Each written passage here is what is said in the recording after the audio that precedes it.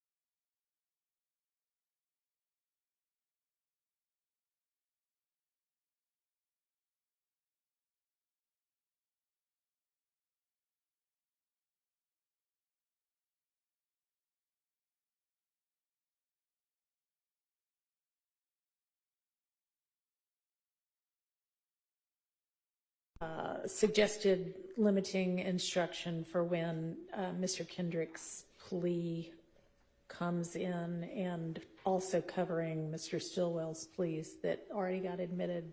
Ms. Sharp, I guess, did y'all, that's what y'all are both jointly proposing?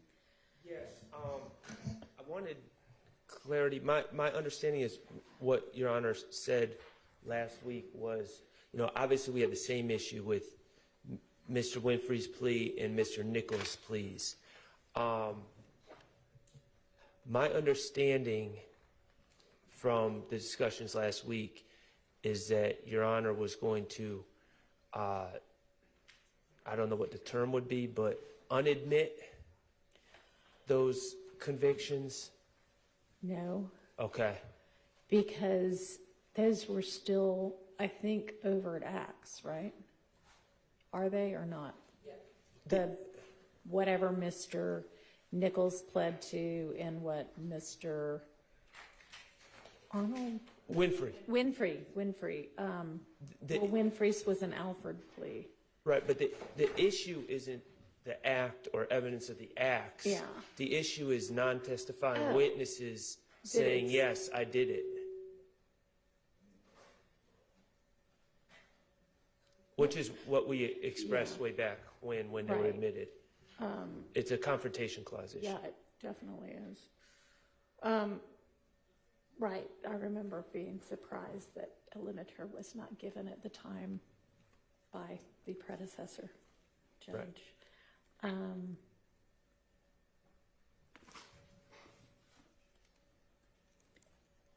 Was there any instruction on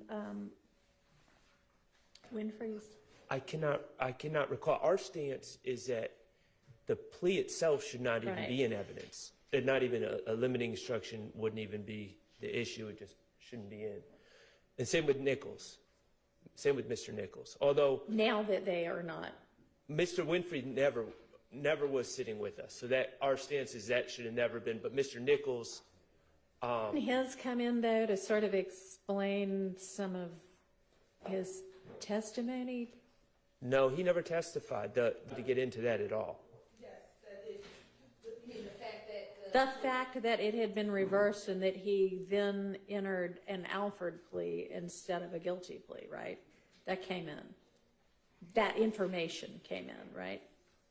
the information he had to take the plea a second time came in, I don't think the reasoning came in, but the fact that he had to take the plea. But I want to be clear, I don't know if the underlying reason came in, but the fact that he had to take another plea about a month or so later did come in. Which didn't, that didn't help a lot for us No. because we wanted to get into the reasoning. But the bottom line is the plea, whether it was voluntary or involuntary at this point, it's still statements by Jimmy Winfrey, and he never took the stand. So, All right, you know what? I may need to just review that trial testimony. who was on the stand? Okay.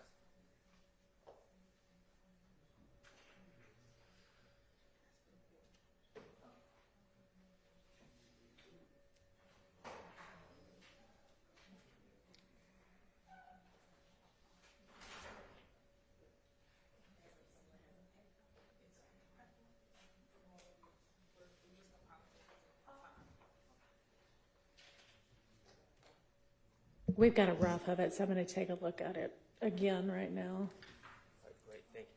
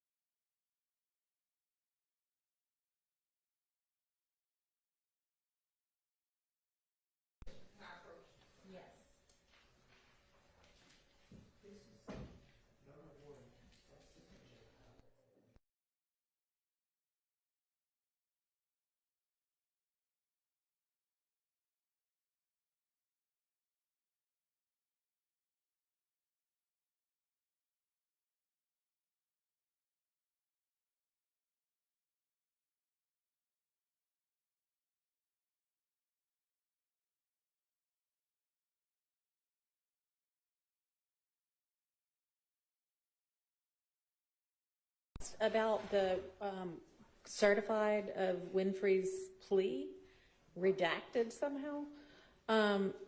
And Mr. Steele says, I know it's just going in and not going to be discussed, but at some point, and then the court says, well, yeah, I don't think it's going to go back with the jury anyway, and it's going to be redacted.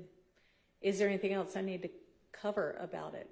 I mean, so did it not get introduced in front of the jury and anybody say what it was? I mean, I hadn't read through the whole thing, but. It did. The defense did not acquiesce to this, but there was a kind of a standard operating procedure where things were being admitted and we discuss whether it goes back with the jury and things like that later on. Yeah.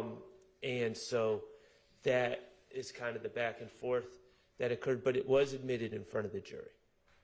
Did they know what it was? Or was it just, here's exhibit number 350?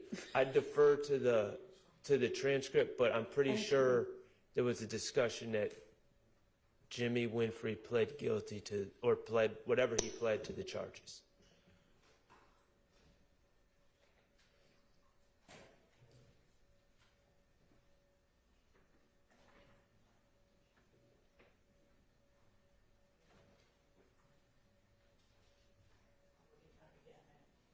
Okay, so this isn't the entirety of the transcript, but then it jumps to some questioning by Ms. Hilton of a witness. I don't know who. Oh, yes. As it relates to this case, do you know if Jimmy Winfrey ever took a plea? Yes, he did.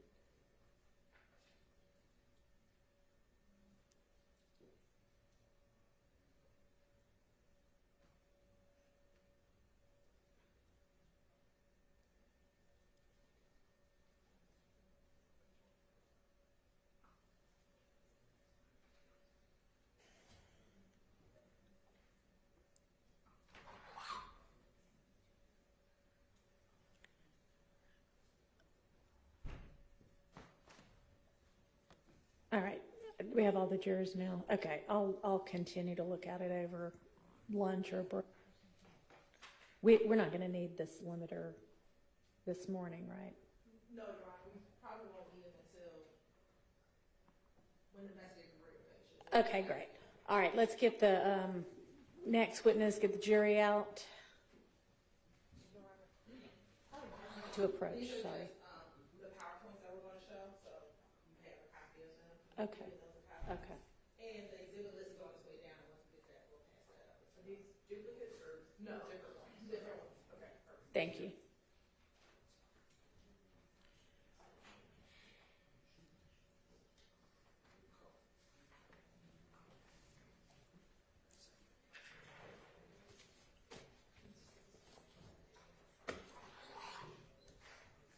All right, for the jury.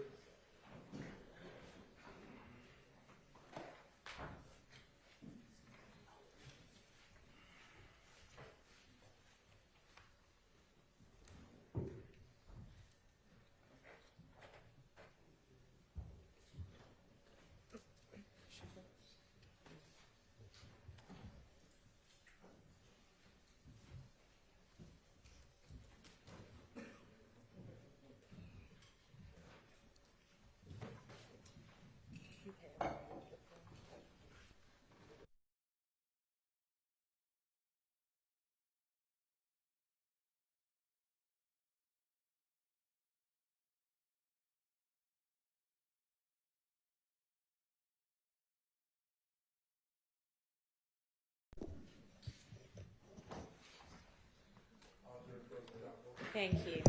All right, y'all have your next witness on the stand. Sergeant Ingram, would you swear that witness for us? Can you stand up till you get sworn, please?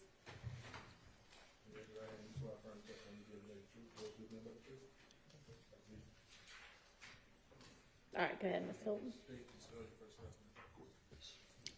Hollis Brown, Hollis Brown, BROWN. And good morning, Ms. Brown. How are you? Good, how are you? I'm doing well. Where are you currently employed? Atlanta Police Department, Crime Scene Unit. If you could speak up. Atlanta Police Department, Crime Scene Unit. And how long have you been with the crime scene unit at Atlanta Police Department? 5 years. And has your entire career with APD been as a crime scene tech? Yes, ma'am. Currently, what shift do you work? I'm currently on day watch And what time is that? from 7 a.m. to 3 p.m. When did you start on day watch? July. Prior to serving on day watch, what shift were you assigned? I was on morning watch, And what time is morning watch? 11 p.m. to 7 a.m. And how long were you on morning watch? I was on morning watch for 4 years.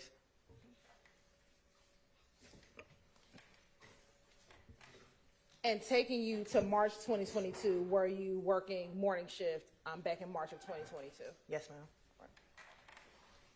I want to direct your attention to two separate locations that you responded to in March of 2022. First, I want to direct your attention to March 11th, 2022. Did you have the occasion to respond to I-7585 northbound and Fair Drive? Yes. And why did you respond to that location? I was called to that scene for a homicide. Okay. And I'm going to ask you today, do you remember the APD case number associated with that location?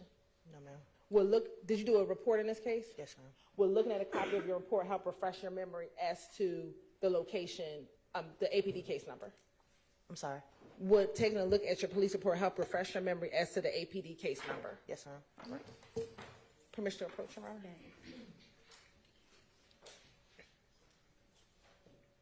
I'm going to show you what I'm going to mark as 4VBA. Is that your police report? Yes. And does that help refresh your memory as to the APD case number associated with that police report? Yes. What is the APD case number? 220700312.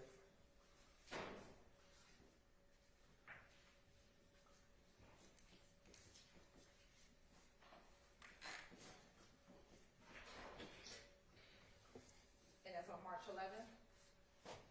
Yes. Why did you respond to that location? I responded to that location for a homicide.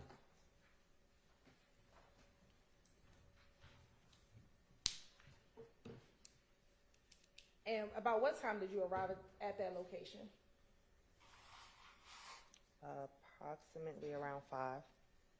Is that 5 a.m.? Yes, ma'am. And why were you requested to go to that location? There was a vehicle on the expressway with a passenger who was deceased and another male had been transported.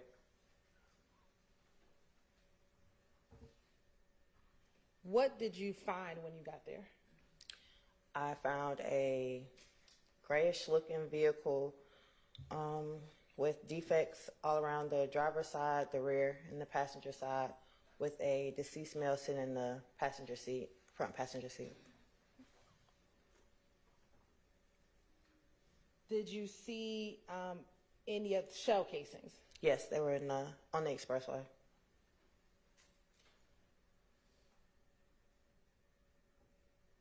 With the car, was there anything sitting on top of or around the car? There was a handgun sitting on the roof of the vehicle, On what side of the vehicle? the driver's side.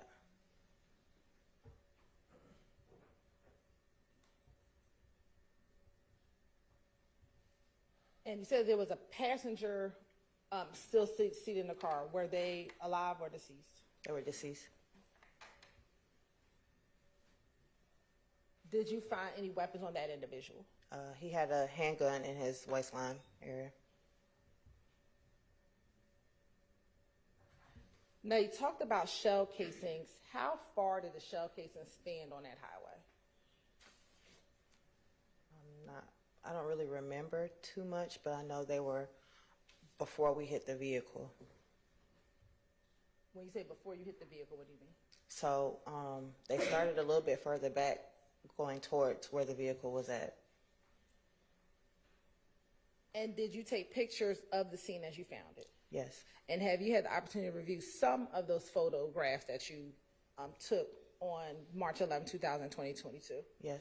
Okay, in front of you have the opportunity to look at State's Exhibit 4 VV through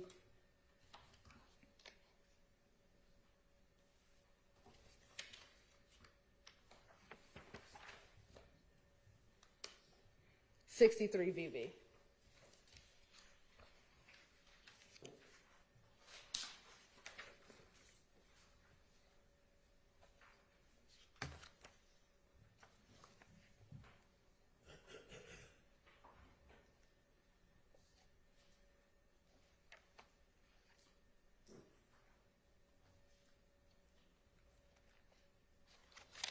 Yes.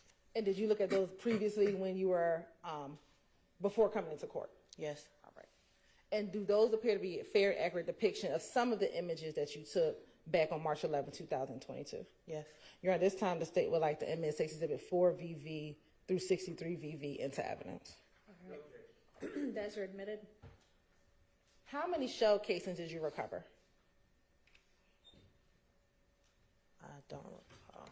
We're looking at a copy of your police report, help refresh your memory. Yes, ma'am. Okay. Once you've read it and your memory's been refreshed, just look up and let me know.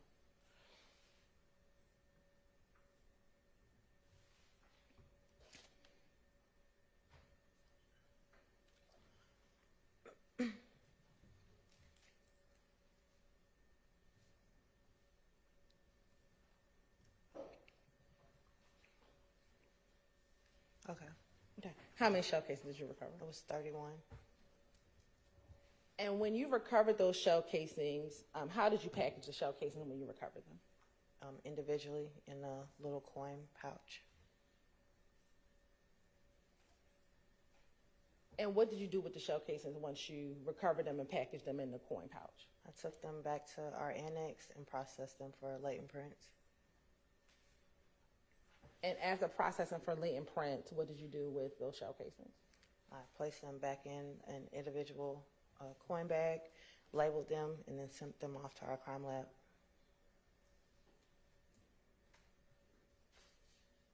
What caliber shell casings were they? 9mm.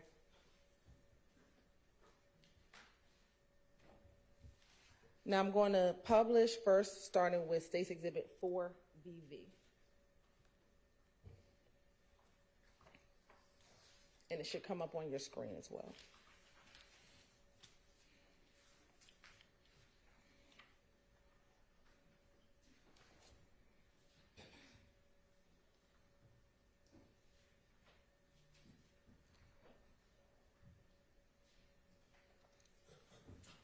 And now also looking at 6 VV.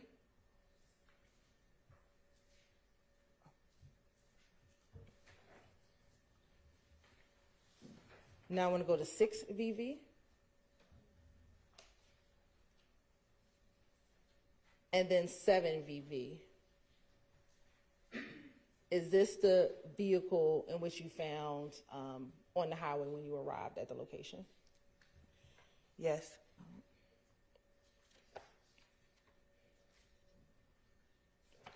Turn into 10 VV.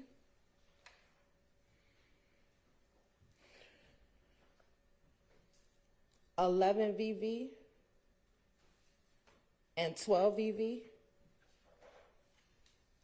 What were you depicting in those 3 pictures? The defects in the vehicle. Now looking at 14 VV.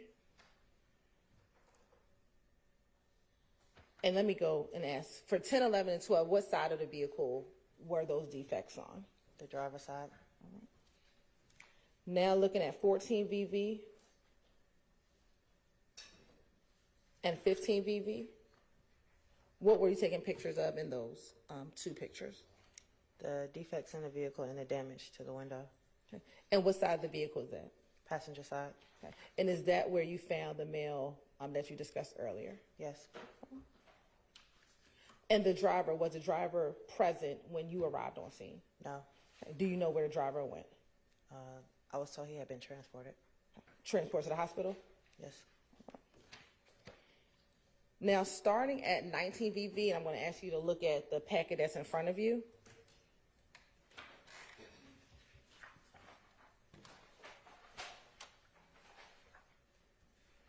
through 51 VV. What is in 19 VV through 51 VV?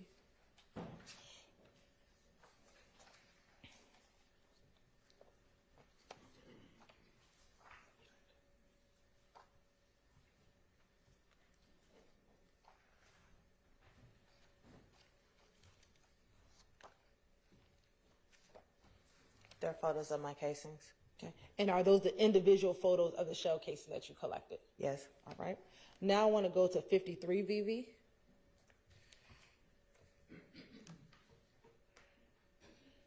'54 VV. 55 VV. 56 VV. 57 VV, 58 VV, 59 VV, 60 VV, 61 VV, 62 VV, and 63 VV. Were those all the shell casings that you collected in this case? Yes. And looking at starting from 53 VV to 63 VV, was that the stretch of where all of the shell casings were on the highway? Yes. And did the shell casings start from the rear of the vehicle where you found it all the way up towards the front of the vehicle? Yes. And did it go past the front of the vehicle? Yes.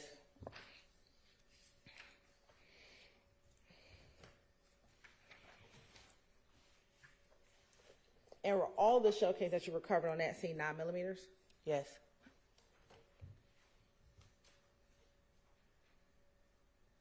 After collecting and processing the shell casings, once you went back to headquarters and after you took your pictures, did that conclude your involvement in this case? Yes. All right.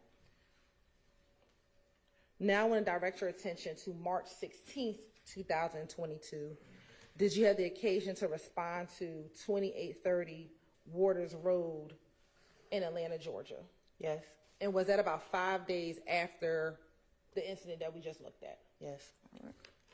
And do you remember that APD case number? No, ma'am. Did you do a report in that case? Yes, ma'am. Will looking at a copy of your report help refresh your memory as to the case number, APD case number? Yes, ma'am. Permission to approach again, Your Honor.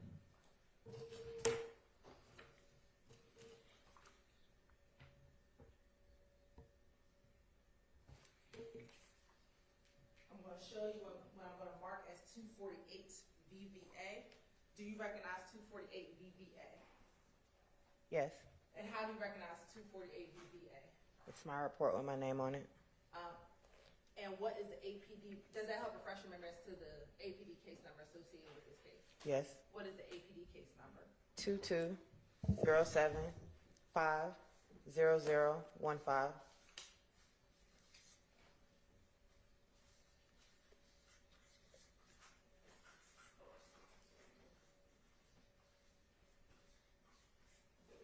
And that date was 3/16/2022? Yes. And what time did you respond to that location? Around 2:30. Is that in the morning? Yes, ma'am. And for the March 11th incident, did you say that you responded about 5 a.m.? Yes, ma'am.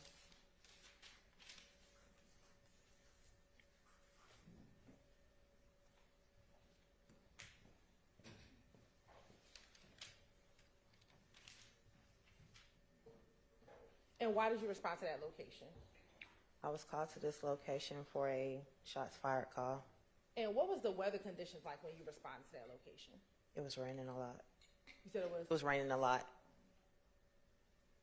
And does rain affect how you process a scene? Yes, it can. How? It can distort my photos a little bit. It can also be hard to find certain pieces of evidence. And when you say certain piece of evidence, what type of evidence might be more challenging to find when it's raining outside? Casings, anything involving glass. blood.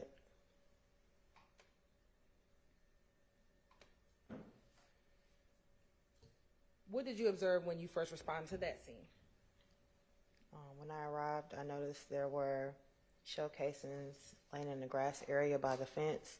In front of the fence, there was a little street. There was casings located in the street as well. There was defects in vehicles to the next door, the house next door. There were defects also in the fence and the vehicle in front of the house.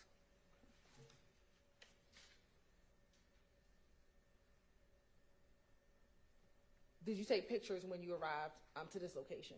Yes.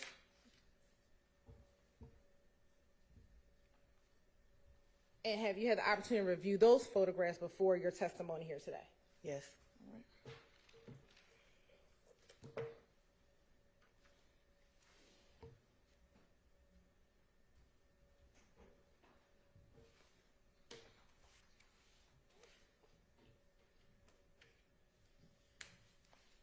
Permission to approach, Your Honor?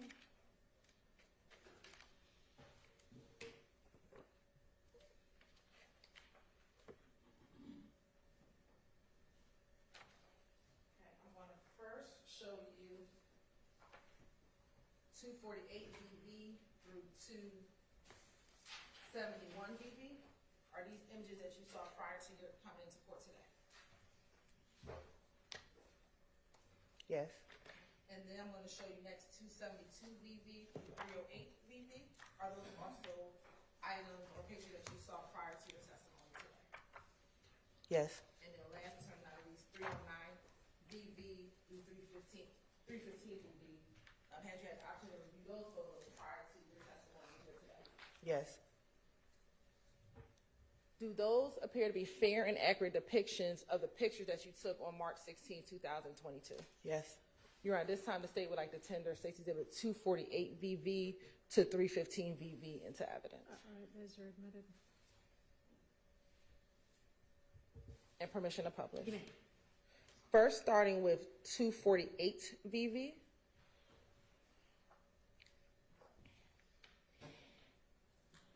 And is that the mailbox located in front of the location?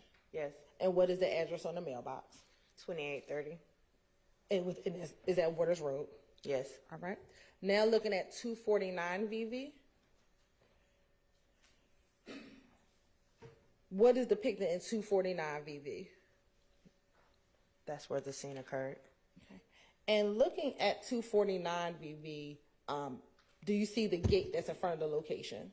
Yes. Are there any defects in that gate in front of the location? Yes. Where on the gate are the defects? They're going to be in between the trash cans. Okay. And for the record, is that the blue Atlanta recycling trash can and the green trash can? Yes. Okay. And is that also where the hand is indicating on the picture? Yes. Right. Now looking at 252 BV. What is contained in 252 VV? That is a vehicle parked in front of the residence. And there's some other kind of spots on the image. Is that from the raindrops? Yes. All right. Looking at 253, 254, and 255 VV, is that the same vehicle that we just looked at previously? Yes. Okay. Now, looking at 255 VV, what, if anything, were you depicting in 255 VV? The defect in the vehicle. And if we can scroll in, is that the defect that you're referring to? Yes. Do you recall sitting here now what side of the vehicle that defect is on? From this photo, it looks like the passenger side, Okay. rear passenger window. All right. Now looking at 257 VV. What is being depicted in 257 VV? The driver's side of the vehicle with defects. And I'm going to show you, where are the two defects, excuse me? Or not two, where are the defects that you see? The driver's side window.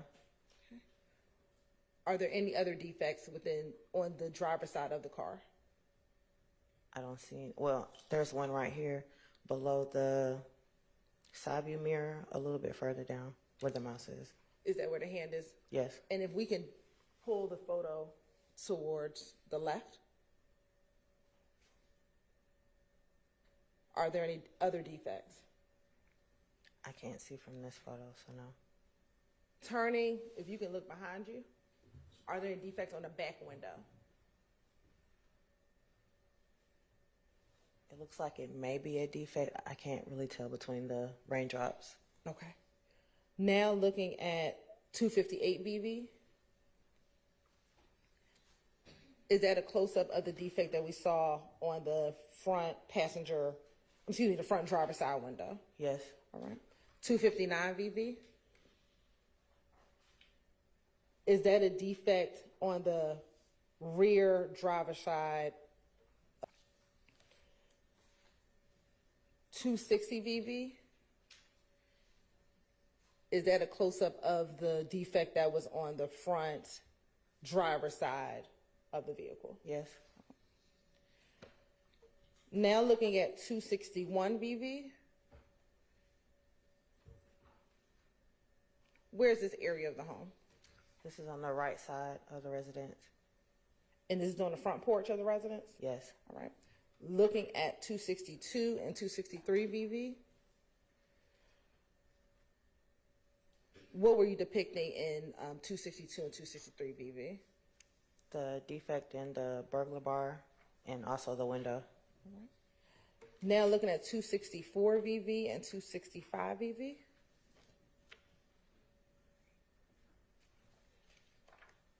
What were you depicting in 265 VV? Showing the defects in the doors. Okay. And is this a defect as we zoom in at the top of the door? Yes. And is there another defect as we zoom in on the bottom of the door? Yes. If you could zoom in.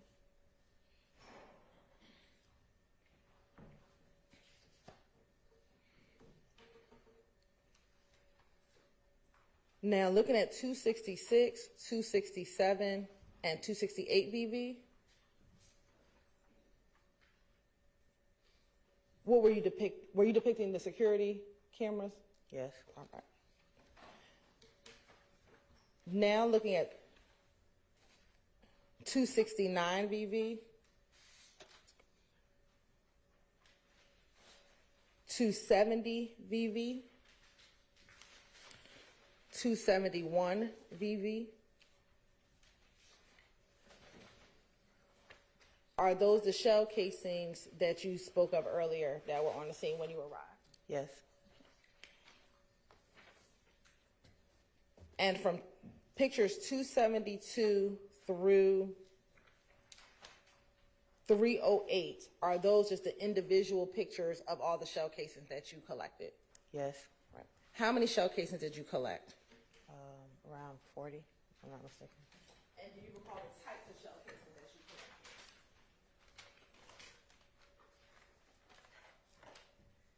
collected? They were, That's they fine. don't, well, okay. They were 40s, I'm sorry, they were 5.57s, 223, 40s, and 9s. Okay. And have you had the opportunity to look at those items today before your testimony? Yes. Mr. Sharp. Commissioner Post, you can go on. You may. I'm going to show you what's been marked as 424 EV. You can, the gloves, you come prepared. Can you look in that bag and tell me if you recognize the items in your bag? In the bag, excuse me.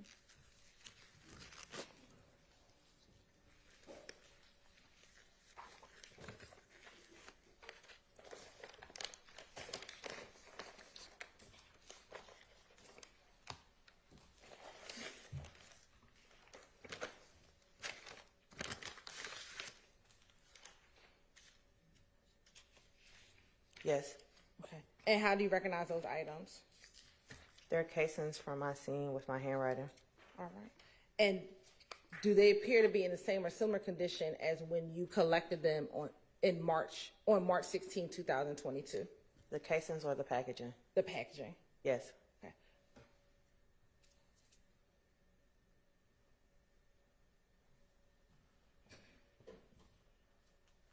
is your identification on all of the packaging as you remember it from March of 2022, March 16th of 2022. Yes. At this time, the state would like to tender and admit the contents of 424 VV into evidence. All right, that's admitted. Can you tell us how many of each type of shell casings did you find?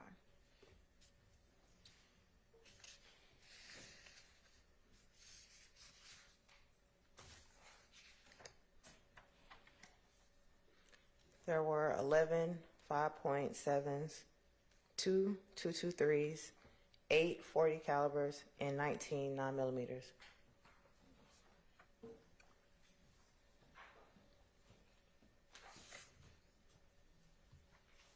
11 5x7, 2 223s, 8 40s, and 19 9mm.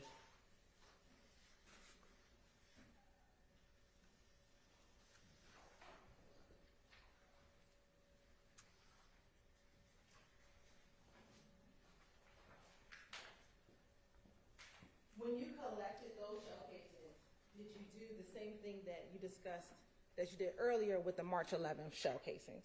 Yes.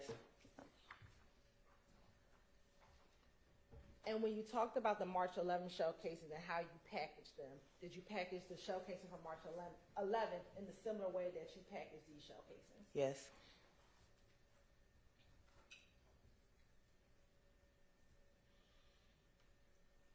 And then did you turn these shell casings over to the APD crime lab in order for any further testing? Yes. After taking the pictures, collecting the evidence, and turning it over to APD, that concludes your involvement in this case. Yes. All right, court's indulgence for a moment.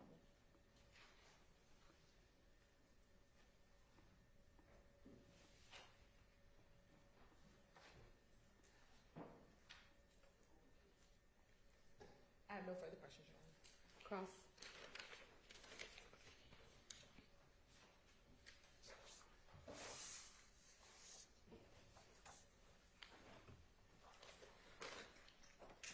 Good morning, Good morning. crime scene tech Brown.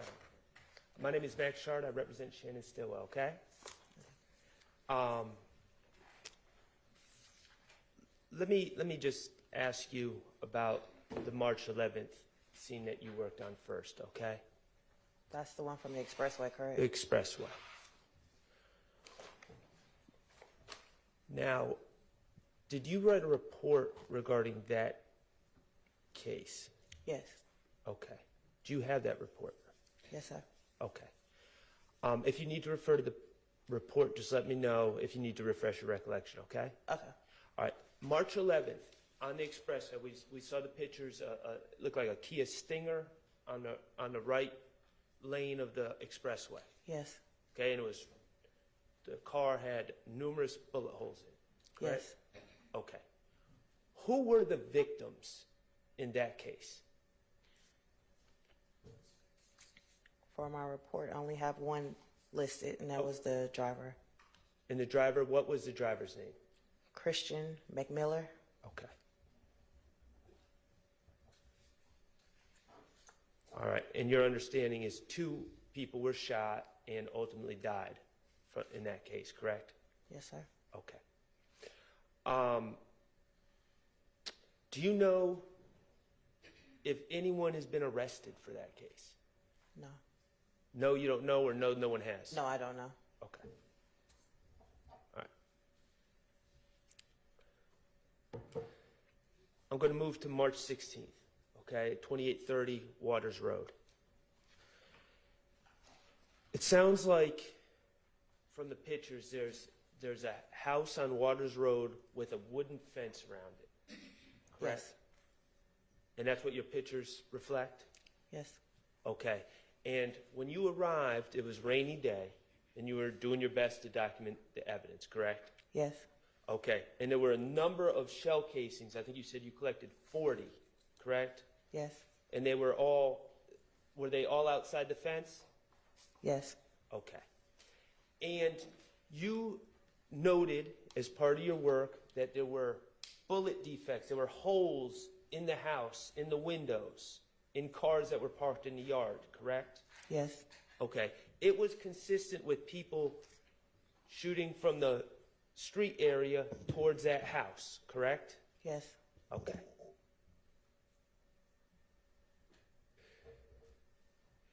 Do you know anyone who has been charged with shooting at that house? No, sir. Okay. Now, I just wanted to make sure I'm clear. Your Honor, may I approach? You may. Thank you. So, Ms. Brown, this brown paper bag is labeled 424VV, correct? Yes. And that's the paper bag that you put all the shell casings you collected from 2830 Waters Road, correct? Yes. Okay. Now, you preserve that evidence so it could be later processed by GBI or other people for ballistics and things of that nature, correct? Yes. Not in hits, etc.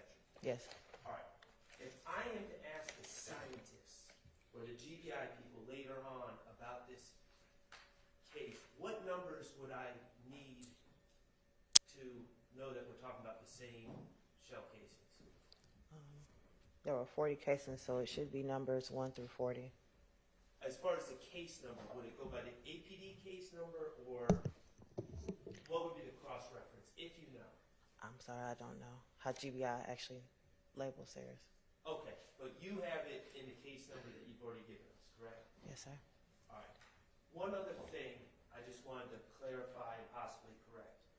We talked about the different shell casings that were collected, right, in a total of 40. Yes. Okay. There was 2 223s, Yes. 840 caliber, Yes. 19 9mm, Yes. and 11 5.7 by 28, correct? Yes. Okay. Ms. Hill, do I have your permission to correct that? So it shouldn't say 5.7, it shouldn't say 5 times 7, it should say 5.7 528, correct? Yes.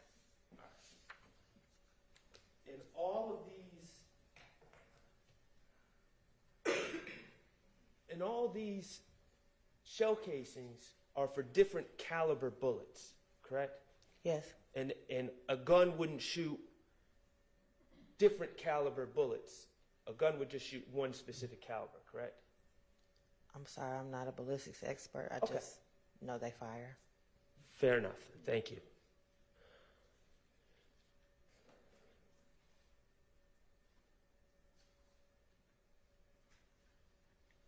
Okay. I have no further questions. Thank you. No questions. Okay, redirect.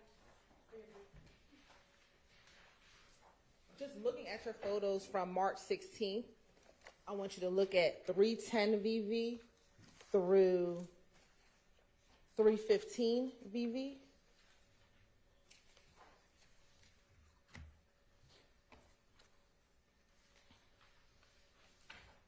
Which numbers? 310 VV through 315 VV.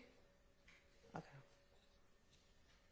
Earlier you talked about going to another home and taking pictures of some defects. Is that the home next door to 2830 where you went and took other pictures? Yes.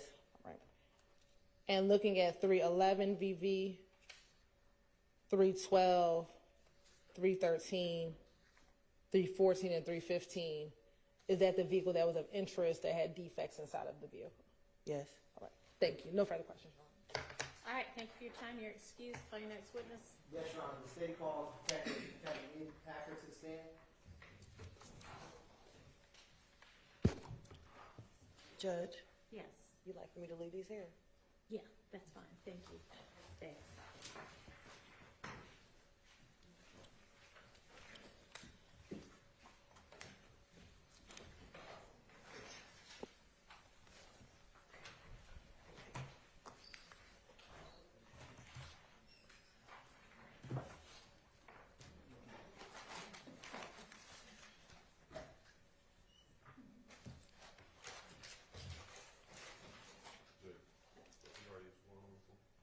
think so. I don't think he's testified yet. Raise your hand. You swear to testimony you report the truth, the whole truth, and nothing but the truth, so help you God. I do. Let me see you. Can you state your first and last name, spell it for me, please? My name is Kevin Leon Packer. It's Kevin. My last name is Leonpacher.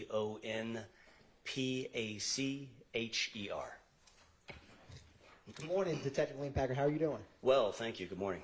Can you tell the jury where you're currently working at? Well, working and employed, I'm a detective with the Atlanta Police Department. I've been with APD for over 22 years, and after spending the last about 14 and a half years in the homicide unit, I have also joined the FBI as a task force officer. And my current assignment is, as of about 3 weeks ago, I've moved out of my role in homicide to a role as a full-time task force officer with the FBI, assigned to a violent crime squad in the Atlanta division, or the Atlanta field office here. In general, what are some of your roles and responsibilities that you currently do? So currently, I'm over 14 years in homicide. I'm tying up a lot of loose ends, finishing up some case files, and still doing some active case work on some of those cases. But my primary role with the FBI is in this violent crime squad. We work any violent crimes that have a federal nexus, essentially any violent crimes that might be a federal offense. I work on exigent circumstance cases, sometimes prisoner escapees, sometimes kidnappings, sometimes missing children. I'm also a member of the FBI's Cellular Analysis Survey team after having gone through the certification curriculum for the CAST team last year. Do you work with Agent Bernie? I do, regularly and often. Now, when was it that you started working with the FBI? June 1st of last year, so about a year and a half ago now. Now, when you were with APD and working as a homicide detective, do you have any experience with extracting cell phones? I do. Can you explain to the jury what experience you have regarding that? Starting with my experience with APD that led me to mobile device forensics, or dumping cell phones. After being a patrol officer, I joined APD in 2002, and I was a patrol officer up until 2008, where I made detective. I spent a year doing mostly violent crime investigations, but any generalized investigations. Sometimes I'd work shootings and robberies, and sometimes I'd work parcel thefts, like package thefts and fraud. In 2009, I was transferred to the Special Victims Unit, where my role there was working investigations into offenses of a sexual nature, but primarily those involving children, with an emphasis on protecting children from online exploitation. And in that role, I began to familiarize myself with mobile device forensics, because mobile devices were an instrument used to affect that type of crime.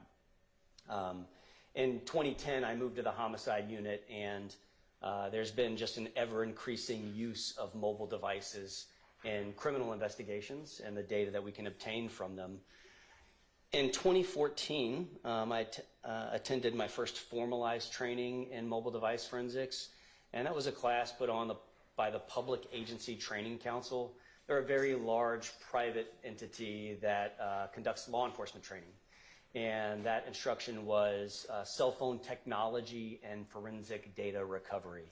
So that was instruction, a 1-week course, 40 hours on working with cell phone records, mapping out cell phone activity, how phones communicate with cell networks. But it was also mobile device forensics. And at the conclusion of that class, I also obtained a certification in Oxygen Forensic Suite, which is one of the many tools that we use to dump cell phones, or at least we did back then. In 2018, I attended a certification course put on by a company called MSAB, and they make a tool called XRY. Again, one of the forensic tools that are out there available for law enforcement to use to dump cell phones and get data off of cell phones. And I obtained 2 certifications from XRY. One was just a standard certification in mobile device forensics, and the other was an intermediate certification, which worked with doing some advanced extractions of mobile devices. In between 2014 and present day, I've taken other webinars, workshops, in-person workshops with various companies, including Gray Shift and Magnet Forensics, and product updates with XRY. I've attended and spoken at several conferences across the U.S. and internationally, detailing how I use mobile device forensics and the extraction process and in sifting through data in criminal investigations, and learn from others and other law enforcement agencies that are doing the same to try to identify new strategies for sifting through data. Now, roughly how many phone extractions have you done in your law enforcement career?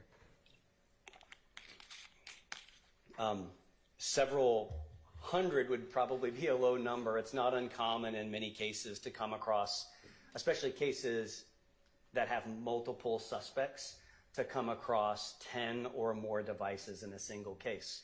In my 14 plus years working homicide investigations, we didn't just dump suspects' phones, but oftentimes with the consent of witnesses that may have received a text message that was relevant to an investigation, or captured video of a crime in progress, we would conduct extractions of those as well. So a low ball, several hundred, probably into over 1,000 devices. Now, when you were with APD Homicide, would other detectives or officers come to you to help them with phone extractions? Yes, often. Did you ever have, or let me ask you this, do you know an investigator, Viverito? I do. Has she ever utilized or asked your help to extract cell phones on cases she's working? Many times, in many different cases. And before testifying here today, did you have an opportunity to review some USBs that pertain to some phone extractions? Yes. I'm approaching you with what's marked as 227 Victor Victor 1 and 227 Victor Victor 2. Can you tell the jury, or let me ask you first, do you recognize those items? I do. And what are they? They are USB drives, one of which contains cell phone extractions that were from devices associated with Mr. Shannon Stillwell or Shannon Jackson. I'm familiar with him by both names. And the other is and I should say that one is State's Exhibit 227VV1. That's correct. And then the other one, which is a silver and gray USB device, State's Exhibit 227VV2, contains mobile device extractions for phones that are associated with Marquavius Huey. And how many phones extractions are there on each of those USBs? If I could review Yes. My notes, but I believe it was 3 for each device. Yes, 3 for each device, Now, each USB drive. can you describe for the jury, you've discussed phone extractions, what kind of data comes back? Can you kind of describe the process when you get a phone to extract? Yes, it depends, is the short answer. So it depends on the state of the phone, whether or not it's powered on or powered off at the time we recover it, and whether or not the user had unlocked it since it's last being powered on. That's a good state for us, and using some advanced forensic tools, we can still recover a lot of data, even if we don't even know the passcode to the phone. So in a situation like that, we would recover most data that we would want to see for investigative purposes, like calls, messages, not just messages that are text messages, but messages that are iMessages, which are not text messages, by the way. iMessages sent from iPhone to iPhone do not travel through the cellular network like an SMS message. Those do not appear on records from cell phone companies. Those will only appear in mobile device extractions. So we recover messages, photographs, videos, web history, sometimes health data, again, dependent upon the state of the phone, and third-party application data. So depending upon how an application works, if it stores data on the device, then we can sometimes recover that data, and depending upon the forensic tool we use, it could parse out that data and show it in the messages section as well. For instance, DMs on Instagram may appear in a cell phone extraction. In the case of a phone being powered off, Apple uses encryption to encrypt data. And if the phone powers off, from iPhone 5S, which is a long time ago, to present day iPhone 16, there's a whole separate chipset inside of Apple iPhones that does nothing but hardware encryption for iOS devices or iPhones. And that can present some challenges to us. If we do not have the passcode for the phone and the phone's powered off, we're going to have a difficult time getting all that data that we want to see for investigative purposes. And we'll be left with sometimes a list of blocked numbers on the device, sometimes some cached images or images that are temporarily stored in the phone's memory but aren't the photos and videos taken by the camera inside the phone. We won't see messages or web history. So we're very limited if the phone's powered off. So again, it depends, but the shorter answer is, in best case scenario, we get pretty much everything that you have on your phone. Now, is two of the phones that investigator Viperito asked you to extract pertaining to Shannon Jackson or Shannon Stillwell, did investigator Viperito have a passcode for those? Yes. And roughly, was it in December of 2022 when you conducted the extraction on those two phones? Yes. I wanted to also circle back. You had mentioned web history. When the data comes back, are you able to look and see web searches? Yes. Can you describe for the jury what that means or what that may show? What's important to note that whatever we get on the phone is just a log of activity for the phone. So I may not know who was physically holding the phone unless we have a witness or it's on video to show who was physically operating a device. So when I see web history or I see a search that appears in the web history, what I know is that the phone navigated to the internet and conducted this search. So for instance, if I go onto my iPhone and I go to Google and I type in a search term, then I would see the URL or the web address of what that search term result is. That's the page that Google will navigate to, that my phone will navigate to. And in that URL, you'll see an indication that this may have been a Google search. You'll see some indication of what the search terms were. If there's multiple search terms like Kevin Leon Packer Court, then you may see Kevin plus Leon Packer plus Court. And what that means is that the phone navigated to that page that may have those results from Google. If someone were to send a link of search results, which I don't think I've ever seen someone send a link of Google search results, but that would have the same web address. So whether someone types in the search term or navigates to the page that resulted in those search terms because someone, say, texted them a link, then you would still navigate to the Google page that has the results for those search terms. Now, when you do these phone extractions for other detectives, like you did in this case for Viverito, you didn't personally, in this case, review the contents of the extraction. Is that fair to say? Yes. Now, when you give it to them, are they able to navigate and see the data that you just described? Yes. And is the system that they see that data for messages or calls, are they able to tell if it's incoming, outgoing, and who they're communicating with? Yes. The tool that I use and used in this case is XRY. That's the one that's made by that company, MSAB. And XRY has essentially, it's two different tools. One is the extraction tool, that's XRY, and then the reviewer or reader tool is called Examine. So Examine is used to open up the XRY extracted files, and it presents the results of the extraction. And you can create filters. You can say, I want to see all the calls, or I want to see all the messages, or you can select both and say, I want to see just calls and messages. And when you click on messages, it brings up the messages. It's essentially divided into 3 columns. Filters on one side, the left, calls, messages. And then in the middle, it'll display the calls and messages. And you can sort it by time or sort it by how frequently someone communicated with this person. And then when you click on a message and the right-hand side, it'll give you more details about it.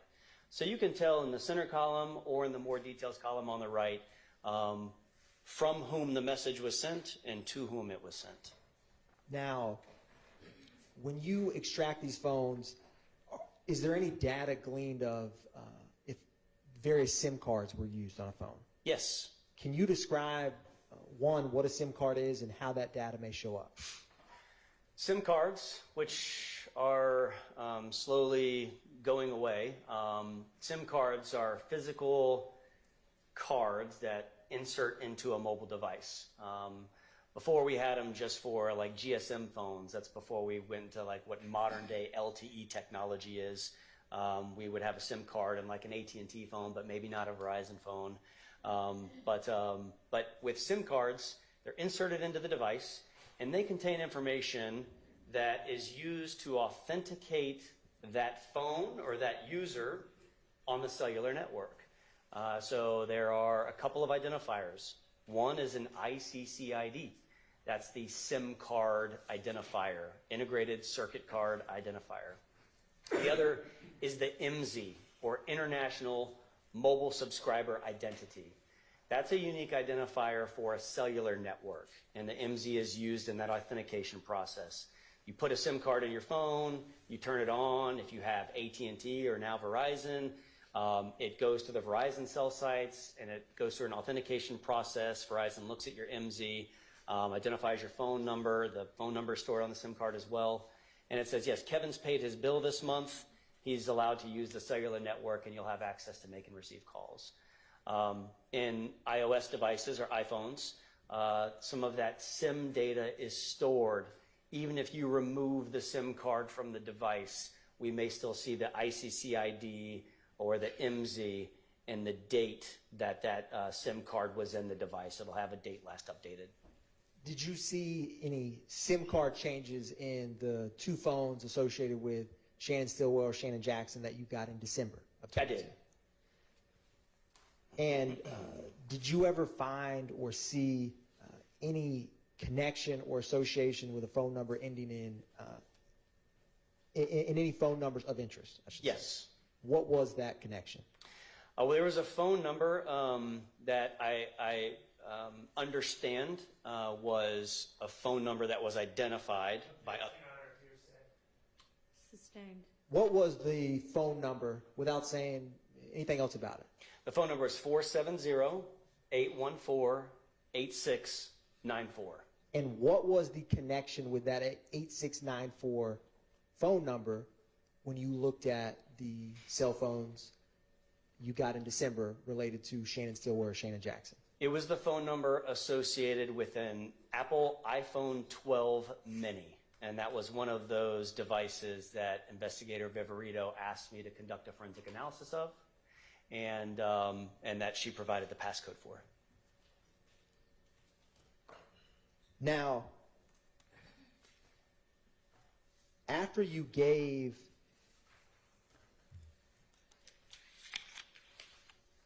Your Honor,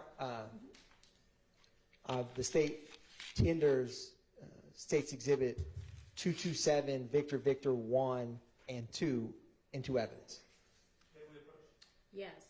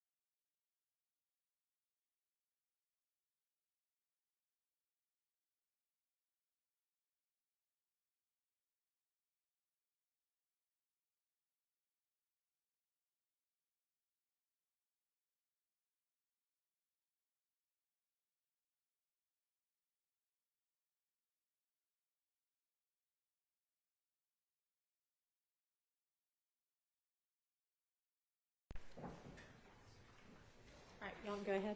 Thank you, Your Honor.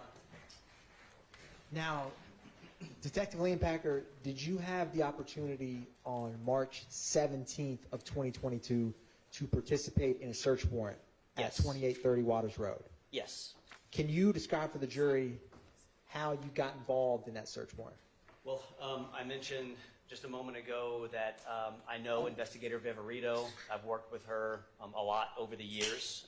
She's been in a few different roles, and I've worked with her in each of those capacities with the different agencies that she's worked with, including when the search warrant was obtained and to be executed. So she asked for my assistance to execute the search warrant, and that's why I participated.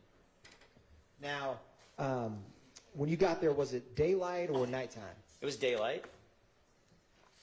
And was there other units within APD that were there for the search? Yes. What were some of those units? The SWAT team, our intelligence unit, I think some gang unit investigators, and myself and I believe my sergeant and our homicide unit, Ray Layton, were there, and our crime scene technician. Now, you personally, when you go to scenes or work cases, do you take any photographic or video evidence yourself? Sometimes. And what do you use for that? Usually a city-issued cell phone to photograph or video a walkthrough of the area. And did you do that in this case? Yes. Now, Your Honor, I am approaching with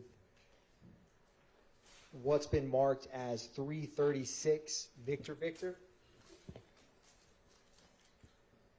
Detective Leanpacker, before testifying here today, have you had a chance to review that medium I gave you? Yes. Can you tell the jury what that is? 336 VV, State's Exhibit, contains all the photographs and videos that I took while I was out there on Waters Road. And I'm also going to approach you, Detective Leanpacker, with what's been marked as State's Exhibits 316 Victor through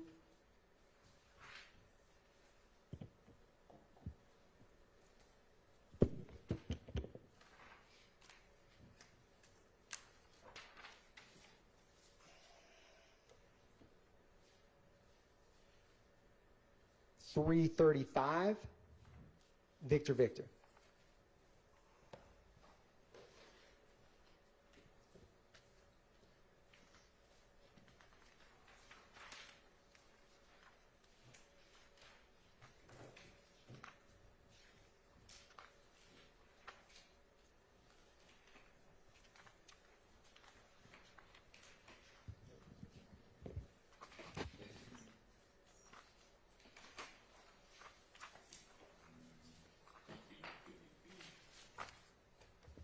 Are those photographs that you took the scene that day? Yes, and at least one photograph is, I believe I took when I was back at Atlanta Police Headquarters after packaging some of the evidence, and I photographed the packaging of it. Your Honor, at this time, the state moves to tender into evidence 316 Victor through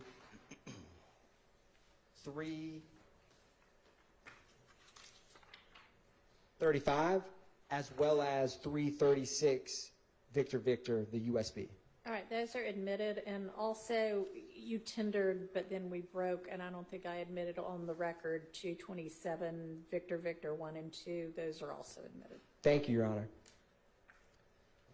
I'm going to publish 336 Victor.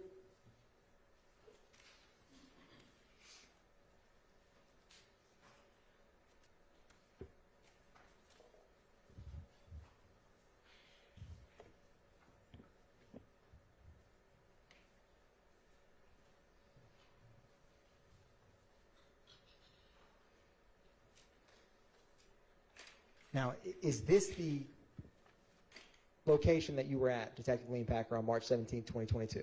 Yes. And when you do document search warrants or scenes that you walk through, do you kind of take an overview of the location? Yes. And is this you walking to the mailbox to document the address for this search? Yes. Now, had SWAT already cleared the residence by the time that you started searching? Yes. And I'm going to publish another portion of State's Exhibit 336, Victor Victor.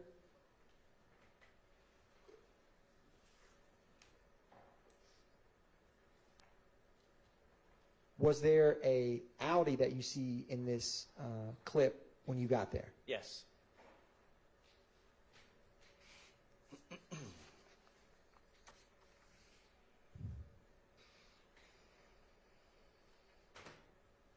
Now, do you typically try to capture the VIN number of vehicles that are on scenes?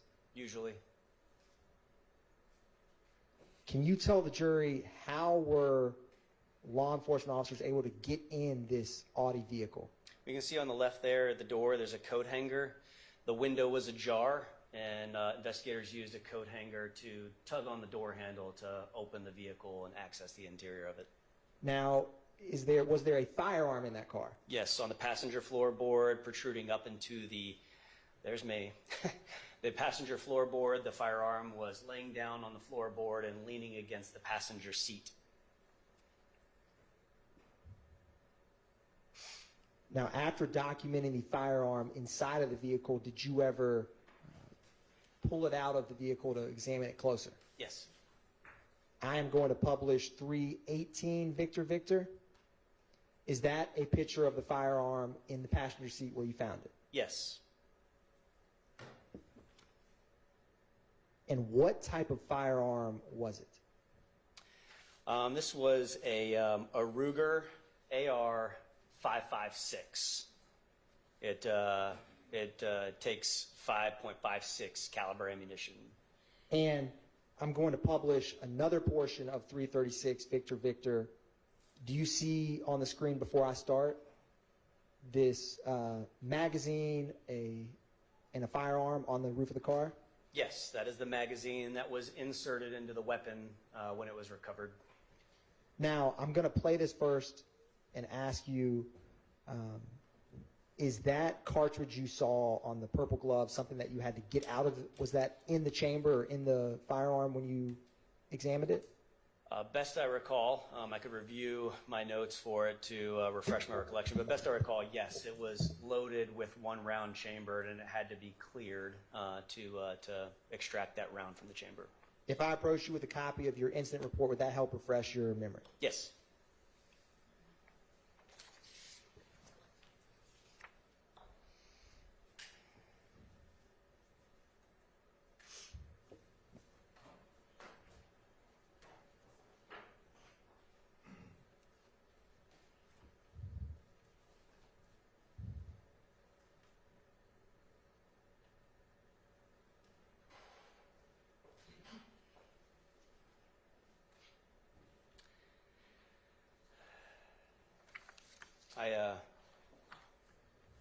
I've refreshed my recollection about what I wrote in the incident report. And what do you recall about that piece of ammunition? My recollection's unchanged, that it was loaded with one round in the chamber, but I did not specifically note in my incident report that that round was chambered. But you can see the magazines are loaded, and the one round out would have been the round that we cleared from the firearm, and that's what I recall about the condition of that firearm when it was collected. Now, I wanted to ask you, and I'm going to show you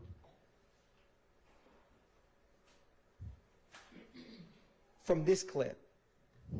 Can you describe for the jury what is that, 2 magazines, and can you describe like what that was, and with the tape and the different magazines?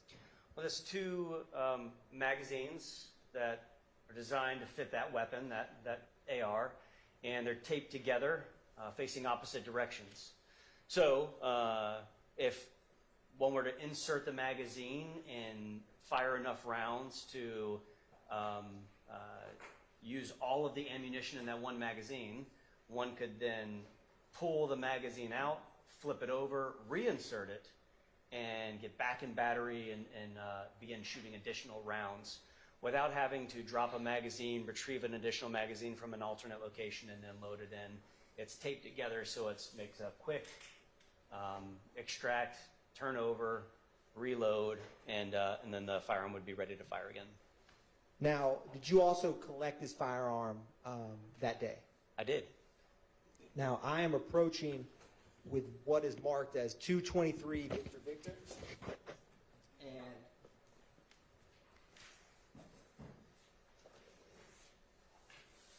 oh, actually, one brief second.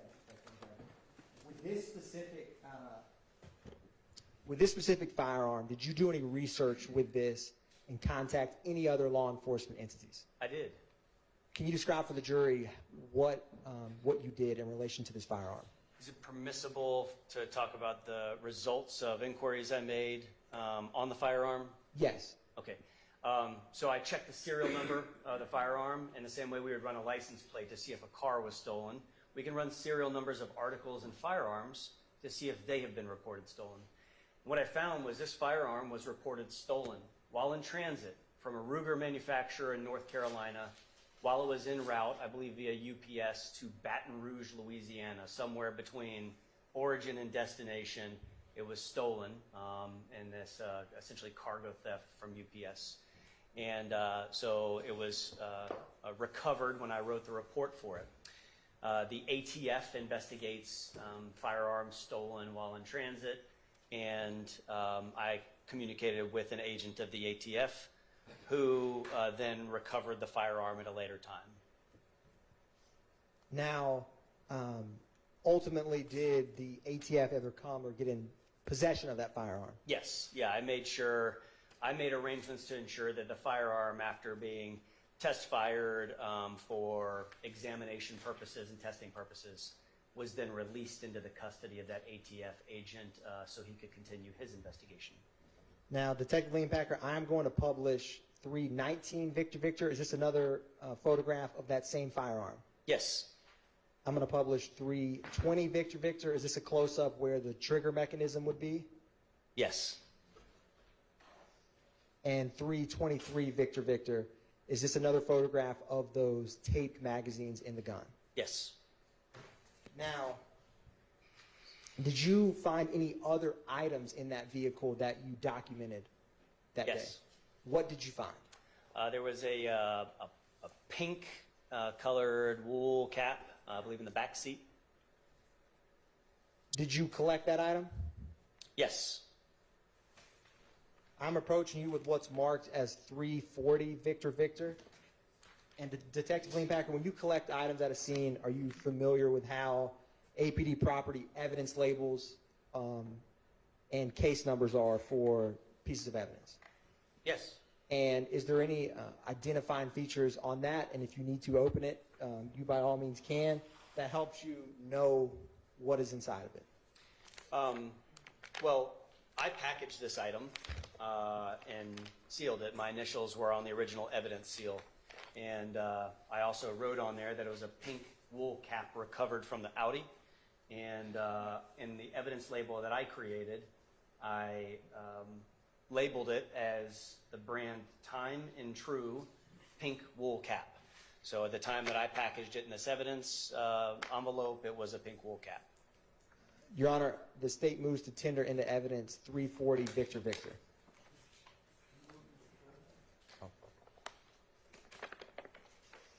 And this, I have an objection. Is 340 the firearm or the envelope there? it is the envelope with the pink wool cap. Objection, relevance 403. Overruled. And to be clear, this first, the vehicle where officers put the coat hanger inside of it, is this the Audi we're talking about where you found this pink wool cap? Yes. That first vehicle, if you were to enter the property on kind of the right-hand side of the yard. I'll go back to 318 Victor Victor. Is this the vehicle that you found that pink wool cap? Yes. Did you also find any temporary tags or license plates in that vehicle? Yes, multiple. I am going to publish 324 Victor Victor. Are these some of the temporary plates that you found? Yes, And did you ever find a driver's license or identification in that car? I did. I'm going to publish 325 Victor Victor. Who was the individual's name that you found? Eric Jerome Moore. I'm going to publish 326 Victor Victor. Did you find some other registration paperwork for that vehicle Yes, with the same individual's name? yes.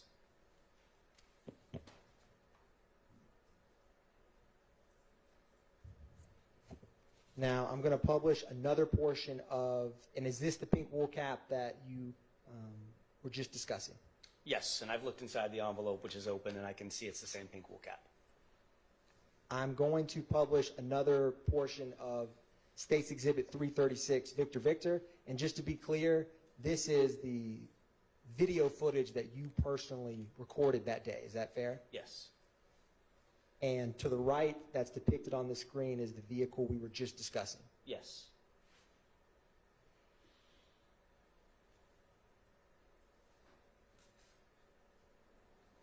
Did you find any other firearms in the yard that day? Yes. Approaching this Jeep vehicle, on the ground there was this firearm with a drum magazine. Is the circular item the drum magazine? Yes. Is that increase the capacity of rounds that it can hold? Yes, the drum magazine is a high-capacity ammunition magazine that loads rounds or cartridges in a circular motion. And as rounds feed into the firearm, they continue loading a round in that circular motion to feed into the firearm. So it's just a high-capacity magazine. Now, Detective Leanpacker, I am approaching you now with what's marked as 223 Victor Victor.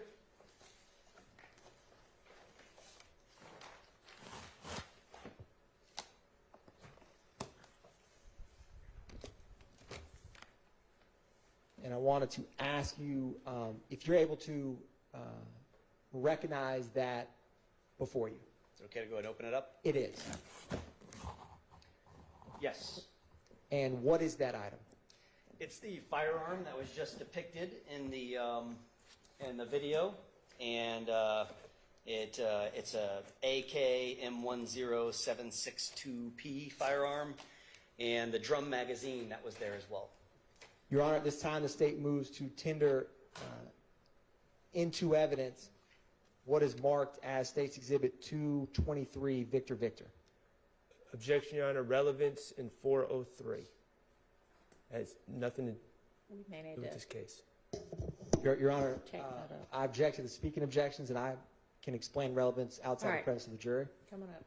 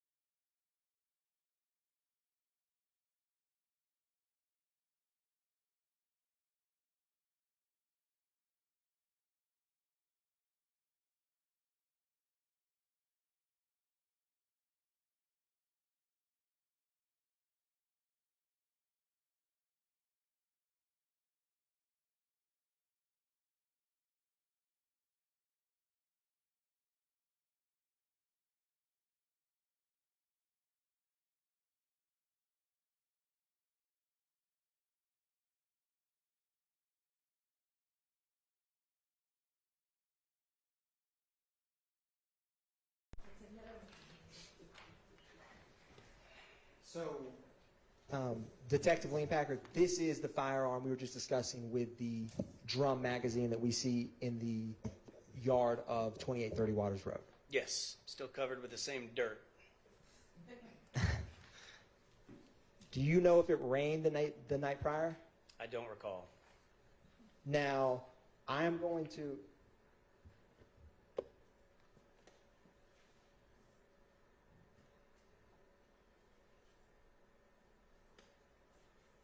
And I'm going to publish 328 Victor Victor.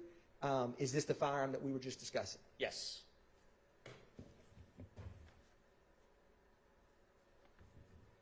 I'm going to publish 329 Victor Victor. And with this specific type of magazine, do you see how the ammunition at the very end to the right? Does it keep feeding into it until all rounds are discharged or something else? Until all rounds are discharged, or whoever's operating it stops shooting, as long as there's still rounds left. But yes, that's how it feeds, and that it's loaded in that circular motion and feeds up through the magazine into the firearm.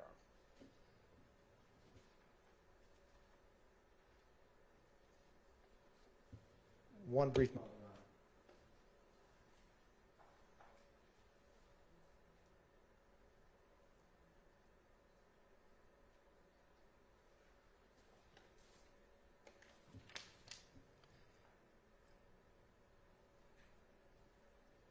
Now, you had mentioned that Jeep Liberty that we saw in that video. Yes.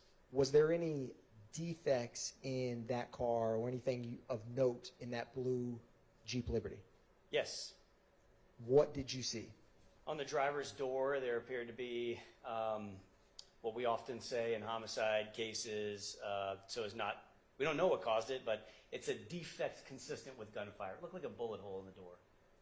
Now, I am about to publish, before I do another portion of 336 Victor Victor, what part of the house is this frame right here? This is the rear of the house.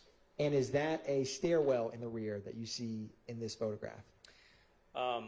There's a set of stairs that leads up, and then there's an open door in the back.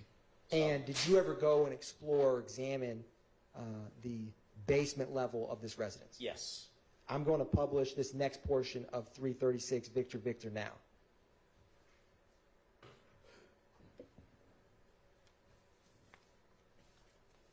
And is this opening that you are walking towards the basement of the home? Yes.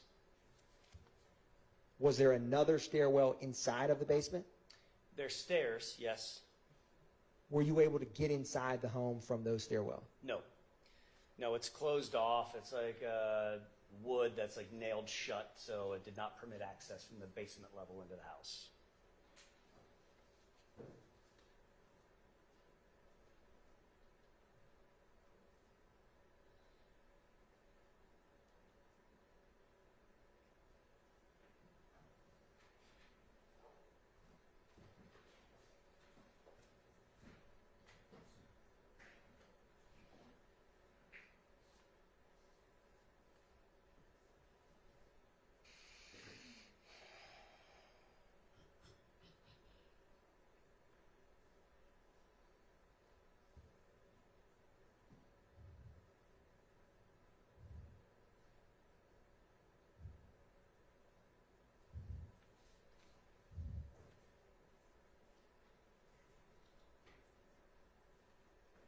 Now, when you looked in the ceiling in this basement, was there any openings that were in the basement? Yes. And do you know where that went? Into the house level above, but I don't recall which room it was.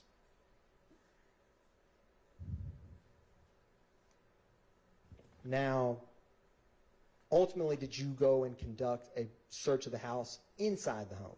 Yes. I am publishing 336 Victor Victor, another portion, but before I do, what is that, or let me ask you this, if you were to walk in the front door, do you know where we are in the house with this photograph right now? Yes, if you walk in the front door, just to the left, there was a television, a large television, flat panel TV, and yeah, there's some wires hanging down there. I am publishing this next portion of 336 Victor Victor.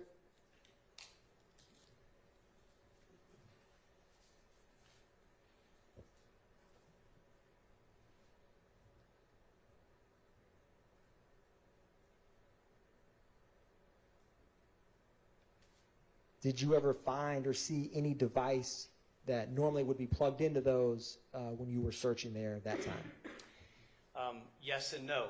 I did see at least one camera on the front porch that had a light illuminating from it, indicating the camera had power. And I believe these wires to terminate to that camera, because I was essentially trying to follow what are these cameras plugged into. And then so that on one end, I expect that one of these wires is plugged into at least that camera. On this end, no. You see those wires, they said to DVR, which I would expect to be a video recording system, a digital video recording system that would capture surveillance video from any cameras that terminated at the end of those wires. And these wires dangling there suggested there may have been one, but there was none there when I was there. Now, Detective Leanpacker, I'm going to play briefly this last portion of the video, that the portion of 336 Victor Victor. Was there a bedroom nearby where these cords were? Yes. And after looking at the cords, did you ever go into that bedroom? Yes. And did you ever look in the closet in that bedroom? Yes. And in just a second, that right there, did you see that in the floorboard? Yes. What is that? It's a void in the floor. And do you know, did that go down, if you know, to the basement? As I recall, yes, that was the hole in the floor that led to the basement. Or that, I should say, opened up to the basement. I want to say led as if one would navigate through that hole to get down there. That's fair enough.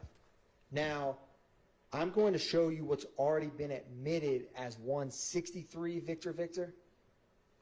Did you ever see this item when you were in the house on March 17, 2022? No. I am going to publish the next video portion of 336 Victor Victor. Can you describe for the jury, before I play it, what you see here and what you found? This is a plate carrier vest. It's a bit like the tactical vest I wear when I'm in uniform for APD. It has an insert inside of it. When you purchase it, it typically doesn't have an insert, but it's made to have an insert that's body armor. I'd say bullet-resistant vests that we wear for law enforcement and that military often wears. And did you, search through this body armor? I did.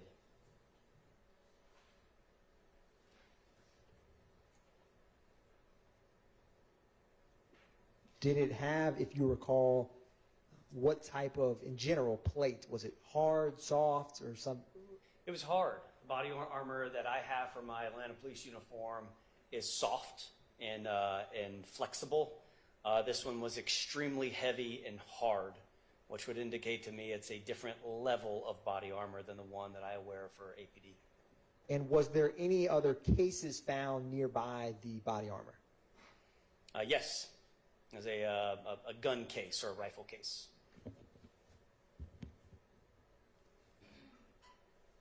Now, I wanted to ask you, did you ever find any firearms inside of the house? Yes. Where did you find it? In a bedroom closet on the top shelf, there was a pistol.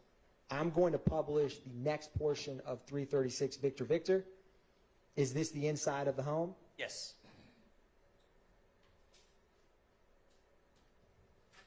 And you had mentioned a top shelf where you found a firearm. Is this what you were discussing? Yes.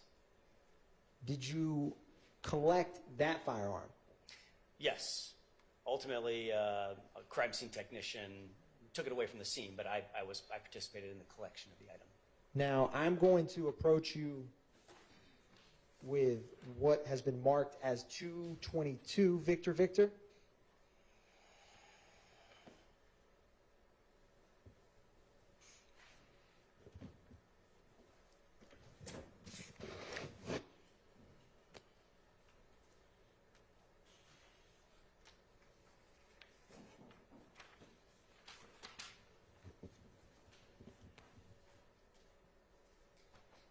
Do you recognize that item? I do. What is that item? It's the Taurus pistol that was on the top shelf here. And was that firearm loaded? And if you need, I don't recall. It's got a magazine inside of it, but I think that the full processing of it was done by the crime scene technician. that's fair. I'm publishing 317 Victor Victor, just the firearm we were just discussing. Yes. And 330 Victor Victor, is this another photograph of that firearm? Yes. Now, did you ever go up into the attic of that home? I did. How did you get up to the attic, if you recall? I don't recall if there was a pull downstairs or a scuttle hole. I don't recall. Now, before I play this next portion of 336 Victor Victor, is this the attic area of the home? Yes. And did you find anything up in the attic? Yes. What did you find? There was a bucket full of ammunition of various calibers. Now,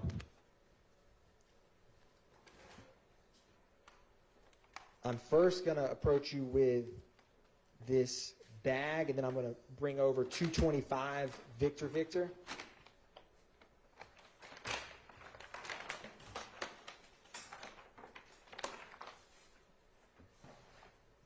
And I'm going to set it down by your feet and ask you if you recognize that item.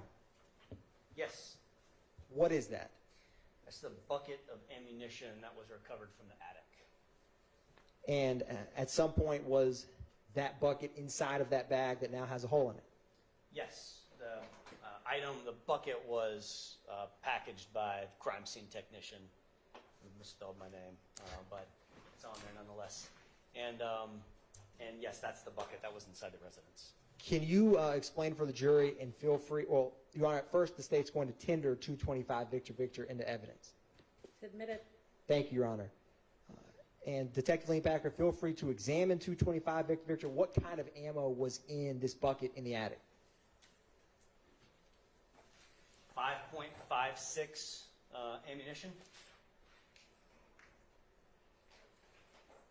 It was a full box. 223 ammunition.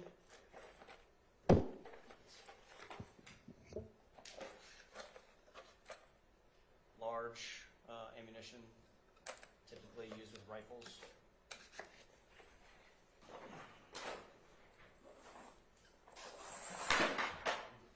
And the 5.56, the green tip ammunition, much like the ones that were loaded into that stolen rifle, had green tips as well.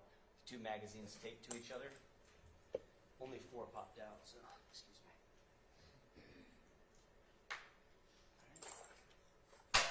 You did say feel free to examine it. Thank you, Detective Lean Packer. Is there any other items inside 225 Victor Victor? And this is a ammunition box. When ammunition is sold in large quantities, it often will come in a large box, and it's labeled 9mm Luger.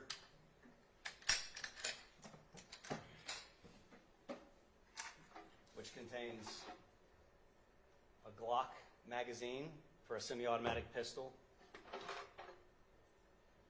a magazine for some type of rifle,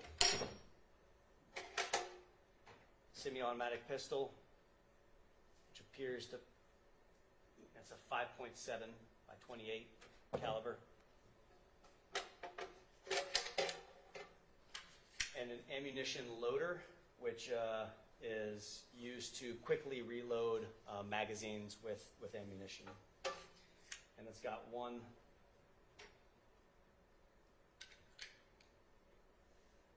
cartridge loaded inside of it.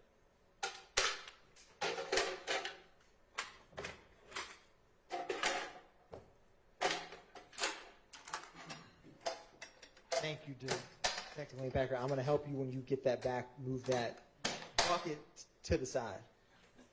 There's more. There's more. Keep going, Detective Leanbacker. What else is inside? Another box of .223 ammunition. That's pretty full. It's okay, I will open that one. Plastic sandwich bags. Another box that's pretty full of 5.56 ammunition.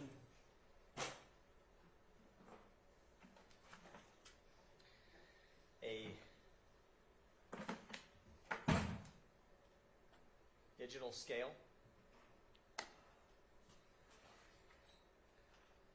5.7 by 28 ammunition. A box for an FN57 pistol magazine. Another box of 5.7 by 28 millimeter ammunition. An evidence bag with test bullets and cartridge cases from laboratory testing of the firearms. Another box of 5.7 by 28 ammunition.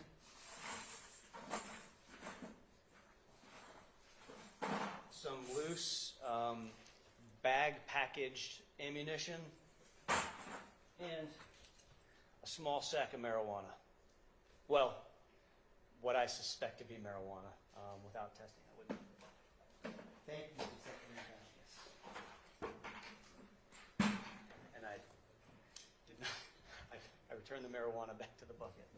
Let the record so reflect. Thank you. And, Your Honor, I don't believe that I formally tendered 222 Victor Victor into evidence, but the state would move to tender 222 Victor Victor at this time. Admitted.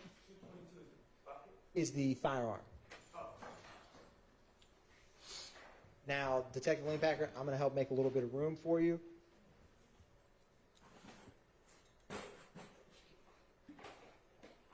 Is that a different firearm than 223 was? Yes, Your Honor. Okay.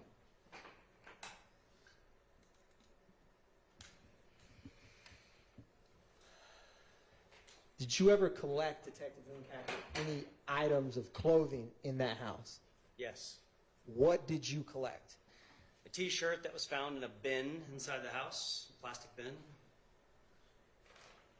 I am approaching you with what's been marked as 226 Victor Victor. Ask you if you recognize or see that item. Yes. Is that the piece of clothing that you were describing? Yes.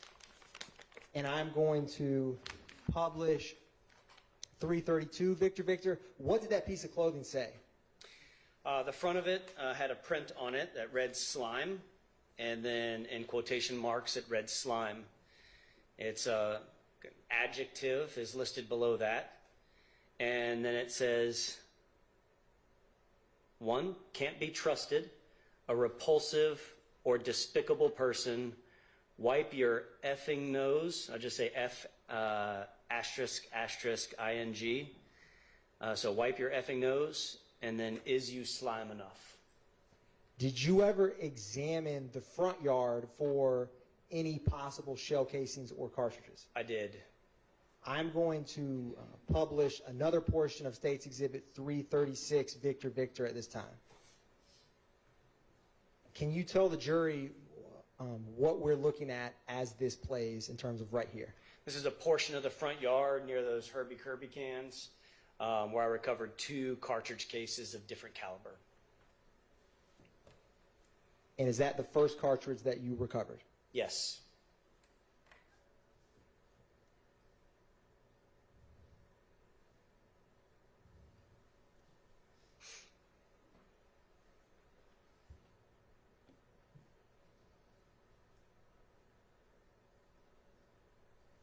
Is there a second cartridge case that you recovered?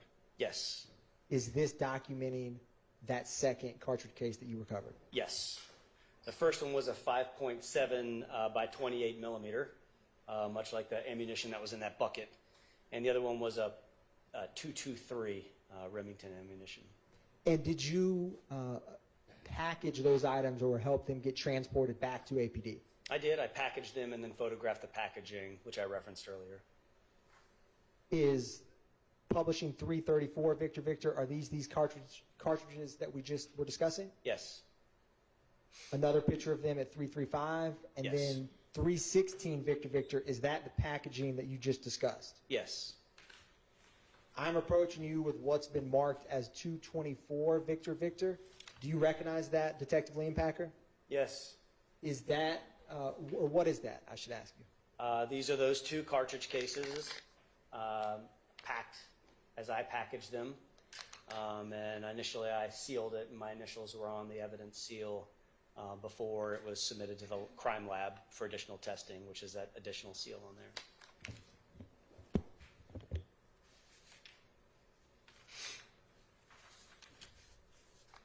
Your Honor, the state moves to tender into evidence 224 Victor at this time. Okay, it's admitted. And Detective Leonpacker, was there a vehicle parked very close to the front door of that house? Yes. Can you describe for the jury what you saw in relation to that vehicle? That vehicle was a 2011 Chevy Malibu, and it had significant damage from gunfire. There was gunfire. First off, I should say, I believe it was the front passenger tire was flat. And then there was gunfire, I think, through the window, through the fender, through the pillar, like on the back. We call it the C-pillar, it's the rear driver's side pillar. So there was just damage from gunfire in the car. And then there was damage behind it as well on portions of the residence, the facade of the residence. It seemed to line up with the where the defects were to the car, as rounds may have traveled through the vehicle and into the house.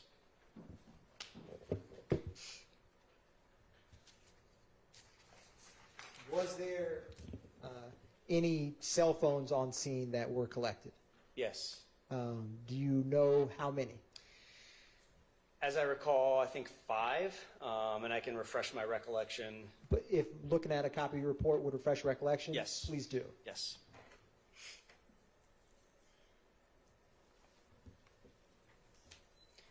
My recollection is refreshed. It was 5? Yes. Now, I am going to, or let me ask you this. In total, in your time working for Atlanta Police Department Homicide, do you get familiar with different parts of the city? Yes. And have you, in your career, had cases or had to go to various parts of Atlanta? Yes. I'm going to approach you with what is marked as 344 Victor through 347, and then 350 through 353, as well as 216, all Victor. Yes, you may.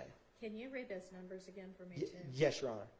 And to make it, yes, Your Honor. I think I got it. One brief moment, Your Honor. Sure.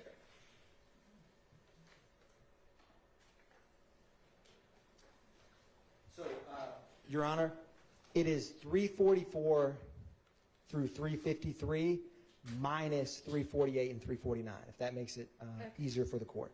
So, and I'm not admitting 216. 350 through 353, and you're not tendering 316. 216, Your Honor, not tendering 216.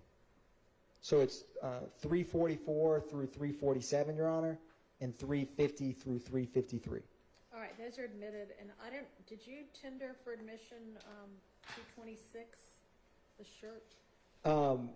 Your Honor, I believe that I did, but to be clear, the state would move to tender into the record 226 Victor Okay. at this time. All of those are, No objection, and no objection to 344 to 353 minus the 2.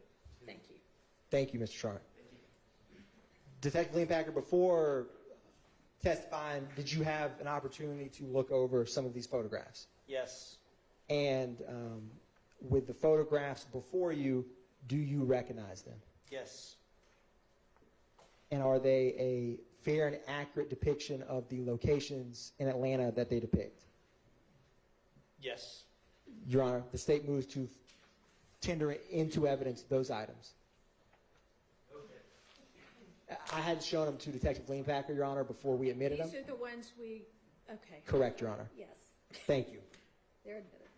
So, Detective Leanpacker, I'm going to publish 344 Victor Victor.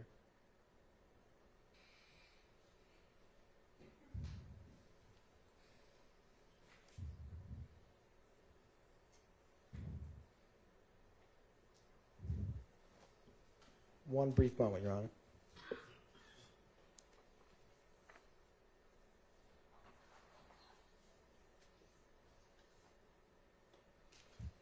It should come up on the screen here momentarily.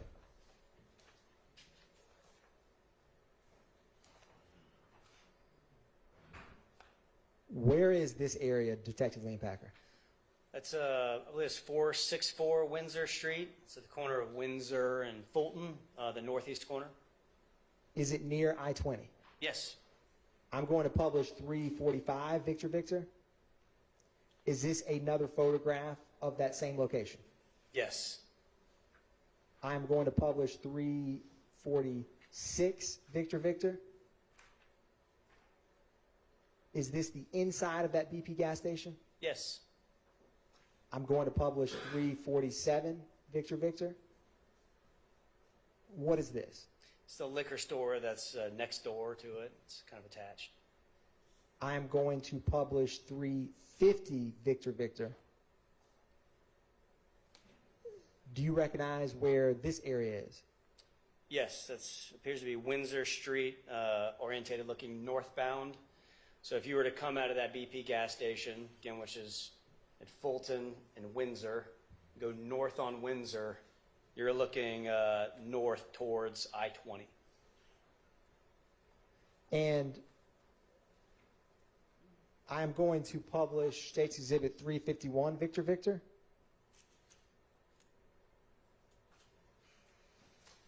It's a closer image of Of the Windsor intersection? I-20. Yes. I'm going to go to 353, 352 Victor Victor. Yep. Same intersection. Now, Detective Leanpacker, if you were to leave that BP, go to that intersection and get on I-20 West, would you ever hit the perimeter? Yes. And what highway or would you cross over, intersect if you kept going down I-20 West? If you go I-20 West, you would eventually hit Interstate 285, the perimeter. That's in the Adamsville neighborhood of Atlanta. And then if you keep going I-20 West, another major roadway you hit just after you pass over 285 is Fulton Industrial Boulevard. Thank you, Detective Leanpacker. One brief moment.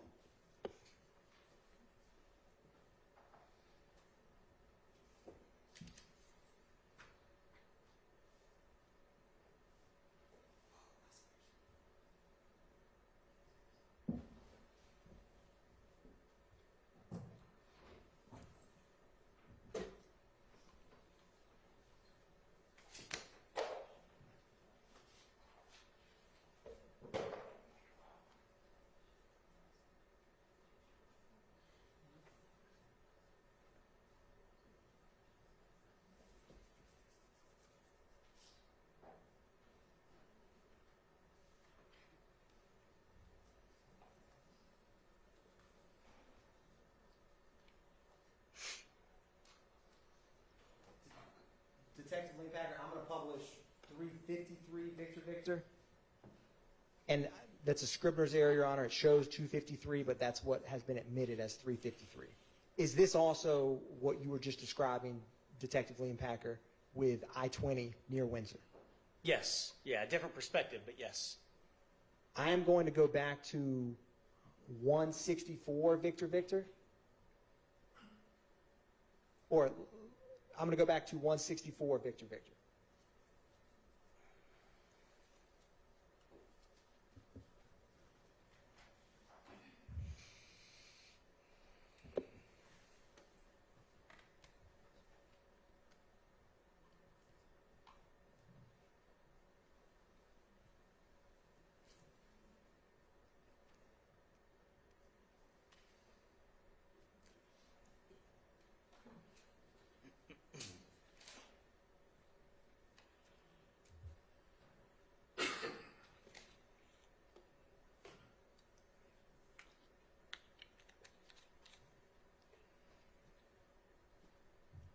I'm going to go one.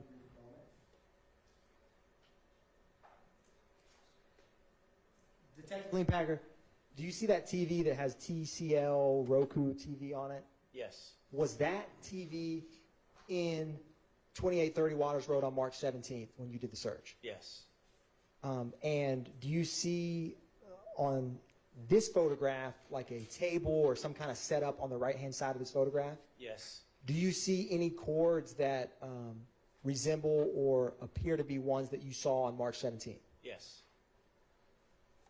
And the screen that appears to be mounted on the back of the wall, was that or was that not present? Was not present. One brief moment, Your Honor.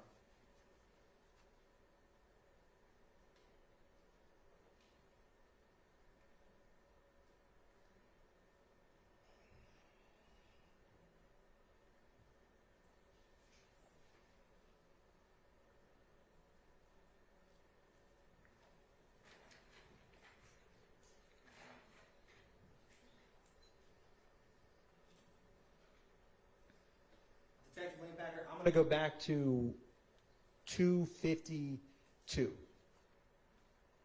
It should come up on the screen in just a minute.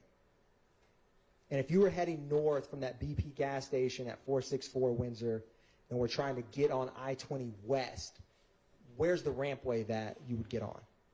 You go underneath the Interstate 20 and then go west from there. Yeah.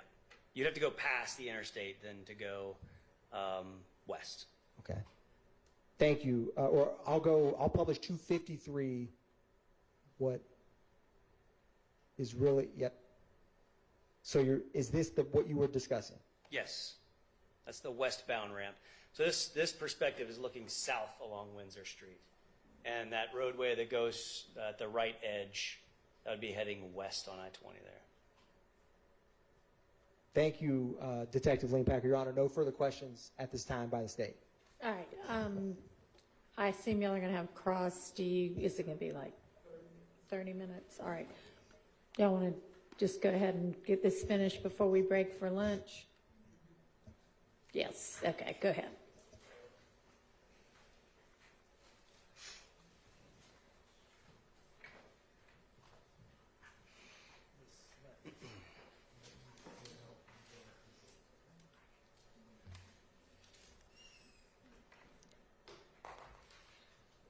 Detective Leanpacker, good afternoon now. Good afternoon.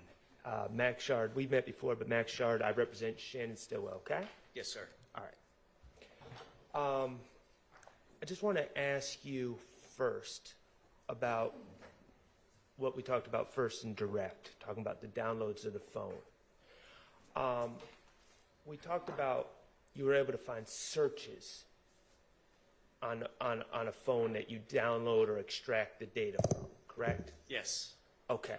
I should say I didn't find searches because I didn't sift through the data, but I'm aware of there being some links associated with searches. So let me get this clear. You extracted information from several phones, including my client's phones, but you did not review any of the downloaded information. That's correct. Okay. Do you know who reviewed the downloaded information? I provided all of the extractions to investigator Marissa Viverito, who I believe conducted thorough reviews of the data. Okay. Now, it seems to me that your role now in law enforcement focuses a lot on cell phones, correct? Yes and no. I actually, in my role now at the FBI, I expect that I'll be spending a lot more time working with cell phone records from providers and less time working in mobile device forensics. So I'm transitioning now. But yes, over the past several years, I've been working a lot with mobile device forensics. You were once a homicide investigator, though, correct? Up until about 3 weeks ago, yes, sir. Okay. Now, as a homicide investigator, if you see a search in a phone, is there some information you'd want to know? Let me back that up. You would want to know when that search was made, correct? Yes. And now let me be clear, because on direct, you did say a few things. It could be when a search shows up with keywords, it could be someone clicking on a link sent by someone else, right? Yes. It could be someone searching in their phone themselves, correct? Yes. And it could be someone else utilizing a device, right? Just because it's someone's device doesn't mean they were the ones utilizing it at that time, correct? Yes, I wouldn't count that as a third option because as a forensic examiner, I'd only be concerned about what the phone did. So no matter who's holding the phone when it did what it did, it's only one of the two, right? The phone navigated to a URL that resulted in search results from, say, Google, regardless of who's holding it. Okay, now with all those qualifiers aside, as an investigator, if you saw search results in a phone of a person of interest, you would want to know what date that search was allegedly done, correct? Yes. Okay. You would want to know, if you were investigating a case with such a cell phone, you would want to know if on that date of that search, other people had already alerted the owner of the phone of the fact that something had occurred at an address, correct? I would take that into consideration in my examination of the results, yes. So, for instance, if the search was homicide or shooting, Smith Street X Bell Street, corner of Smith and Bell, you would want to know if the person that owns this phone or may have been using this phone is just searching that on them by themselves with no prompting, or if someone else has already alerted them to a fact that a shooting had occurred at that address. That would be an important fact to know as an investigator, wouldn't it? It would be important, an important consideration in how I reviewed the data, yes. Okay, and you'd also want to know, if the person searched these terms, hours after an event or days after an event, correct? Yes. Okay, and you'd want to know if there was press coverage about this event prior to the person searching. Objection, Your Honor. Press conference relevance. Press coverage. Overruled. Yes, and I'll add to explain my answer. It's not uncommon in cases of, I've worked homicides and I've been on our complex case squad in homicides, so I've worked a lot of violent crime cases, even those that haven't been homicides. I'm going to object as non-responsive if we're going to get into what usually happens. I will let him explain his answer. Okay, thank you. And it's not uncommon that there is media coverage of violent crime incidents when I'm conducting an investigation into such an incident. And it's not uncommon for those searches to be related to that media coverage of that incident. Right. Okay, so, but certainly there's a difference between someone, a suspect searching unknown keywords that no one else would know except them versus searching keywords after there's been media coverage, correct?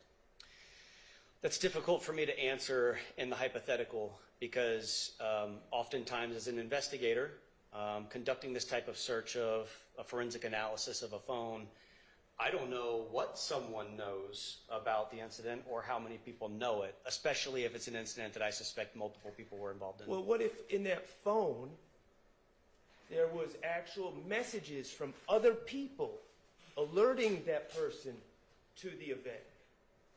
Would that give you insight as to whether they knew about the event? The person conducting the search? Yes. If other people had told them, Yeah. texted them, Yeah. sent them news articles in their phone. Yes and no. Yes, and that it would give me insight that there's evidence in the phone of the person operating the phone likely receiving information in that text message that, hey, this incident occurred. But no, in that I've worked many homicide cases where I see people that that I did charge with participation in a murder that were receiving notifications from other people, hey, did you hear about this incident? So one may have nothing to do with the other, but one could have something to do with the other. It could be important. I would take it into consideration, yes. That absolutely be a part of my consideration in examining the phone. As a homicide investigator, you would take it into consideration whether someone told the owner of the phone about specifics of that event before they typed in the keywords. Yes. Okay. And do you know what ATL Scoop is? Yes. Okay, ATL Scoop gives updates or really quick news about events around Atlanta, correct? Yes, largely the reposting of individual Instagram users' coverage of events around Atlanta.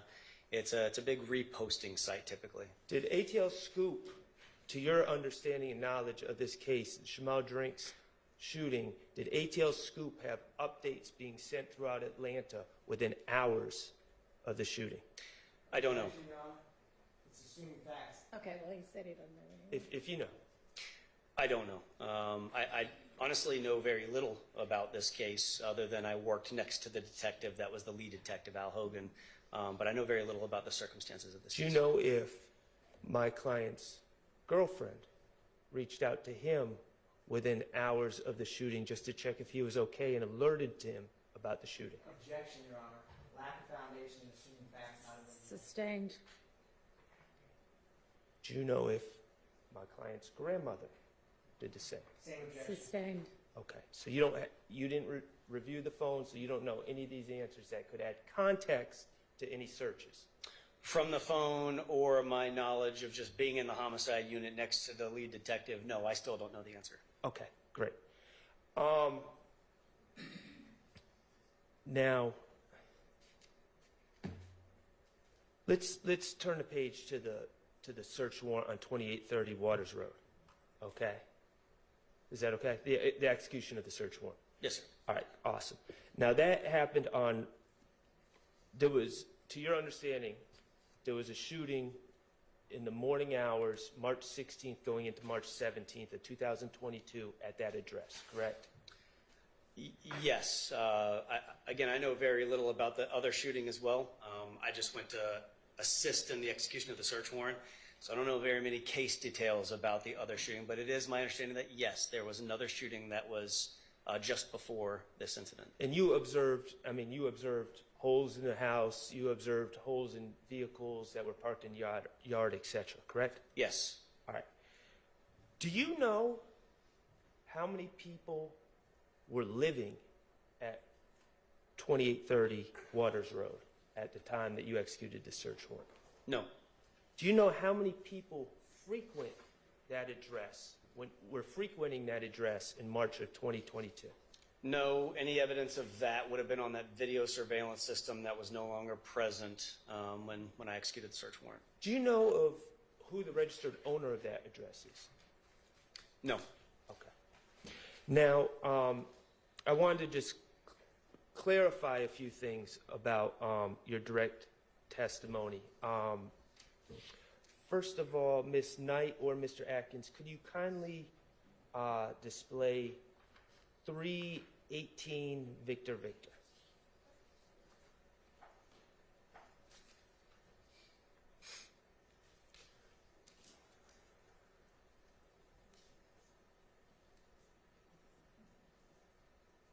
Now, what time did you execute this search warrant? Like when we saw that video that you made at 28:30, what time of the day was that? I don't recall, but I'll add that I often do, and I believe I may have in this case. When I start recording a video, I verbally say aloud the date and time that I begin the recording of the video. And I know that the audio is not included in this published version of this video, but I'd have to refer to that to tell you the exact That's fine. Do you have an approximate time? I'm not going to hold. Okay, it's fine. Sorry, I don't. Yeah. Light hours. Daylight, yes. Okay. All right. You are aware that on March 17th, around the same time that you were conducting the search warrant at 2830 Waters Road, my client was being arrested at Meadowlark Drive in a white a white Audi with Maryland plates with tinted windows. You're aware of that? No. Okay. If I was back then, I don't have any recollection of it now because I wasn't involved in that investigation. All right. Well, I want to be very clear about a few things. 318, okay, we see a blue car, correct? You're talking about the vehicle that's here? Yes. Yes. Okay. Blue car. It is an Audi. Yes. Okay. And you found various things in the car, and we're going to get to that in a second. You are not suggesting that this is the white Audi with tinted windows that was rented to Shannon Stillwell, are you? I have no idea. I don't know anything about that. Okay. All right. This pink hat, 323 Victor, if you would, Miss Knight. Thank you.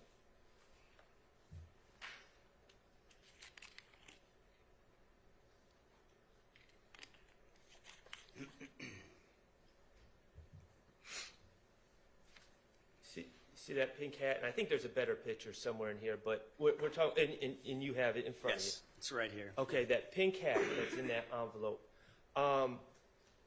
You aware that Mr. Stillwell was arrested on the same day in the white Audi wearing a pink hat? No. Okay. This pink hat would not have been something that you took from the scene and then somehow met up with Shannon Stillwell and gave it to him to wear for when he would be arrested, is it? No. Okay, so this is a completely separate pink hat. Isn't that correct? I don't know when Mr. Stillwell was arrested or what the circumstances were, what time that was, if it was before or after the execution of this warrant. If I accept what you're telling me as fact, then sure, he was arrested before with a pink hat, but I don't know. I just know that this hat was recovered in this car on March 17th. I put it in this envelope, sealed it, and put my initials on it, and that's the last time I saw it before today. Okay. All right. Well, I think that answers the question. Now, in this car, you also found a gun, a very large gun. And that's what's in front of you on that table, correct? Yes, sir. And what Well, kind of gun? No, that's the gun that went back to the ATF. You're right. Thank you Stolen for that firearm. correction. And what type of gun was that? That was it was a Ruger AR-556. Okay. And that gun was found in this blue Audi, and it was also inside the blue Audi was a license in the name of Eric Moore. Yes. Correct? Okay. And Eric Moore, did you investigate further into who Eric Moore was? I believe I ran Eric Moore's driver's license at some point to identify who he was, but no, I didn't conduct any follow-up investigation into that aspect of the processing of this vehicle or its contents. Okay. Miss Knight, if you could put up 319 Victor, please.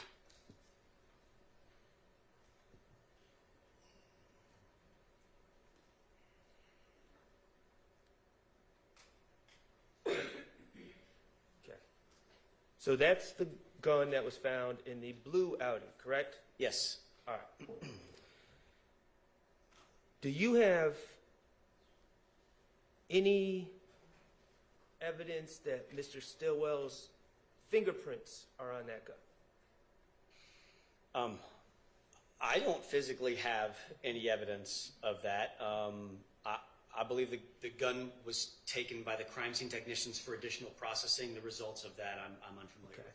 Do you have any evidence that Mr. Stillwell's DNA is on that gun? Not me. No, I believe the guns were processed for additional evidence, but to what extent and what those results are, I don't know. I don't have that evidence. I don't want to speak on behalf of the police department to say that the police department or the Georgia Bureau of Investigation does or does not.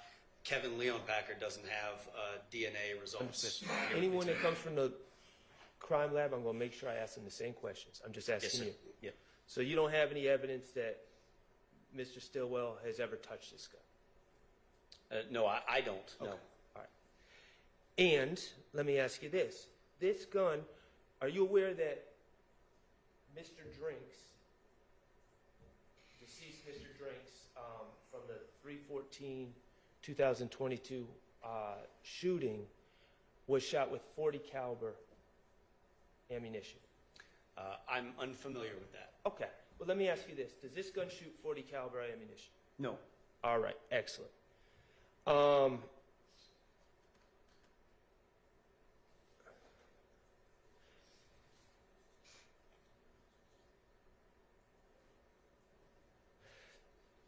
Miss Knight, if you could help me out and pull up 328 VV.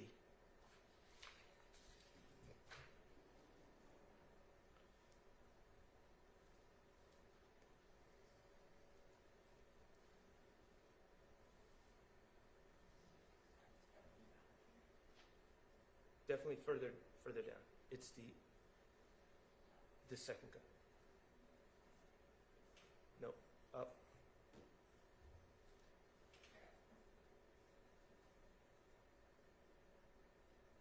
There we go. Thank you. All right. This is the second gun that you collected at 2830 Waters Road, correct? Yes. And that was in the mud. This gun was in the mud by a Jeep Liberty. Yes. Okay. Did again, I'm going to ask you any DNA or fingerprints that you're aware of that link to Shannon Stillwell? Not that I'm aware of. Okay. And how about that Jeep Liberty?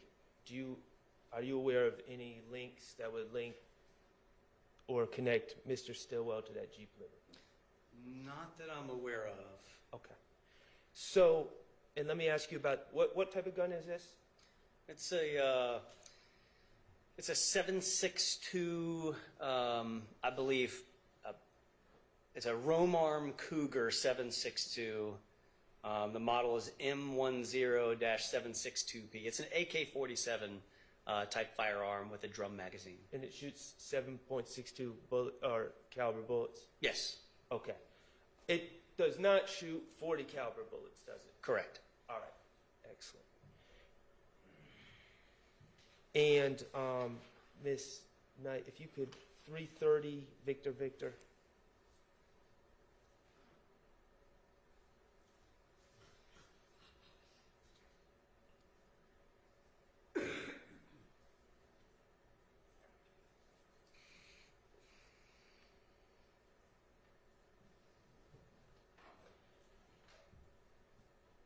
Now, this gun was actually found in the house at 2830 Waters Road?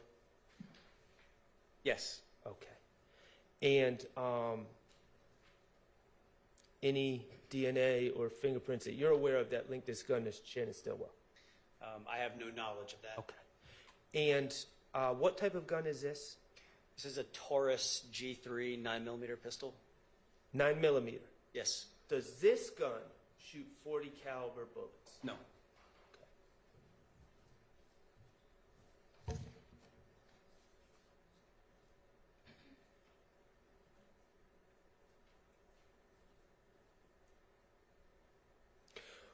Were you involved in the search warrant of 855 Allison Way, No. the residence of Jeffrey Williams? No. Okay, fair enough. All right, couple more questions.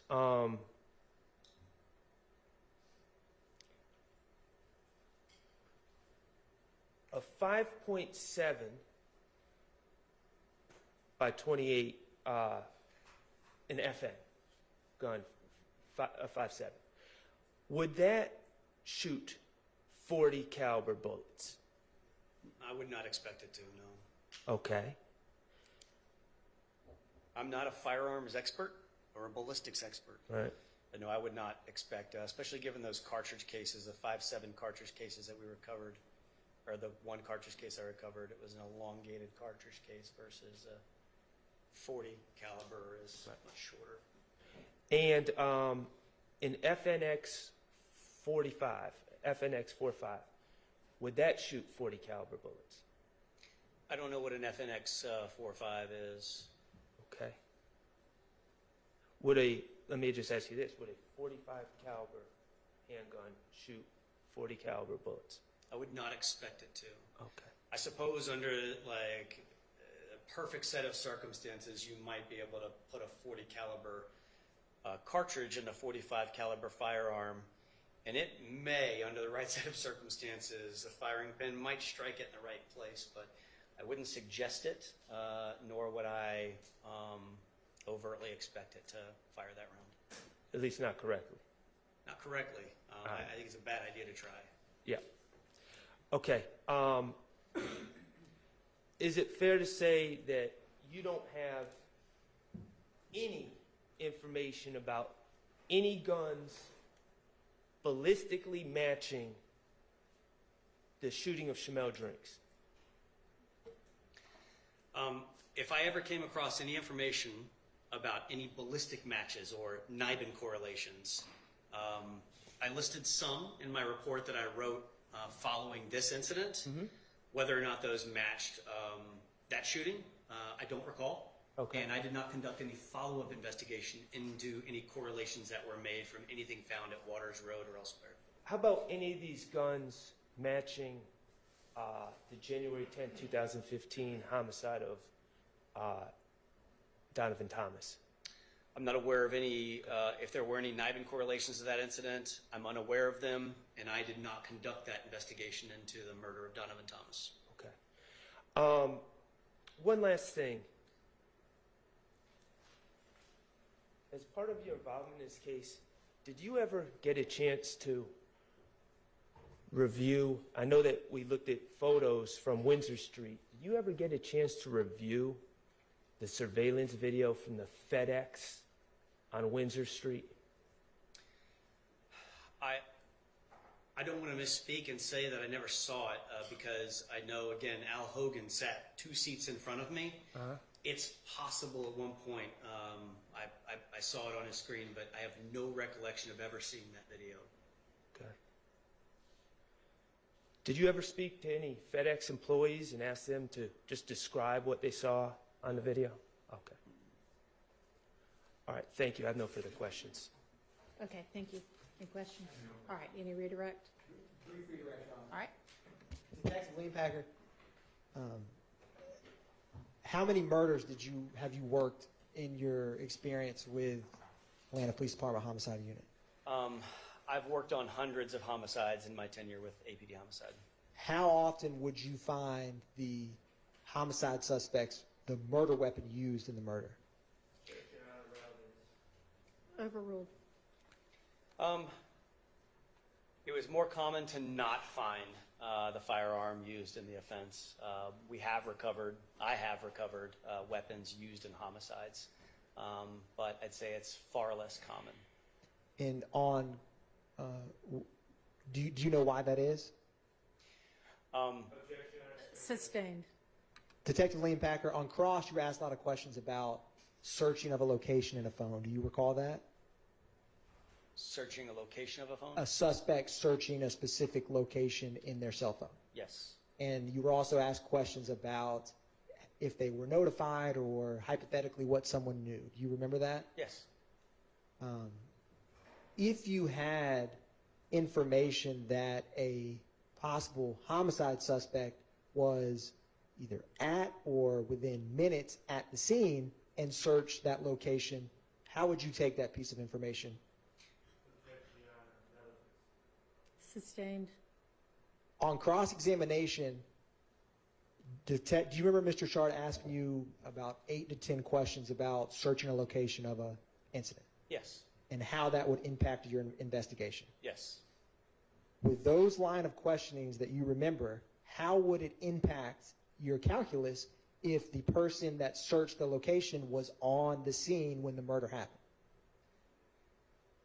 I would perceive that as being intelligence gathering to determine what the police knew about the incident through media reporting. And if I obviously knew who my suspect was because I'm searching his or her phone, then I would incorporate that into a series of questions that I might ask that individual given the opportunity to interview them about their search of these items. It's not uncommon in my experience for people that have been determined to be involved in an incident to say that they had no involvement and they weren't there, and that they had little if no knowledge about the incident at all. So whether I confront them with the knowledge of knowing they searched about the incident and probably other evidence that suggests that they may have been at the scene and the duration of time that passed between the incident occurring and when the search occurred would all be things that I'd want to talk to that individual about. One brief moment, Your Honor.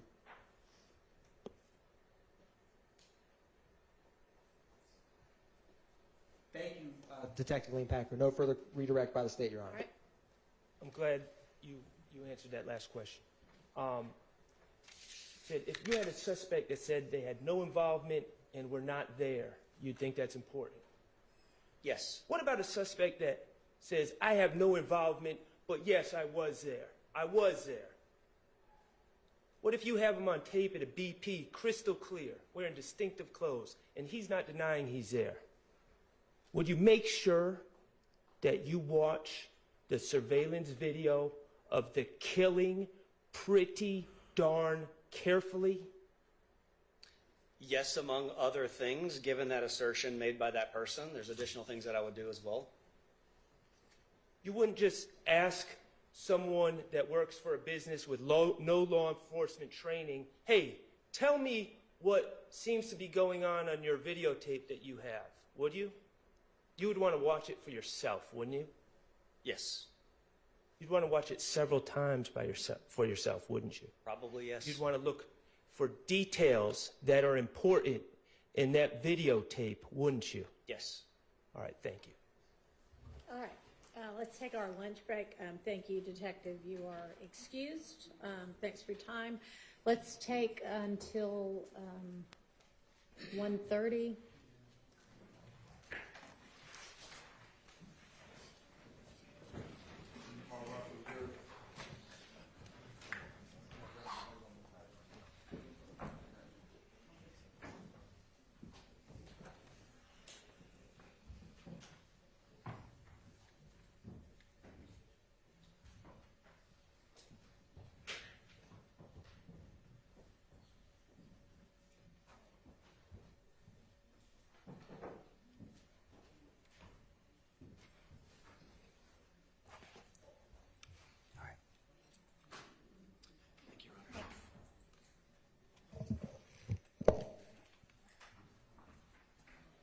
Okay, y'all should have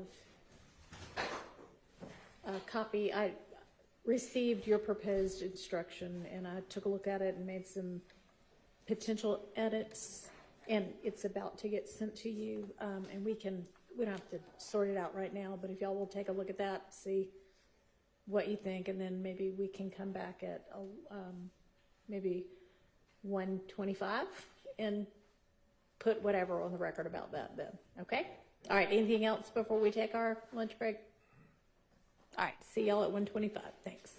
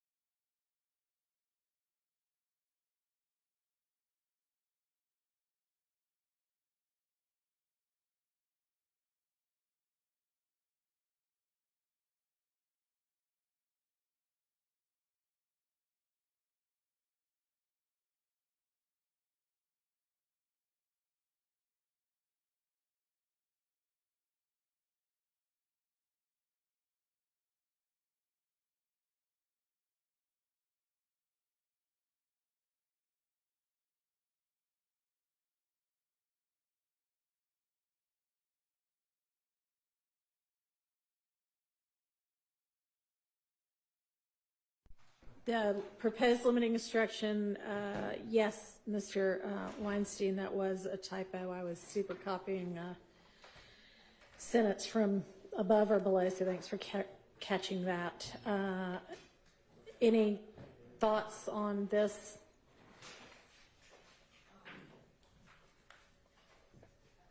I had none other than that one. Okay. Mr. Shart and Mr. Shart, do you, specifically, I'd like to hear about whether you want anything said about them being reminded what an Alford plea is or means. If so, if that's what you'd like, and then just generally how you feel about that.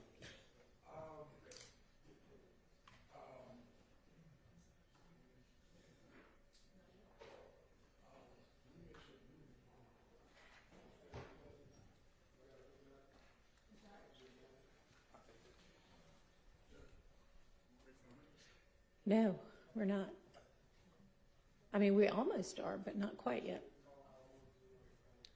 Let me just ask the court a question first. Yeah. The idea of Mr. Stillwell entering a guilty plea and an offer plea, is that coming just from me? That's not, I mean, that part I didn't create. That was in what y'all sent over. Okay, well, let me just say this. When I was working with Doug, I put guilty plea and offer plea in there as kind of a placeholder as a reminder to check Okay. the Evidence? right. Okay. Because I wasn't.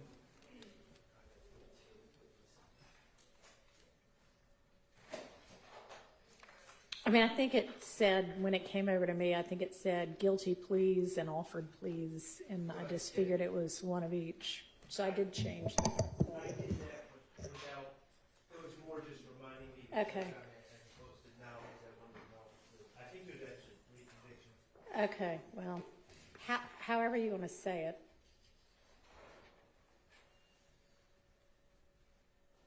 Do you guys know what those certified convictions?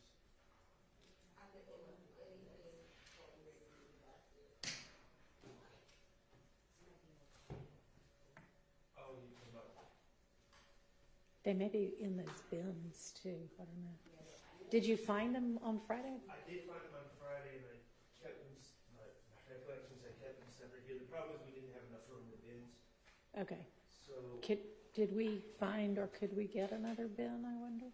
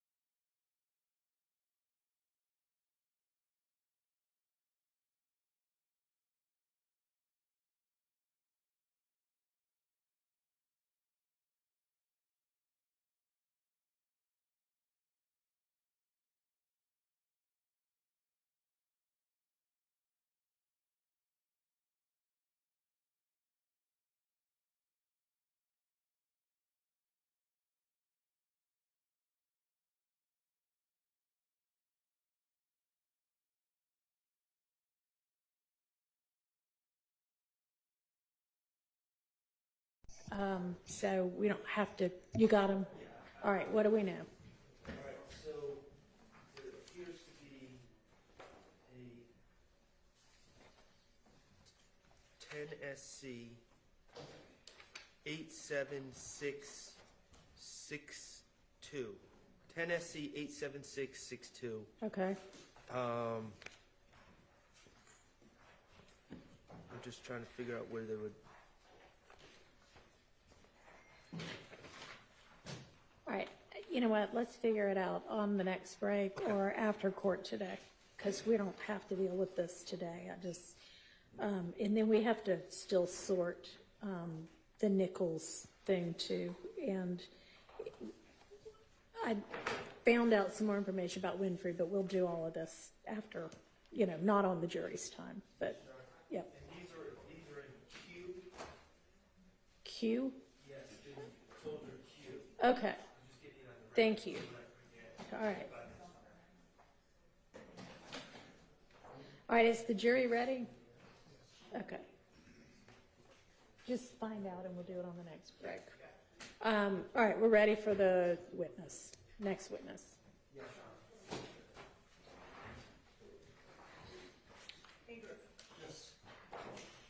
I'll just send her an email.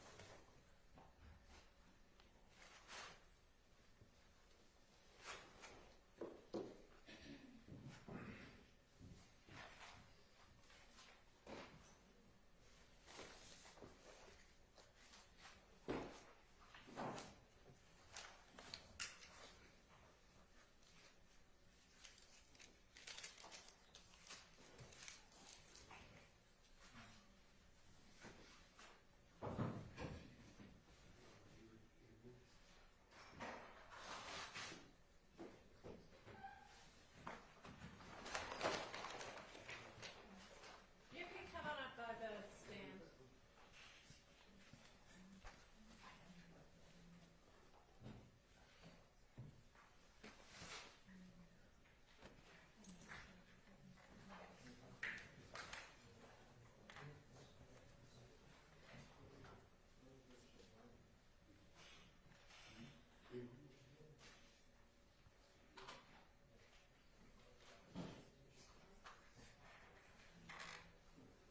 Yeah, we're ready.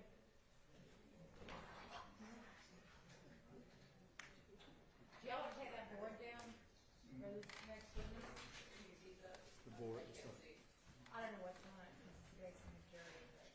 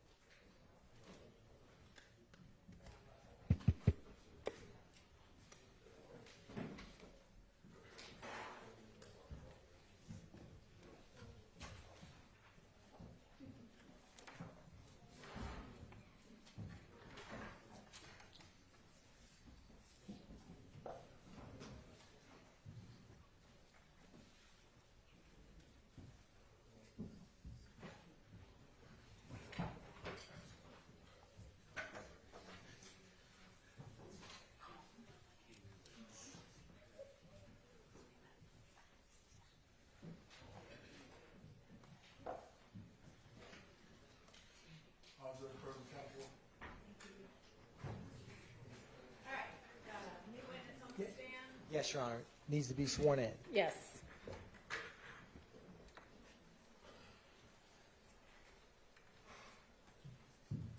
Raise your right hand. You swear affirm testimony you give the truth, the whole truth, nothing but the truth?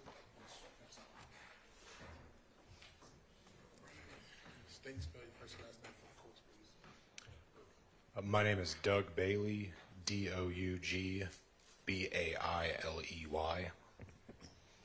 Good afternoon, Mr. Bailey. How are you doing, sir? I'm doing well. How are you? Doing well. Can you tell the jury where you currently work? Yes, I'm the operations manager of GPS monitoring and tracking services. Can you explain a little bit about what GPS monitoring and tracking services does? Yes, we are an electronic monitoring service provider. We install GPS ankle monitors and alcohol ankle monitors on people to track location and alcohol consumption. Who is your primary client? Typically, pretrial defendants, as a condition of bond, that they're required to wear an ankle monitor. Hang on just a second. Yes.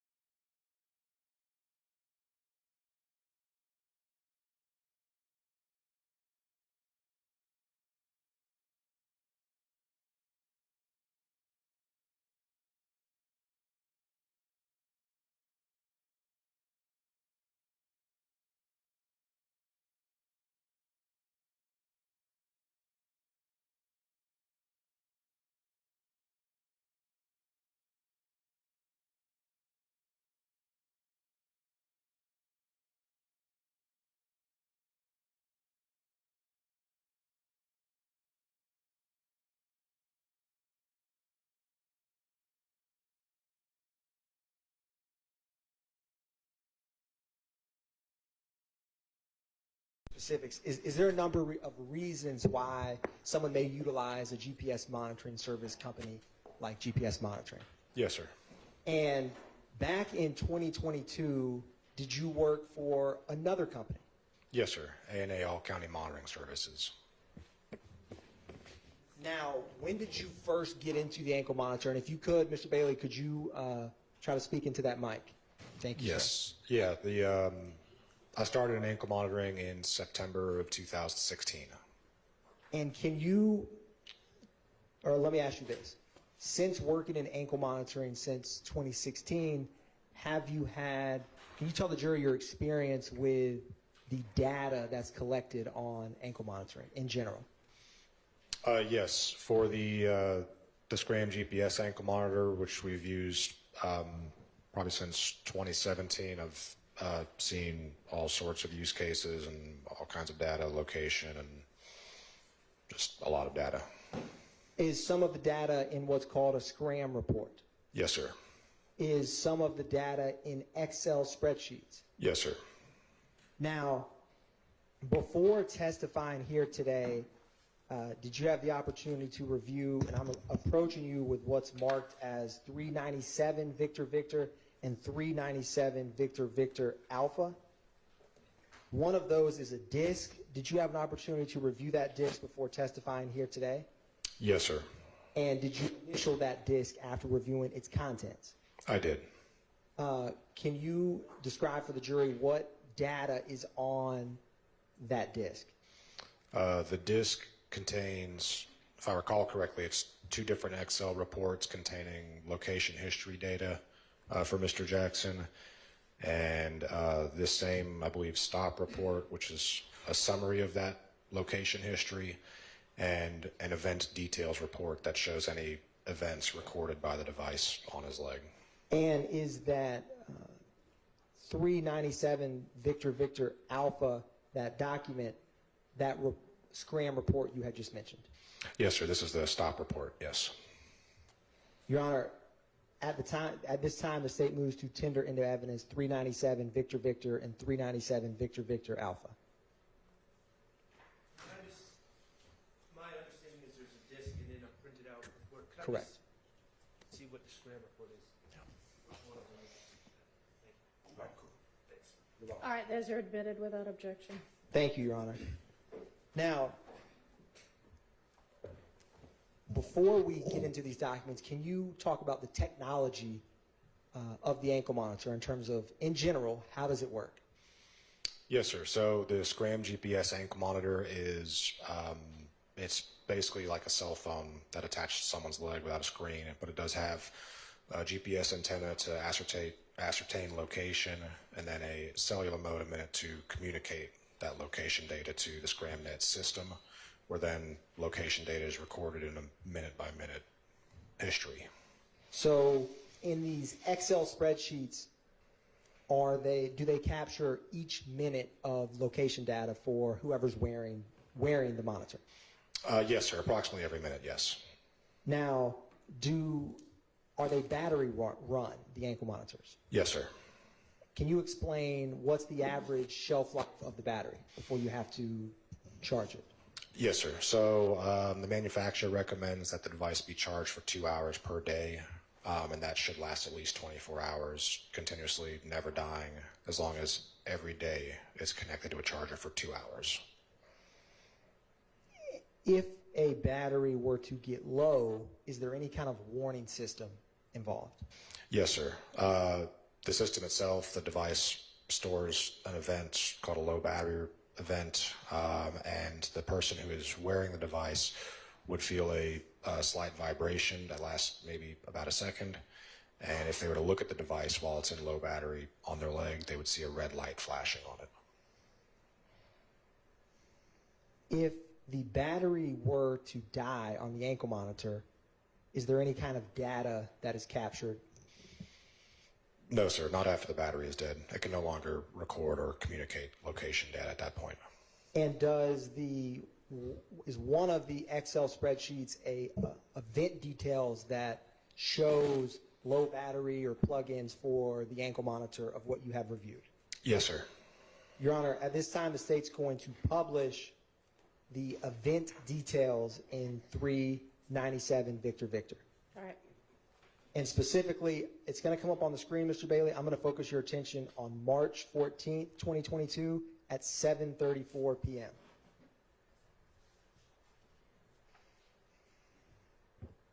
And we're going to zoom in a little bit on this document. And what I may ask you, Mr. Bailey, and if I have a old school pointer that I may use so you can help orient the jury to what we're discussing. I'll find it here in a moment, but I also have a laser pointer that I think would do the trick. But can you describe the columns for this to the jury while I'm pulling that up? And I'm going to give you this laser pointer. You click this big red circle, and it should, well, that screen consumes the laser pointer, but we'll make it work. This one should work. Yep, and it does. So I'm going to give you this laser pointer. Use it carefully, Mr. Bailey. Can you tell the jury what the columns and data this has? So the first two columns are the person wearing the device's first and last name. The third column, column C, the events. That is any events that is logged by the device, including when the service was complete, anytime the location failed or communication failure occurred, typically due to a dead battery. There's also battery critical events, low battery, any type of event that the device records. And then column D is just the date and time that that event was recorded. Okay. Now, Ms. Bailey, I'm going to scroll down and ask you about a couple of these to March 14th at 7:34 p.m. Do you see that data? Can you show the jury where that date and time is on this Excel with the laser pointer? Yes, March 14th at 7:34. What is the event detail for this ankle monitor at this time? At that time, it was a battery critical event. Now, can you tell the jury what does battery critical mean? Battery critical, it's below low battery. It's 10-15% battery remaining. Would the person wearing the ankle monitor be alerted that the battery is in a critical state? As with the low battery, it's the same type of event. At low battery, the device vibrates, and there's a red light flashing. If one were to look at it, and then at battery critical, the device again vibrates, and that red light keeps flashing. Now, do you see the entry above that? And if you could show the jury at March 15th, 2022 at 12:07 a.m. What is the event detail at that point? At March 15th at 12:07 a.m., it was a potential dead battery event. Now, I'm going to scroll up 2 rows and ask you about the next input. So after that 12:07 March 15th potential dead battery, what is the next event detail? So the next two events at 12:07 and 12:11 a.m. on March 15th were communication failure and location failure when the device, the system realized the device had no longer been communicating or providing location data. Now, with potential dead battery at 12:07, communication failure 12:07, and location failure 12:11, are those events connected in terms of in the system? Yes, the assumption is that the device is no longer communicating because the battery has died. Obviously, the device can't communicate that it's dead. It can't phone home with a dead battery, but it's correlated, assumed that the device has died. Now, can you go up to the next input in this Excel?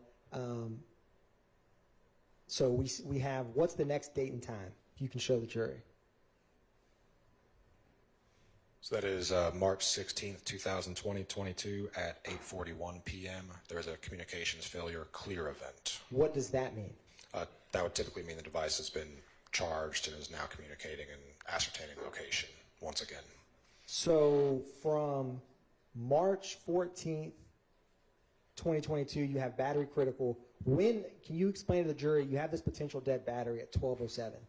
Does that mean that the battery died at 12:07, or what's the time range of when this alert would come? Not necessarily that it died at 12:07. I don't remember the exact configuration at the time, but it's typically 60 to 90 minutes prior to that. And like I said, the device can't report once it's dead because it's dead. So a certain period of time passes where it's out of communication that the assumption is the battery's dead. Would the event report Excel that's minute by minute help give clarity on when exactly it died? Yes, sir. Now, I am going to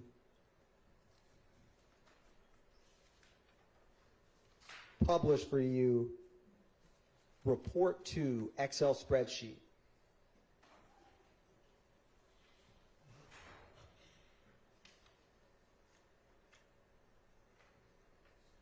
and I'm going to scroll to the very bottom or the oldest date of that document. And from reviewing this report while it's coming up in general, and I can ask you when it comes up, what is the time frame for report 2? If I recall correctly, report 2 is from January of 2022 through March of 2022. If we scroll to, so you see at the top it says January, well, and we're going to zoom in some. Can you explain for the jury while we're zooming in what these columns show? Yes. So from what we can see here, Can you use the laser pointer, Mr. Bailey? Thank you, sir. column B is the person wearing the monitor's last name. And then date and time column. Date and time column is column D. What about those numbers in E and F? So E and F, that is the latitude and longitude of the GPS coordinates. And what is the address in column G next to the lat and longitude? The address in column G is the closest address that the system can correlate to the specific latitude and longitude recorded. And then what is column H? Without seeing the header, I'm not sure. It's either accuracy or speed. It is accuracy. Okay. In column H. And then column I? And column I is the speed. Okay.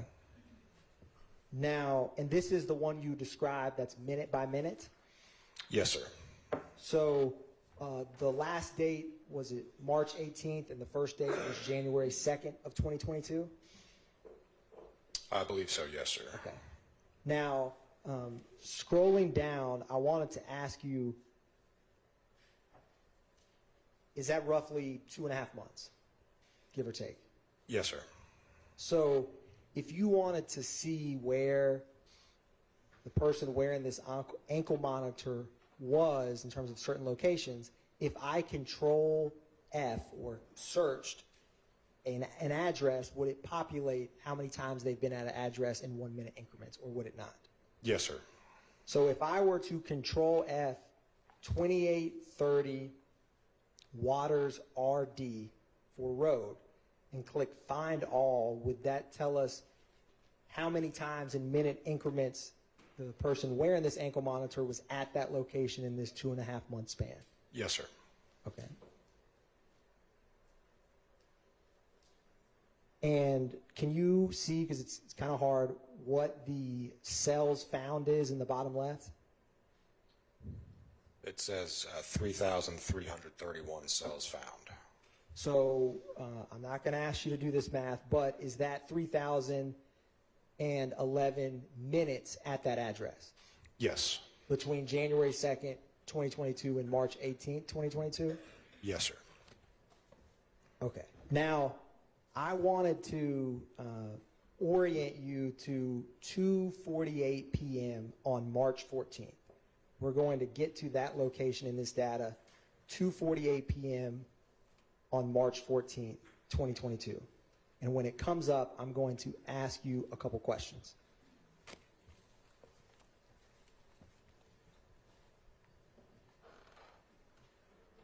What is the location at 2:48 p.m.? And if you can use that pointer, Mr. Bailey, I appreciate it.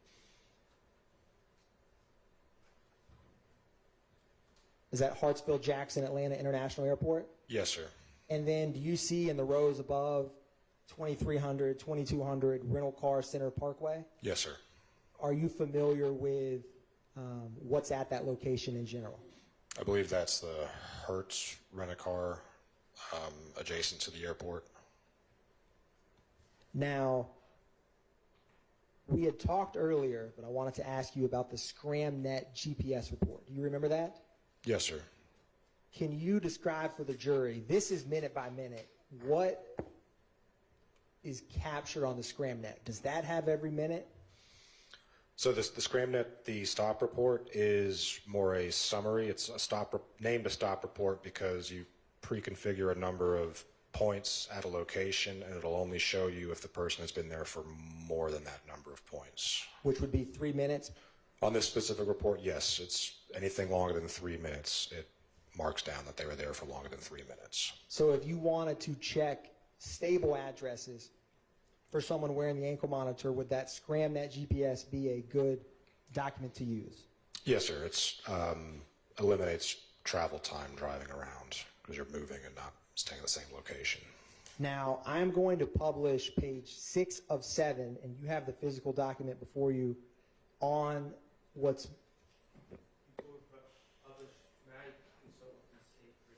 Yes.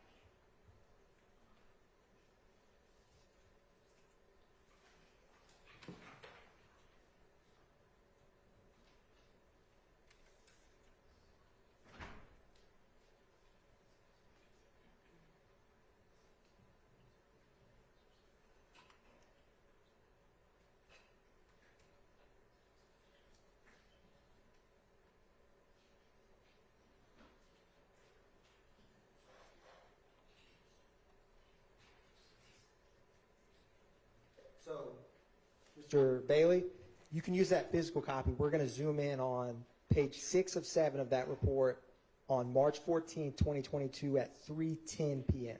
Now, while that's coming up, you know on the far right column of that document, it has a date and time. Can you tell the jury what that date and time means? As in, what kind of columns does this document show us while it comes up? I'm sorry, I didn't understand the question. If you go to the very first page of that report while we pull it up, what are the different columns of data that we're looking at? So again, the first column is the name of the person wearing the device.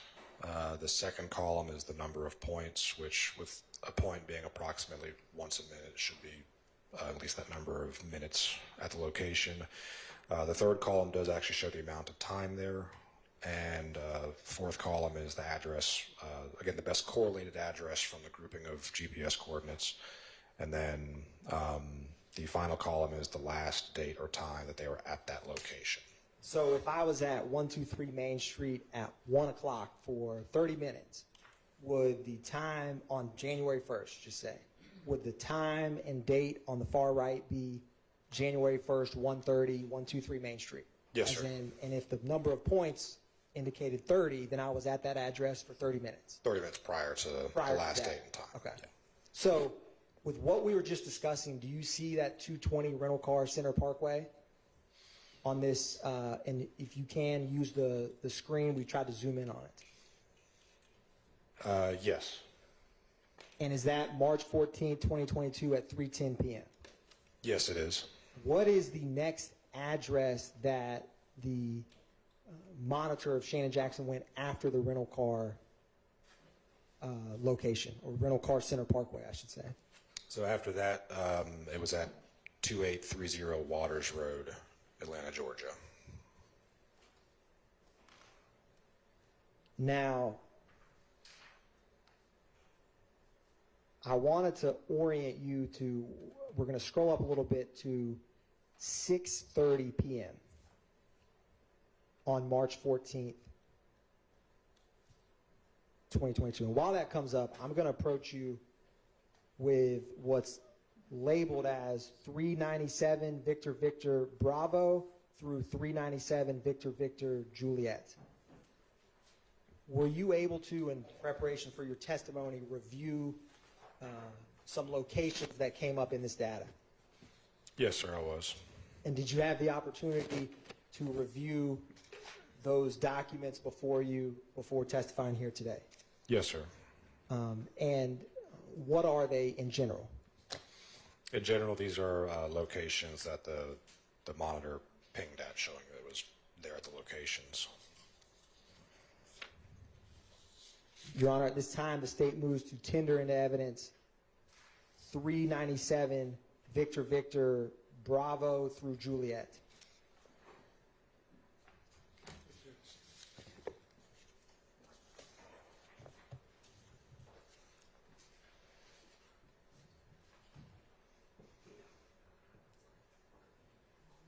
No, No objection. All right, those are admitted. So, to orient the jury, this is March 14, 2022, what's displayed on the screen. Yes, sir. Can you describe the date and time and minutes for this 257 Flat Shoals Avenue, Southeast Atlanta, Georgia? So it was March 14th, 2022 at 6:56 p.m. and then again at 7:52 p.m. And is there also one at 6:30 p.m.? Yes, sir. And in general, with the amount of points or minutes there, what's a rough ballpark of how long at this address? Just on the three on this page, approximately an hour and a half. Now, I am going to publish what's just been admitted as 397 Victor Victor Bravo. It's going to come up on the screen.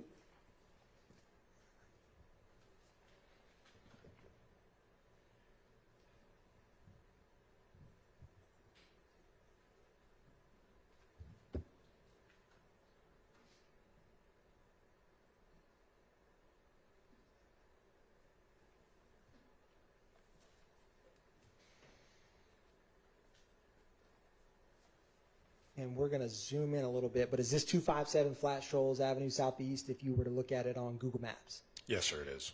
And do you see that red Dodge truck in Yes, the far sir. left? Yes, sir. Do you see that writing behind the truck? Yes, sir. Window tinting. And is this the address we were just discussing for roughly an hour and a half on March 14, 2022? Yes, sir, it was. Now, what is the, looking back on page 5 of the GramNet report, do you see a time at 8:36 p.m.? On page 5, yes. March 14, 2022, 8:36 p.m. is at 2830 Waters Road.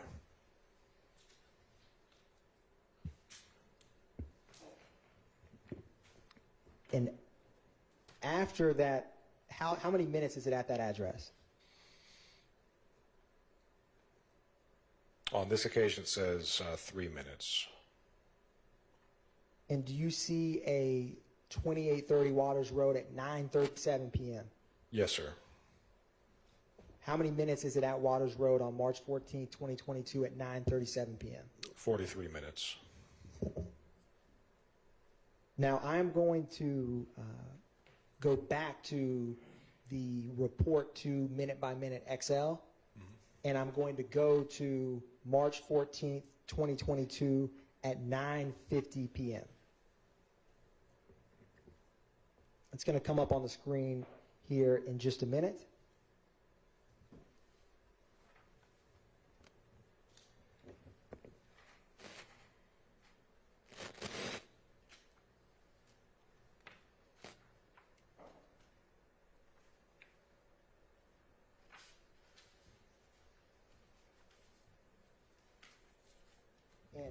And we'll publish this in a minute, but while that comes up, do you have well, here it comes. So, do you see the first entry at 464 Windsor Street Southwest? Yes, sir. March 14th at 9:50 p.m. I am going to publish 397 Victor Victor Charlie, and then come back to this document.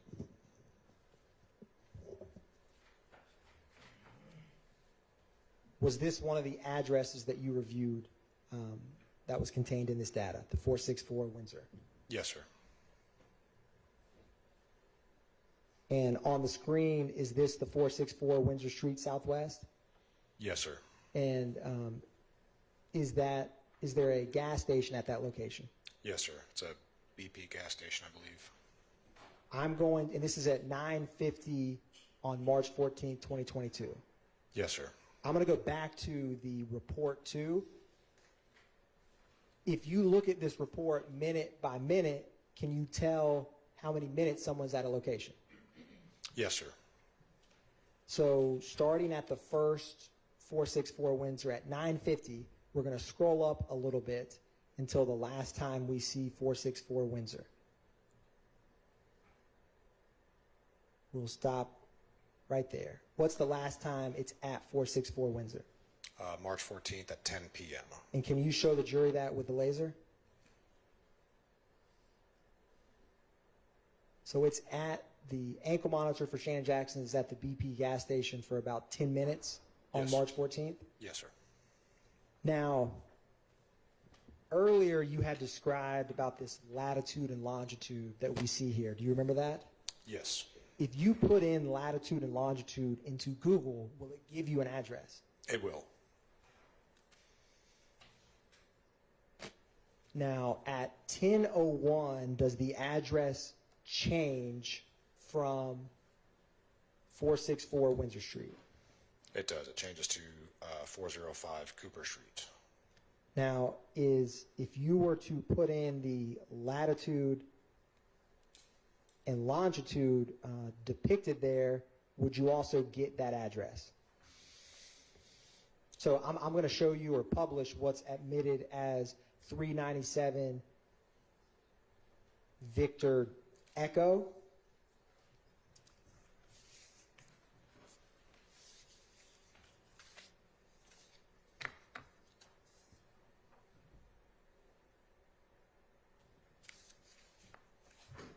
And this is at 10:01 p.m. on March 14, 2022.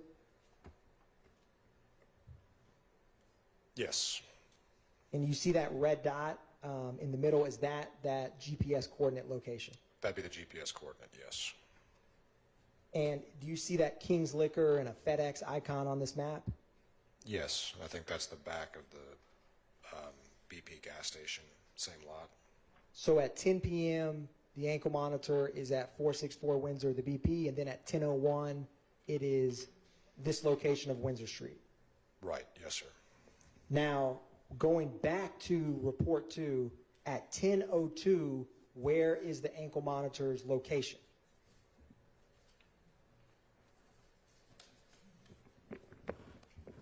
It's going to come up in just a second.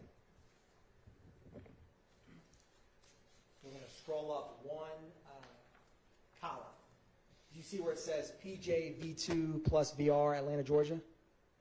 Yes, sir. Is that also an address you can put into Google to see where that ankle monitor is at 10:02?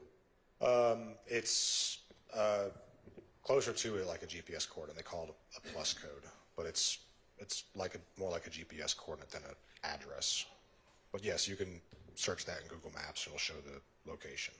I'm going to publish 397 Victor Foxtrot.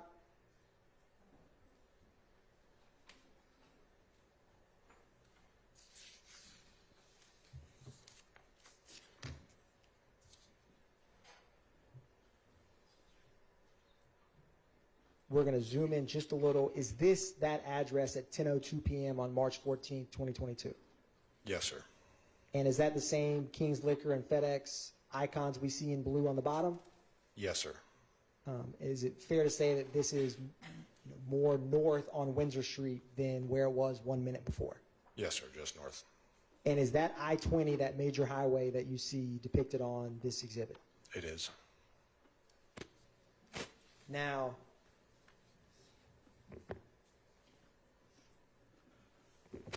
I'm going to go back to report 2 and ask you after that 10:02 p.m. March 14th input about some of the addresses next depicted. So we're going to scroll up a little bit and keep that laser pointer handy, Mr. Bailey. We're going to put it to good use. Can you see on 10:05 I-20 and 10:07 I-20 on this XL? Yes, I can. And when the addresses change minute by minute, is that typically when someone is moving? That would be indicative of traveling, yes. Now, going back to, or I'm going to say this, we're going to scroll to the right, to the column. You had mentioned earlier about speed and of the ankle monitor. Yes, sir. If I'm in a vehicle, will it track the speed of my vehicle? Yes, sir. I mean, in terms of my ankle monitor while I'm moving. Yes, yeah, I believe it just takes the distance between the 2 points and the time it took. Divide distance by time, and you get speed. And was it column I that is the speed? Yes, it is. Now, what's the speed when it's at the intersection PJV2 plus VR at 10 o'clock? What was the intersection right there? At that intersection, it's reading 18 miles per hour. And can you use that laser pointer, Mr. Bailey? Yes. To show the jury? Now, 1 minute later at 10:03 p.m., how fast is the ankle monitor of Shannon Jackson going on March 14, 2022? It says 90 miles an hour. And at 10:04 p.m. on March 14, 2022, how fast is the ankle monitor of Shannon Jackson going? Your Honor, I'm going to object at this point. What time did you ask about?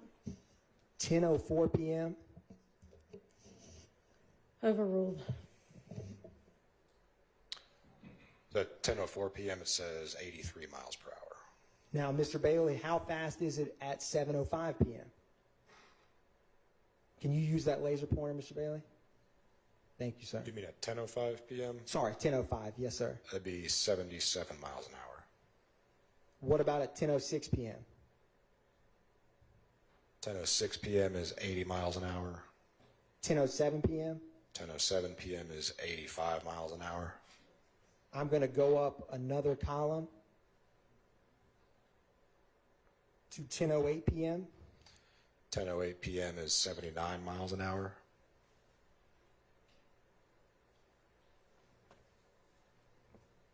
Now,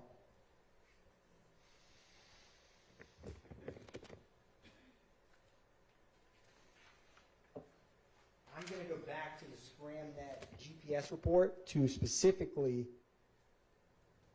where we get to 464 Windsor Street, Southwest Atlanta, Georgia, on March 14th that we were just discussing.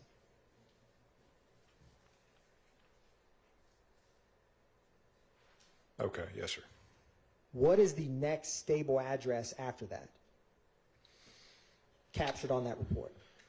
So after Windsor Street, March 14th at 10 p.m., the next address where the device, where the stop report marked that it was longer than 3 minutes was 600 Interchange Drive in Atlanta, and it says it was there for 38 minutes, ending at 10:55 p.m.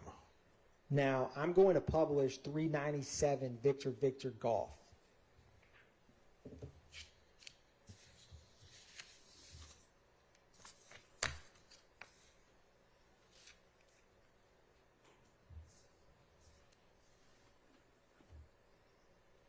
Can you orient the jury what these two addresses show?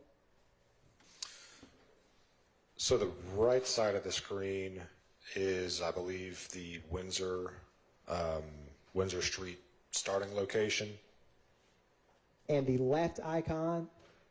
Is the 600 Interchange Drive. And that, this is just a Google Map demonstrative, but what's highlighted in this screen is that I-20 going westbound. That is the route between the two, yes, sir. I am going to publish. Oh, I wanted to ask you something else. Going back to the, remember how earlier we had mentioned to you about the battery critical and then getting recharged? Yes, sir. On this report 2 data on March 14th, 2022, we're going to pull it up now, and I'm going to ask you if the minute-by-minute increments ever stop.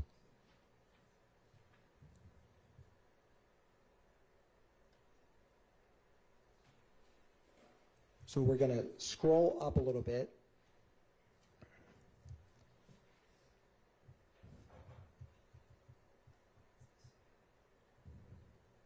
And is this the 600 Interchange Drive we were just discussing?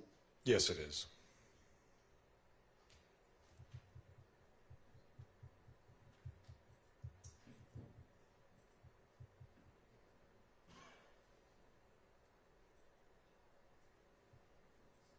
Now, I'm going to stop here. And can you use this laser pointer, Mr. Bailey, and can you show the jury the last data point on March 14th, 2022? What time is that? So the last data point on March 14th, 2022 was at 11 p.m. at 600 Interchange Drive. And then the following data point was almost 48 hours later, March 16th at 10 p.m. Does this coincide with what we first talked about, the battery critical and then the communication clear? Yes, if I recall correctly from the event log, there was a battery critical preceding that last data point on March 14th. And between 11 p.m. on March 14th, 2022 till March 16th, 2022 at 10 p.m., are you able to get any location data from the ankle monitor? No, sir.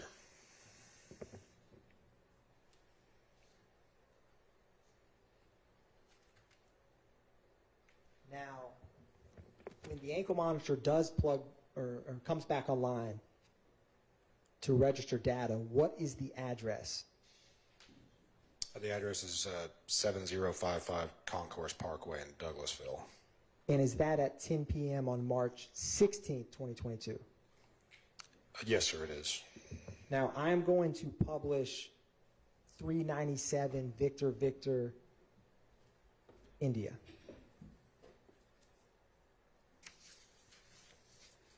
And if you want to get ahead of me, you can, Mr. Bailey, because you have the hard copies, but it should also come up on the screen.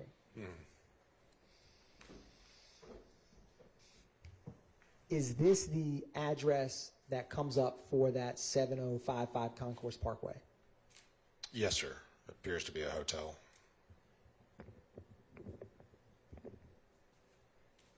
Now, looking back at the Scram report that you have, is the ankle monitor at that hotel location for quite some time?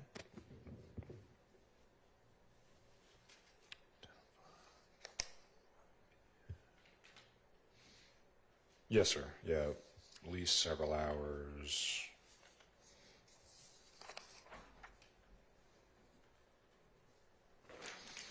At least until March 17th, 10:52 a.m. It's a little over 12 hours later. So what is the next address after that 10:52 a.m. on March 17, 2022 at the Concourse Hotel location?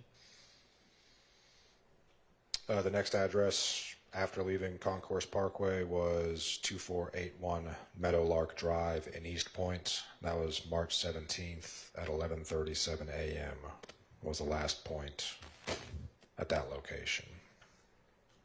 And I'm going to publish the Scram report on page 2.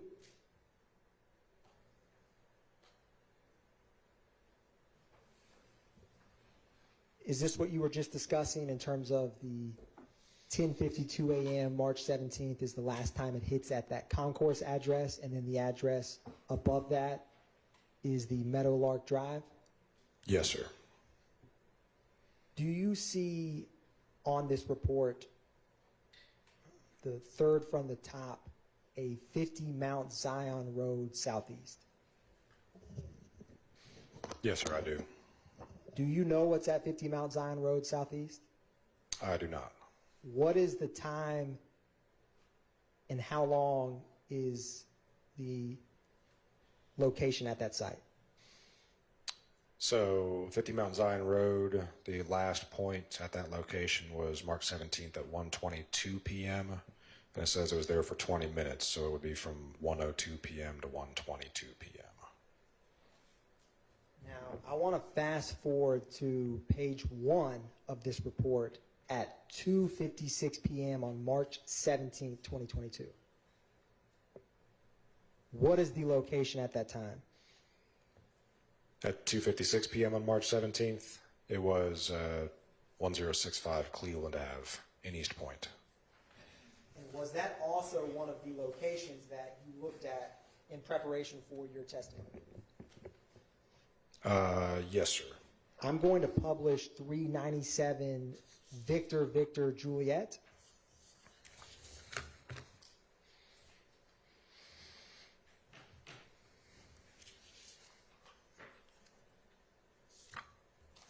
And this is 2:56 p.m. on March 17, 2022? Yes, sir. Does it appear to be at Chick-fil-A? Yes, sir. Now, after that location, from the Scram report, what is the next stable address that the ankle monitor reports location data for? Be back to the Meadowlark Drive in Atlanta. And does it have numerous data points at the Meadowlark Drive in East Point, Georgia, or Atlanta, Georgia, you see the report where it has the different Meadowlark Drives? Yes, sir. And does that continue for some time at that location? Yes, sir. From at least 3:10 p.m. to 3:51 p.m., about 40 minutes.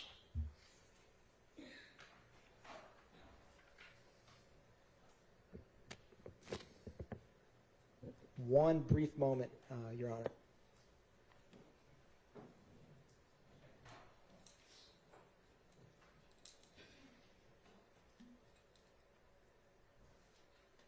Thank you very much.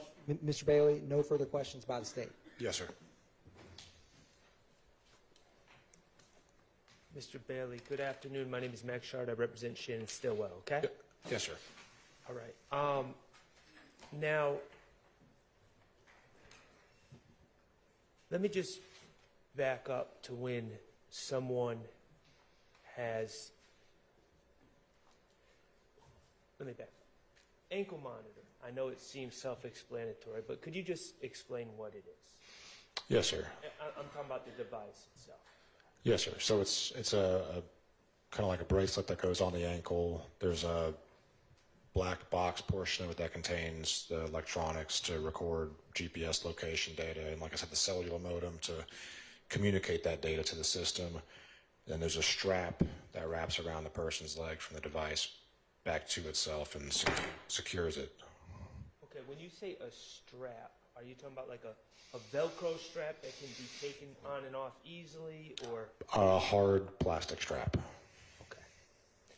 And for instance, if I'm getting an ankle monitor, do I just put it on myself, or does someone else put it on? Typically someone from the service provider, the company would have to come and install it.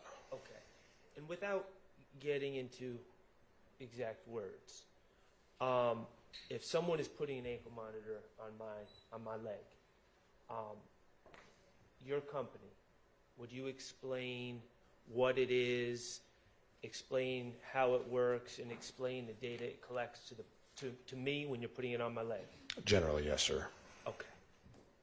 So in your experience and expertise, someone wearing one of your ankle monitors would know what it's doing, know the data it collects, and know that you will be getting, be a recipient of that data, correct? Typically, yes, sir. Okay. In other words, the person wearing the monitor knows they're being monitored. Yes, sir. All right. Okay. Let's talk about the battery issue. I know that you testified that typically, if I were to charge my ankle monitor for 2 hours, it would be good for a day. Yes, sir. Okay. How would I charge my ankle monitor? So there's a proprietary charging cable that is issued to the person when they get the ankle monitor. It's standard, plug one end with the wall, and the other end attaches to the monitor. Okay, and how many chargers do you typically give each person that's getting an ankle monitor? One at time of install. Okay, so there's no car charger like we have for phones? No, sir. The manufacturer recommends not to do any kind of car charging. Okay. And so to charge my ankle monitor, I would have to plug it into the wall, plug the charger into the wall, typical outlet, I'm assuming, in a house? Yes, sir. All right, and then plug it into my monitor to charge it, but the monitor stays on my leg. Right, yes, sir. Okay. So when we say you got to plug it in for 2 hours. Typically what we're saying is you got to be still for 2 hours while your leg has a device on it that's connected to the wall. Right, yes, sir. Cool. Now, in your experience, I think you testified that about a critical battery and then the battery running out on Mr. Stillwell's monitor on the evening or the early morning of March 15th. Yes, sir. Okay, cool. You've been doing this for a while.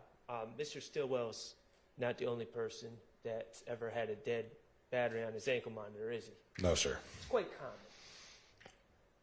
I'm not sure it's common is the right word, but it definitely does happen, yes. Okay. And in fact, you know, the state's or the prosecutors focus on March 15th. Mr. Stillwell, you have his records of troubles with his battery going back to when he got the monitor, correct? Could you clarify?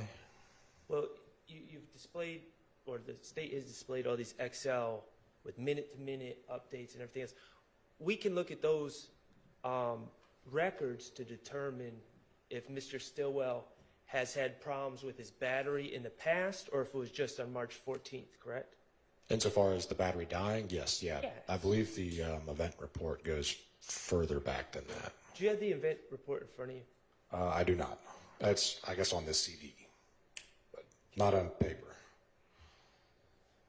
Okay.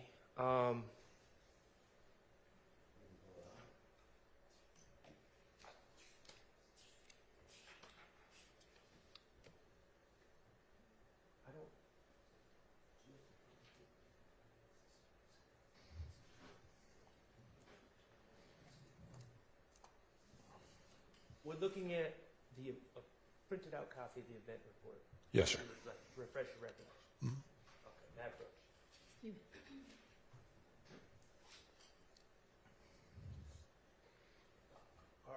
All right. That goes back to beginning of January 2022, correct? Yes, sir. And it goes till March 17th of 2022, isn't that correct? March 18th was the last event prior to when the terminated out of the system in September, but yes. Okay. Let's just start, let's just, for time's sake, begin on February 1st. Okay. Okay. February 1st, going into February 2nd, on Mr. Stillwell's ankle monitor, at 6:18 p.m. on February 1st, there was a low battery. Yes, sir. Okay. 10:28 p.m., battery critical, correct? Yes, sir. Okay. 2:48 a.m. on February 2nd of 2022, location failure, correct? Correct. Yes, sir. The battery's dead, correct? At some point prior to that, it would be dead. Yes, sir. Okay. 2:50 a.m. potential dead battery on February 2nd. Yes, sir. Okay, and it's not plugged in until 10:50 a.m. on February 2nd. It says AC plug-in, correct? Right. Yes, sir. All right, let's go to February 4th. 5:10 p.m. low battery, correct? Yes, sir. 8:09 p.m. battery critical, correct? Yes, sir. Okay, February 7th. 6:24 p.m. low battery, correct? February 7th. Yeah. February 7th, 6:24 p.m. low battery. Yes, sir. 9:43 p.m. battery critical, correct? Yes, sir. Okay, I'm going to February 12th going into the 13th. Okay. 8:50 p.m. low battery, Yes, correct? sir. Yes. 12:46 a.m. on February 13th, battery critical. Yes, sir. Okay. On February 25th,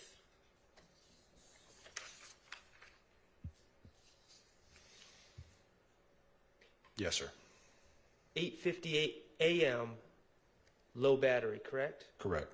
1 o'clock p.m. battery critical, correct? Correct. 4:55 p.m. potential dead battery, correct? Correct. Yes, sir. All right, and on that particular instance, the charger stayed uncharged or dead for some time, correct? Correct. March 25th or February 25th through March 3rd. Okay. So we're talking about 7 days, Yes, sir. approximately, February 28 Give or days, take. maybe 6 6 days. days, yeah. All right, cool. March 4th, going into the 5th. 8:57 p.m., low battery. Yes, sir. 12:20 a.m. on March 5th, battery critical, correct? Correct. 4:45 a.m., potential dead battery. Correct. Okay, let's look at March 7th going into the 8th. Okay. 9:04 p.m., low battery, correct? Yes, sir.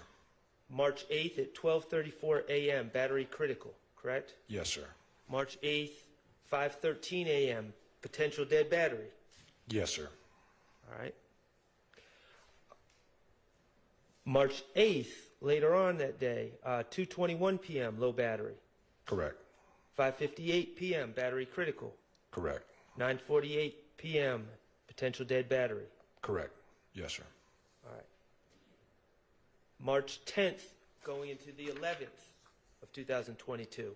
11:47 p.m., low battery, correct? Correct.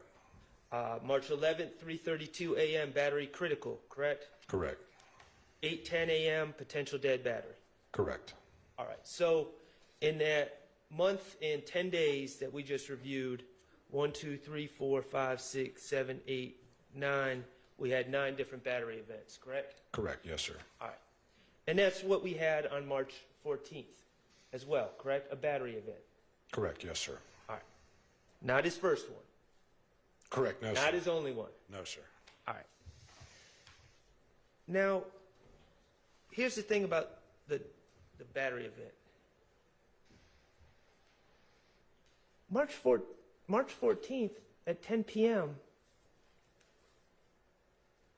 it was working, right?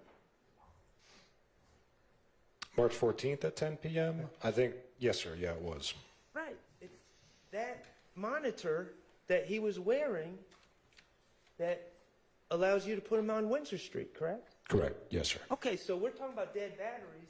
March 10th, 10 p.m., the battery was still working.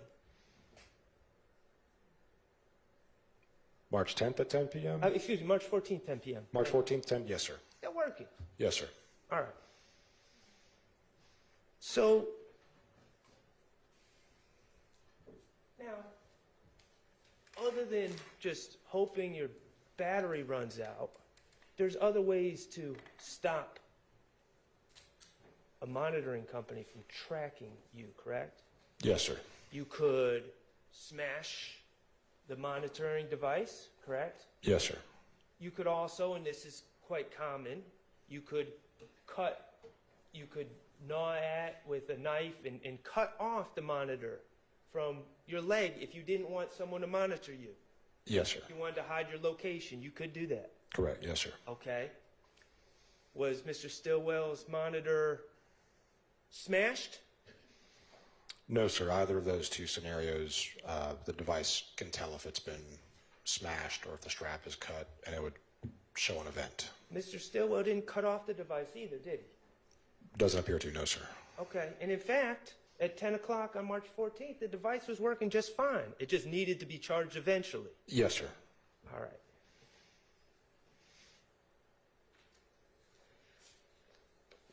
And let me just ask you one more thing. When you were going through those locations on March 14th, 15th, and you Googled different addresses in? Mm-hmm. Okay. Do you remember at 10:55 p.m. on the 14th, and this is in the stop report, 600 Interchange Drive, Southwest? Yes, sir. Okay, and the state asked you to Google those addresses to figure out what's there, correct? Correct. Okay, and you, in fact, Googled the addresses and printed out pictures of what Google Maps says is at that location, 600 Interchange Drive, correct? The state asked me to review them, but these are the state's Okay. Commissioners printed these, but yes, sir. So they printed them out and asked you to review them? But I have Googled these addresses as well. Okay. 600 Interchange Drive, your monitor was showing Mr. Stillwell there on 3/14/22 at 10:55 p.m., correct? Yes. And that was the first location in your stop report from the Windsor Drive, or excuse me, Windsor Street address, correct? Yes, sir. All right. Do you have that picture of 600 Interchange Drive? I do. Yes, sir. Would you publish that for me?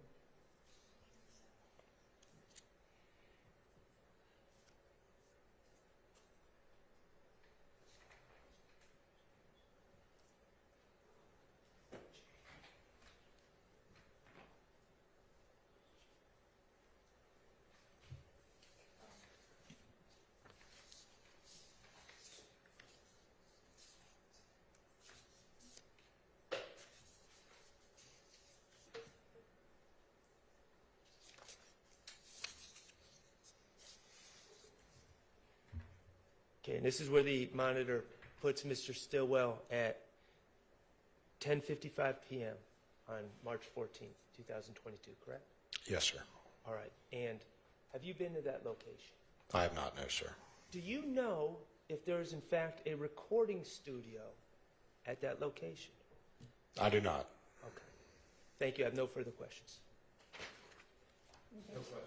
Redirect? Yes, Your Honor. Go ahead. Your Honor, can I have a 30-second approach with you and Mr. Yeah. Sharp real quick?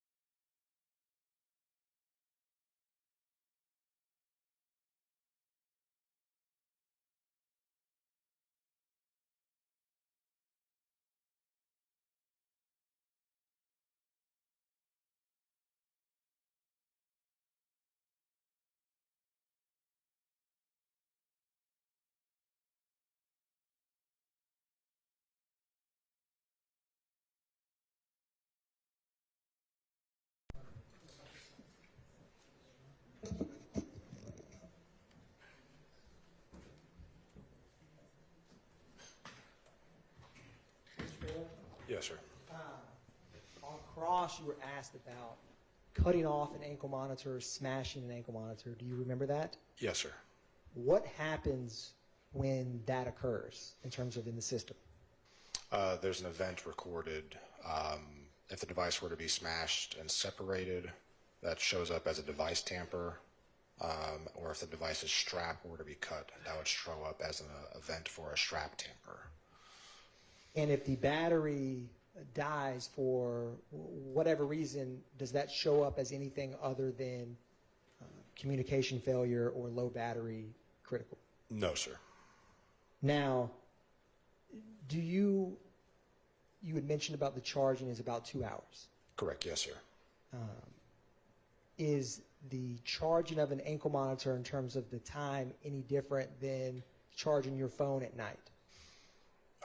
No, sir. That's typically the analogy we use is you have to charge your phone every day. You have to charge your ankle monitor. And is the person wearing the ankle monitor responsible for charging the ankle monitor and making sure that it is active? Yes, sir. And they are notified when the battery begins to get low. Is that fair? By the device itself, by a vibration, And if they were to look at the device, they would see a flashing red. And on cross, you were asked about other times that the device stopped working or was not registering data. Do you remember that? Yes, sir. Does that event details, that same document that you were looking at, show you when the device is plugged back in to be charged? Yes, sir. So for those gaps of time where there's no data, the device is not being plugged in to be recharged. Is that fair to say? Correct. Yes, sir.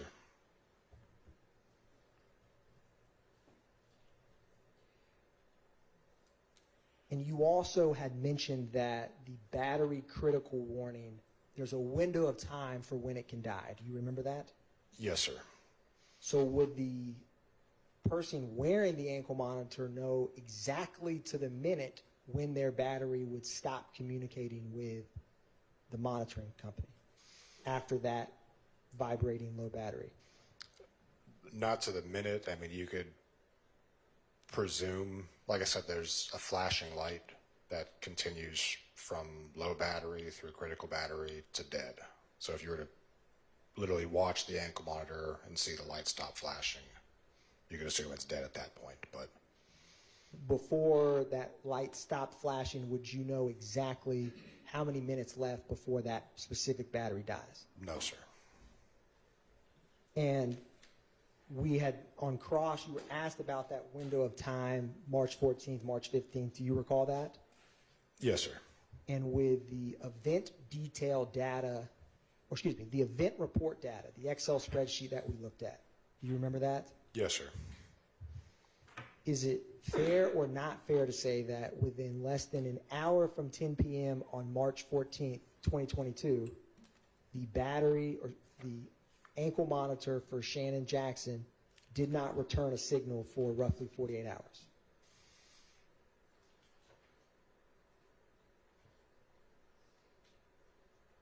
Yes, sir. No further questions. Thank you, Mr. Bailey. Okay, yes, sir. Your Honor, may I ask one last question? My apologies. But what happens when there's an alert for a device tamper or tamper with the strap? Can you clarify what? When you had mentioned the device getting separated or the ankle monitor being physically cut, you said it's a tampering notification. What happens with that notification? Oh, typically someone in our office would immediately get like a text message and an email, and the way the system is oriented on the computer screen for us, that person moves from wherever they were alphabetically to the very top, and there's a flashing red light. It's a high alert for a tamper, and one of our employees would then call the person, see if it's something happened out of their control, and see if we can get them in to get it corrected, or if there's belief that there's an issue for public safety, we might call 911 and ask law enforcement to respond to the location. But tampers are addressed as soon as possible by our staff to make sure the device is still functioning and on a person. Thank you, Mr. Bailey. No further questions. Yes, sir. Mr. Bailey, I believe either you or the prosecutor said tampering. Charging a monitor is like charging a cell phone. Like I said, that's the analogy we use. You have to charge a phone, you have to charge a monitor. Right. I mean, that's fine as an analogy, but okay. Do you connect your cell phone to your body when you're charging it? No, sir. Okay. Do you have a car charger and a travel charger for your cell phone? Yes, sir. Okay. And about these alerts, you never received a device tamper alert. Bottom line is you never received a device tamper alert for Mr. Stillwell with his No, ankle. sir. And you never received a strap tamper alert. No, sir. Okay, thank you. All right, thank you for your time. You are excused. Call your next witness. And are y'all going in order? Is our next? No, we had to go slightly out of. Okay. Your Honor, the state calls Michael Sayas. Jurors, if y'all need to stand and stretch or anything while he's making his way in, go ahead and do that.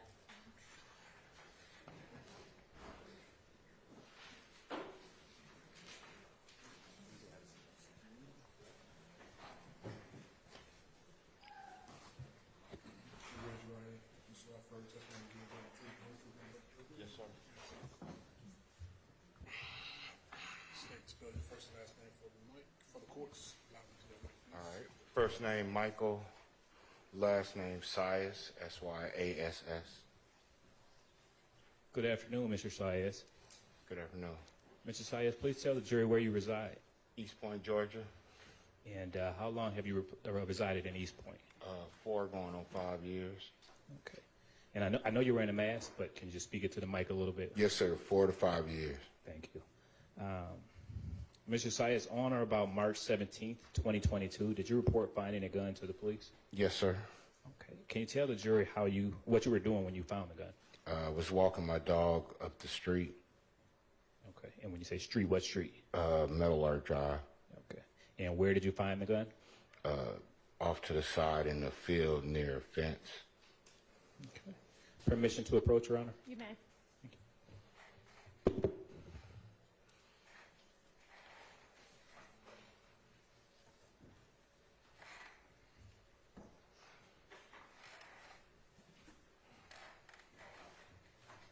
Mr. Sayas, I am now showing you what's been pre-marked as State's Exhibit 398 Victor Victor through 403 Victor Victor. Okay. Do you recognize what I've just handed you? Yes, this is the street going down to my block. Okay. And how do you recognize those photos? I walk down this street every day. Okay. Is it a fair and accurate depiction of the area where you found the gun that you reported? Yes. Okay. Your Honor, this time the state moves to admit 398 Victor Victor through 403 Victor Victor. Admitted. Thank you. I'm now going to go ahead and publish. Permission to publish, Your Honor. You may. Thank you. Now going to publish 398 Victor Victor. And right in front of your right hand, Mr. Sayas, is a pointer. It looks like a marker on the top of the desk. And if you could turn around at a screen on 398 Victor Victor, can you kind of orient the jury on what's depicted in 398 Victor Victor? The street leading down to my house. Okay, and what street is this? Metal Art Drive. Okay. I'm now going to go ahead and publish 399 Victor Victor.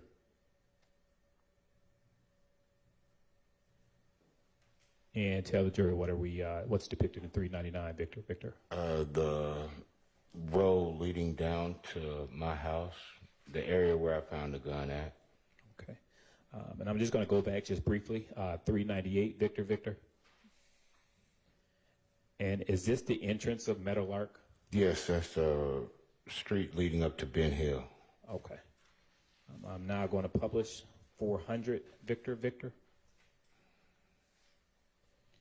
And can you tell the jury what's depicted in 400 Victor Victor? The area where I found the gun at. Okay. And can you, with that pointer? Right in that area. Right in that area right there. Okay. And if it's easier, you can stand and turn, and it's up to whatever is for you. Okay. My arms are long. I'm now going to publish 401 Victor Victor. And can you tell the states what's depicted in 401 Victor Victor? The area where I found the gun at. Okay. And can you highlight again with the pointer? Right in that area right there. Okay. I'm now going to publish 403 Victor Victor. And can you tell the jury what's depicted in 403 Victor Victor? This is the street leading down to my house. Okay. This is Meadow Lark Drive. Okay. Now, if you continue to travel north on Meadow Lark Drive, that leads to Meadow Lark Lane. okay. And if you're going towards Meadow Lark Lane, would you run into 2841 Meadow Lark Drive? Yes, that's going down the block. Okay. Towards your home? Yes. Okay. Now, when you found the gun, can you describe the gun for the jury? Black gun. It was a black gun. I don't know guns like that. It was a gun. Sure, sure. And after the finding the gun, what did you do? Called the police. And did the police respond to your call? Yes. Officer came out and I guess stayed in the area. Did the officers collect that gun? I believe so. I left. Okay. I went to work. Now, in the time that you lived in that neighborhood and, walked your dog, have you ever found like a random gun on the side of the road? No. Nothing further at this time, Your Honor. Questions for this witness? All right. Thank you. All right. Thank you for your time. You're excused. Call your next witness. State calls Detective Starks. Okay. So this next witness is, thank you. Yes.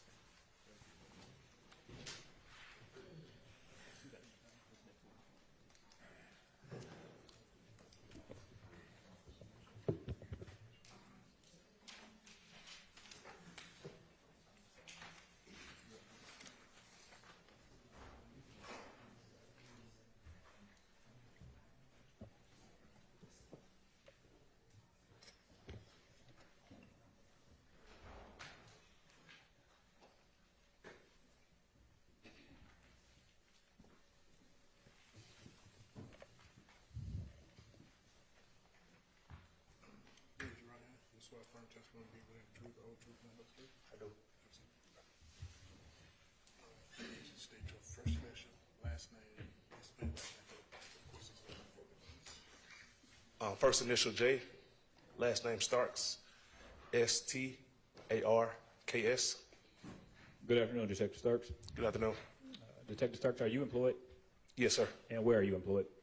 With the City of Atlanta Police Department And how long have you been with the City of Atlanta PD? since around 2012. All right. And can you tell the jury what unit you are assigned to? Yes, sir. I'm assigned to the gang unit. On or about March 17, 2022, what unit were you assigned to? The gang unit. Can you tell the jury some of what your role and your responsibilities were within the gang unit? Yes, sir. So I'm a detective. We investigate predicate acts such as aggravated assault, homicides, robberies, entering autos, auto thefts, and we basically go out and investigate those crimes and add gang charges if applicable. So we document, we interview witnesses, victims, interview suspects, do undercover work, stuff like that. Okay. Now, turning your attention to March 17th, 2022, were you requested to assist the gang unit with Juliet?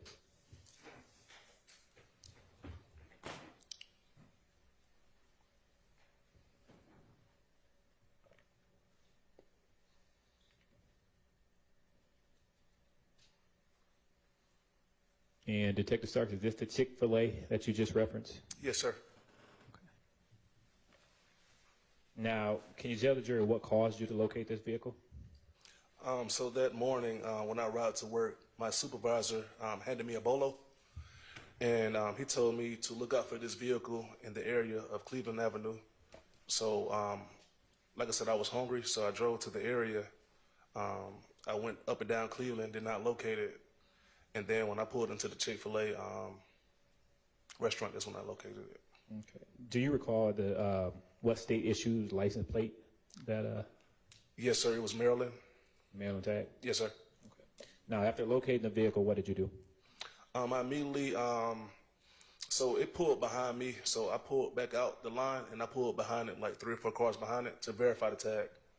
Once I verified the tag, I raised my supervisor and support units to come help, with a traffic stop. I raised our air unit, our auto theft unit, and more undercover officers to come in the area. Okay. And I know you just briefly said it, but can you tell what law enforcement agencies also assisted? Yes, it was East Point, Georgia State Patrol, and Atlanta Police Department. Okay.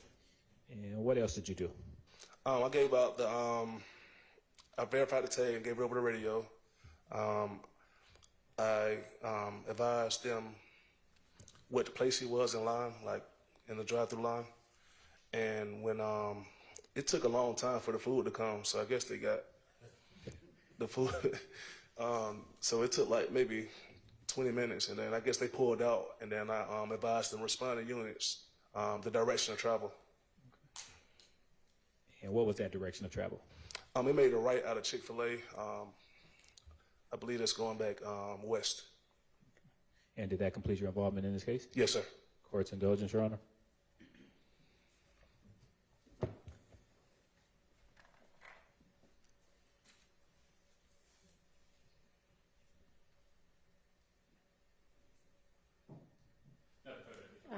Questions for this witness? Investigator Starks, good afternoon. Max Shard, I represent Sharon Stillwell. As part of your work in this case, were you able to review a FedEx video? No, sir. From March 14th of 2022? No, sir. Okay.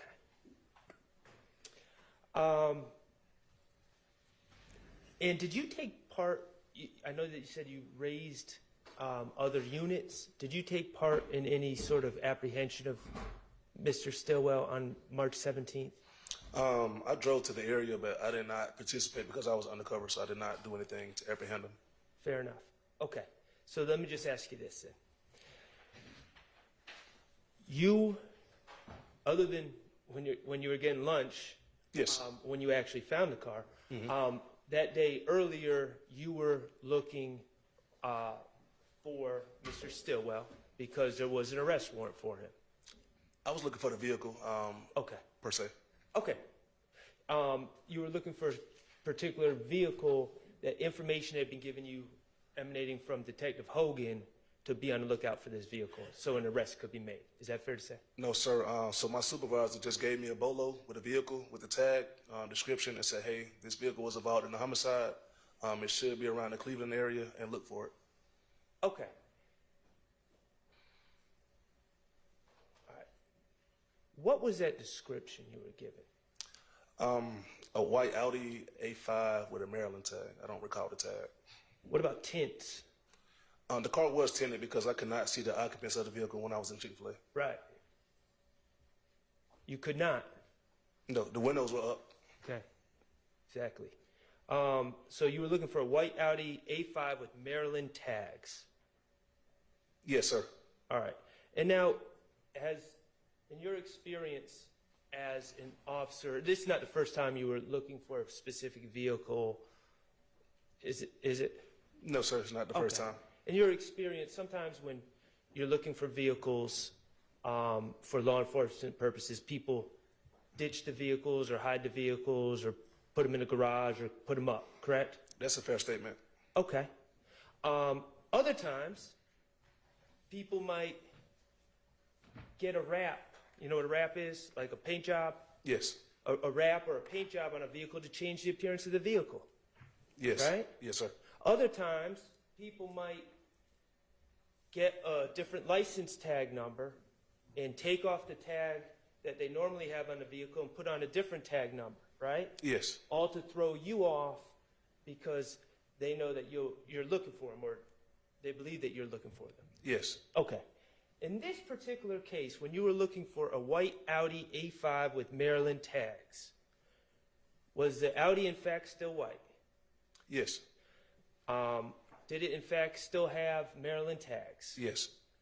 Did it in fact still have the same license number as you were given as part of the BOLO? It had to because, like I said, I verified the tag and everybody came to the location and verified it was the correct tag when I gave it over the radio. Okay. Thank you. I have no further questions. Any redirect? No, Your Honor. All right, thank you for your time.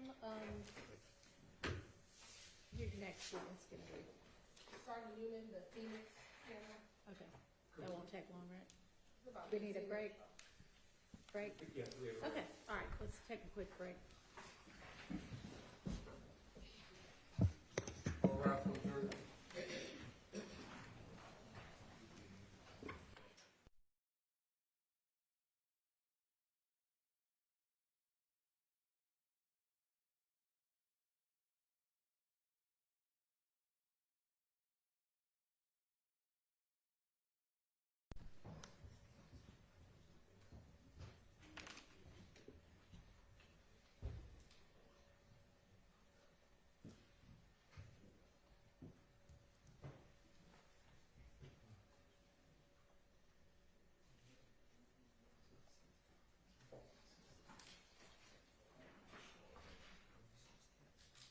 Any matters for the record before we break?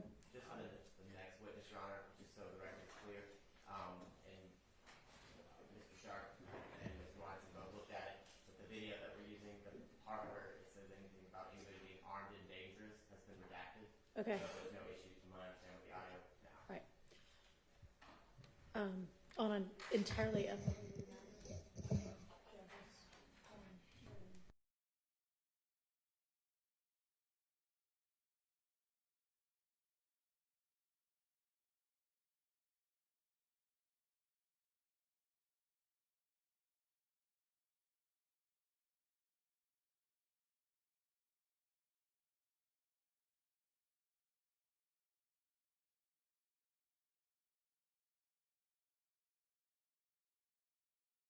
Yes.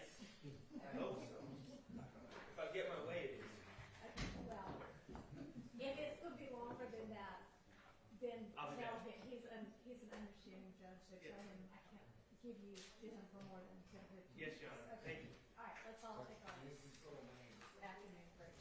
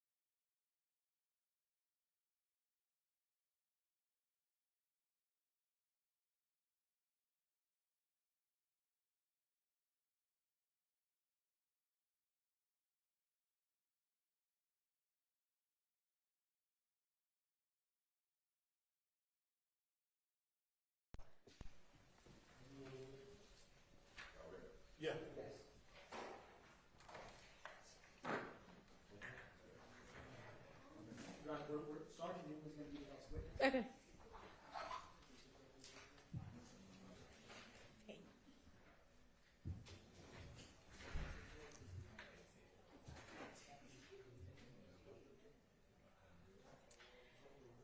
What's your last name? Okay.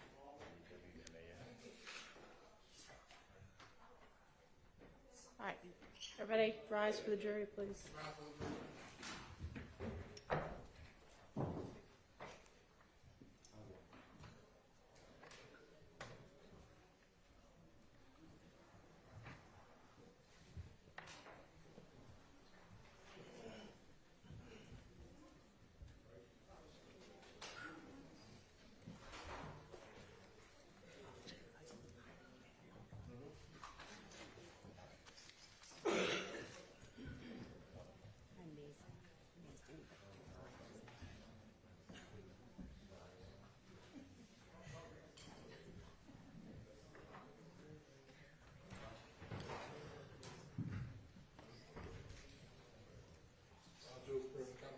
Thank you. You can swear our next witness.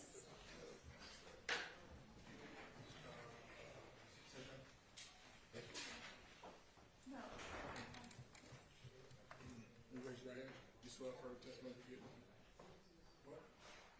Oh, you swear for testimony you give today the truth, the whole truth, nothing but the truth? Yes. Absolutely. State and spell your first and last name. No, just twist it off. Chris Newman, CHRASNEWMAN, And how are you employed? Sergeant with the City of Atlanta Police Department And how long have you served as a sergeant with the City of Atlanta Police Department? since 2019. If you can briefly tell the jury about your career with the Atlanta Police Department. I started out as patrol officer in Zone 3 and Zone 2, 2012. Then I transitioned to the aviation unit as an officer in 2018. Got promoted to sergeant, went to Zone 5 as a sergeant, and then I went back to the aviation unit in 2019. And then as of January this year, I've been helping out with the construction site of the new police academy. Sergeant, if you don't mind just pulling, that mic moves, that shorter one, just pull it towards you so you can talk into it. Thank you. Okay. If you can tell the jurors your job duties and responsibilities as both an officer and a sergeant with the aviation unit. So as an officer, my responsibilities were as what we call a tactical flight officer. So basically the officer that works the camera systems, the radio systems, and the spotlight systems, and communicates with officers on the ground in the helicopter. And when you start off in the aviation unit, do you start off as a tactical officer? Yes, kind of the pathways. You start as a tactical flight officer, and then then you can become a pilot if you transition into that. And as a supervisor, what are your job duties and responsibilities with the aviation unit? So my responsibilities were twofold. Main responsibilities were tactical flight officer and a pilot in command, as well as various administrative responsibilities. Now, what types of calls will the aviation unit assist on? Anything from helping locate missing persons, providing overwatch for parades or dignitary visits, or assisting with pursuits, police chases. I want to direct your attention to March 17th, 2022. Did you have the occasion to assist the homicide and gang unit with a pursuit call? Yes. How did you get involved with assisting with that pursuit call? That day I was performing the duties as a tactical flight officer, and we were requested to assist follow a white Audi. And where is the aviation unit housed? Hartsfield. Once you received the call, what, if anything, did you do? We had to get to the helicopter, start it up, and then get airborne and get this. My responsibility is get the systems going, camera system, radio systems, and then transit to the call. And when you say get them going, what do you mean? Turn them on. Is there anything else you have to get in order to actually assist the police officers? Like what has to happen with the actual system itself? So after we turn it on, the GPS systems has to sync on the camera, so it can get the GPS location log for the camera system and the mapping system. And is your pursuit video and audio recorded?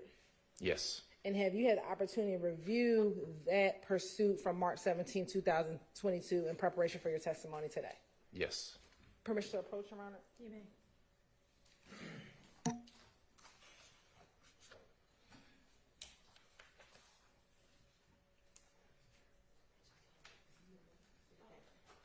I'm going to show you what's going to be marked as 337BV. Tell me if you recognize 337BV.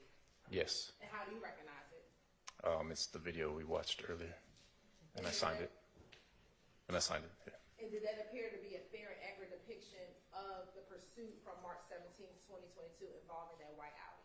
Yes. Did there appear to be any additions or deletions? No.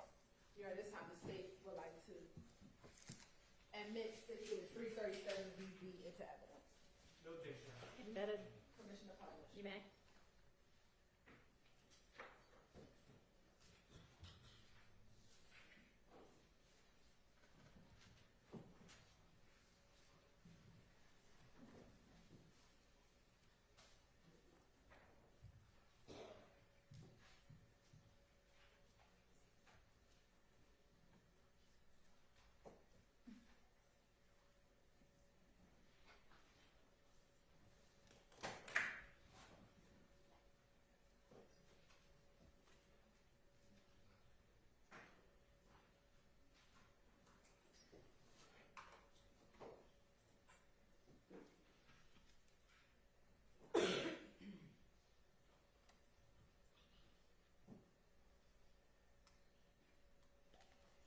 From the airport to where you first encountered seeing the white Audi, about how long did it take to travel that distance?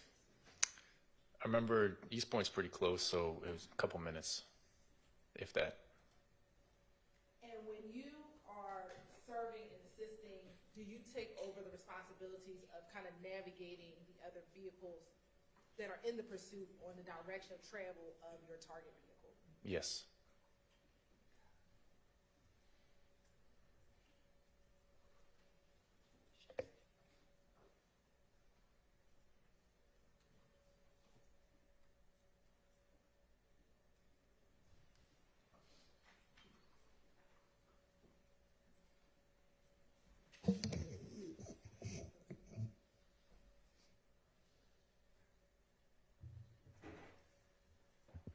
Now, if you just orient the jury to where we are when we first, if you can orient the jury to the green items that are contained on the screen that we're looking at first. So if you just, let's start out the top left. You just have the date and time, and then we'll go clockwise around. So the next items are camera settings all the way at the top, and then the bottom right corner is where the camera is pointing location. Right now, the GPS system is still syncing, so it doesn't have a latitude and longitude yet. It takes a couple minutes for that to sync. And then if you continue going to the middle, you says IR cooling. That's just the infrared system has to cool down. It takes a certain amount of time. And then the bottom left is the actual aircraft location, latitude and longitude. And if you continue up along the left side, the middle of the left side is the orientation of where the camera is pointing in relation to the helicopter.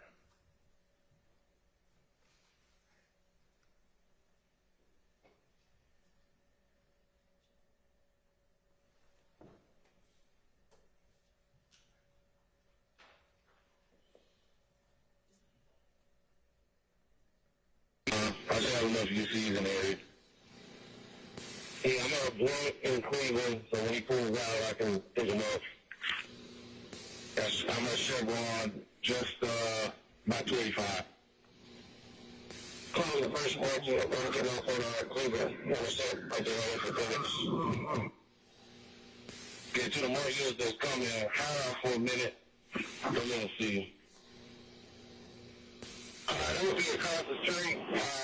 So if you call us, you want to drop the 2 check, we'll be checking. If we can get somebody going the other way, I don't think that's perfect. There's actually East Point police out here in the parking lot of East Point, of Chick-fil-A.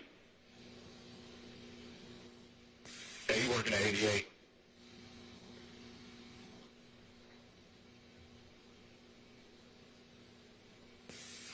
Thank you, for the market, what's a good 5 location? Who's 26, right? Hey, make it Cleveland Metro for y'all, Sean. Okay, copy. If we finish the above, we're finishing above, we got one more deal. Let's get them in the pipeline versus there and get moving. Hey, Phoenix, that's a negative. Our mapping system isn't up yet. Give us another little bit. All right, y'all, I'm still behind on for reference. Like I said, White Audi 85, Maryland for 8 David David 7071. Black male, tattoo under his left eye with red or pink biggie on. He starts to yell dread. Can't tell his hair's on the beanie. All right, one on station. All right, Phoenix, we got our mapping system up. We can call it. 1840 Wheel Line, we got GSP behind us. And then there's an entrance and exit off of Cleveland Avenue. And we're progressing towards the drive-by window right now. I can't see around the curve, but I think it looks like he's pulling out now, y'all. Y'all might want to go ahead and call the Phoenix. All right, yeah, he's pulling out to Cleveland Avenue exit.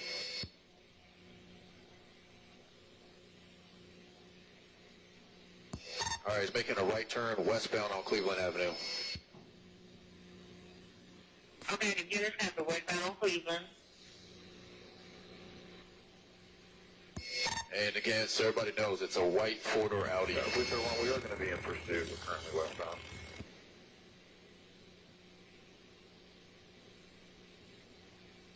Okay, I have to get white Audi.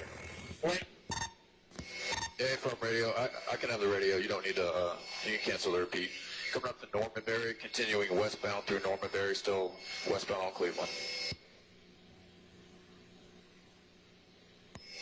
And he's driving normally, only about 40 to 50.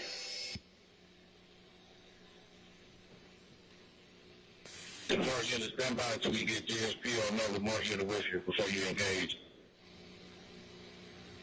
All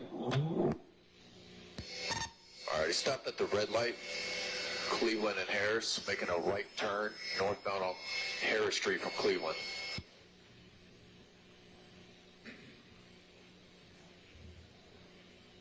Hey, if I'm in Cleveland Metro, I need to go east or west. I got GSP County. Westbound, he's at Normanberry, Harris, and Normanberry. Has he already passed Metro? Yeah, he's in East Point. Westbound, left turn on Normanberry from Harris Street.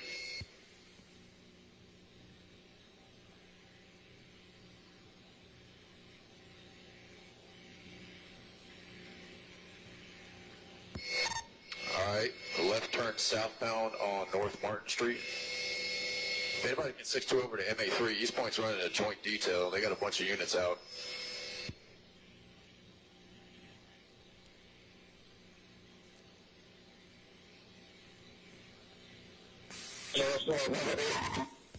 No, he made a left turn southbound on North Martin Street.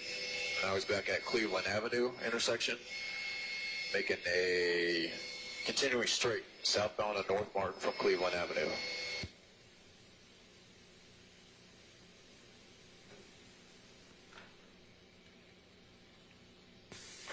And 2503 there. We'll take the radio. All right, he's at Irene Kidd Parkway, right turn westbound on Irene Kidd Parkway, coming up to Central Avenue. Irene Kidd Parkway turns into Washington Road, so he's continuing westbound on Washington Road from Central Avenue.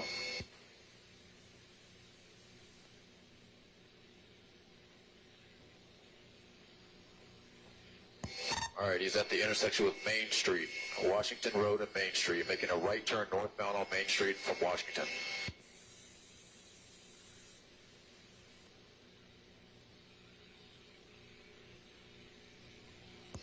All right, he's making a left turn onto Dorsey Avenue, westbound on Dorsey Ave from Main Street.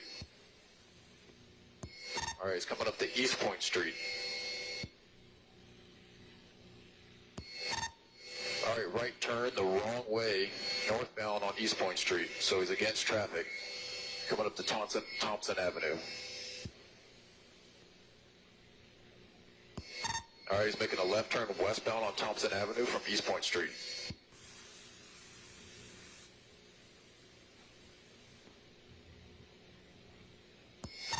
All right, coming up to Church Street.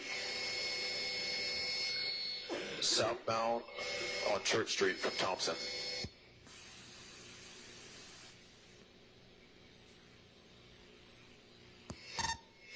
Mayday, right turn westbound on Dorsey Ave from Church Street.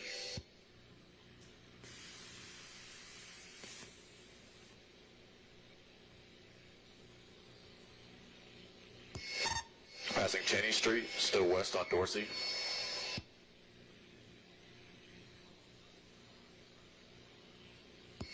At the dead end with Sims, left turn southbound on Sims Street from Dorsey.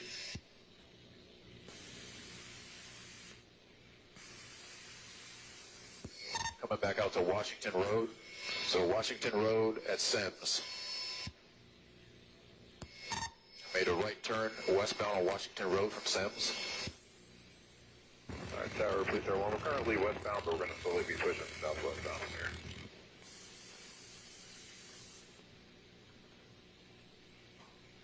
Everyone, roger. It is slow moving. We don't have units behind it yet. All right, passing 8th Street on Washington Road. He's doing about 50 to 60 miles an hour.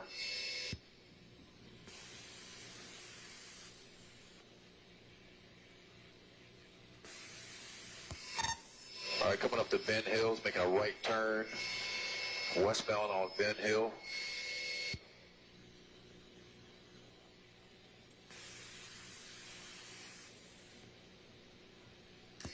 All right, he's coming up to the intersection with DeLowe. So he's on Ben Hill facing westbound at the intersection with DeLowe. All right, he's passing cars now, westbound, passing DeLowe.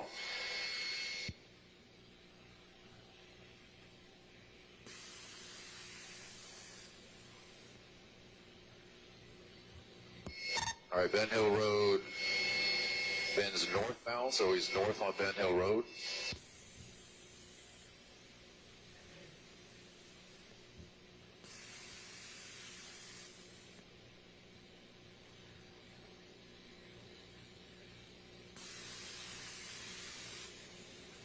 All right, Ben Hill bends back westbound, so he's continuing westbound on Ben Hill Road, 2300 block, coming up to Meadowlark Drive.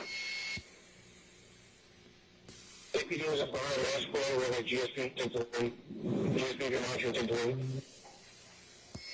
All right, he's making a left turn southbound on Meadowlark Drive. Exactly where the APD was GSP to 3.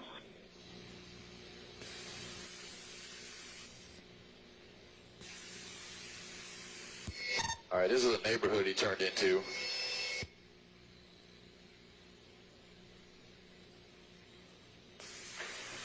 Well, I got East Point behind it. They're on MA3. All right, receive. If they can switch over to SOS. Meadowlark bends westbound. So he's westbound on Meadowlark, coming up the Boulder Way. All right, he's pulling into a driveway. 2481 Meadowlark Drive. Driver is he got two running. Driver has a maroon colored beanie on, black jacket, blue jeans. They're both running northbound behind 2481 Meadowlark Drive. Tower 1 pursuit over on station. You got two East Point behind him.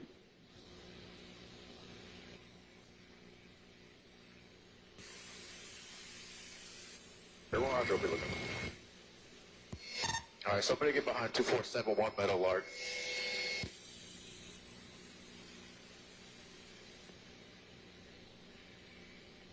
Going towards Ore Drive.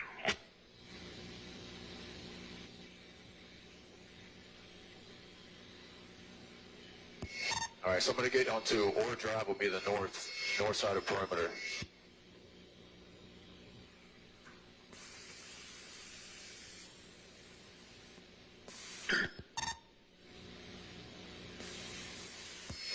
All right, Phoenix, be advised, I lost eyes on the one I was tracking.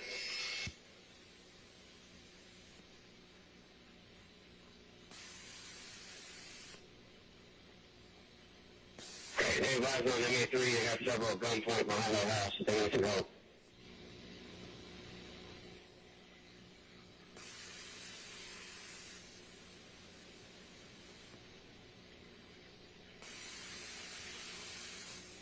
Can you give us a location again? 2481 Meadow Lark Drive.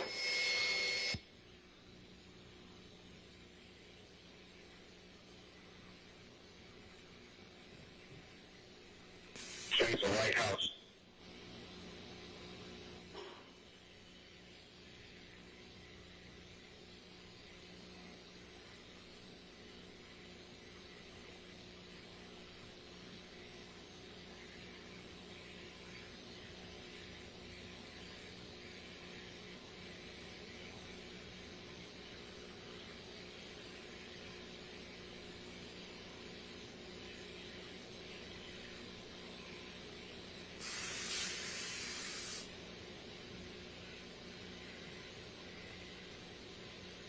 If any units on the ground can confirm that they have both at gunpoint.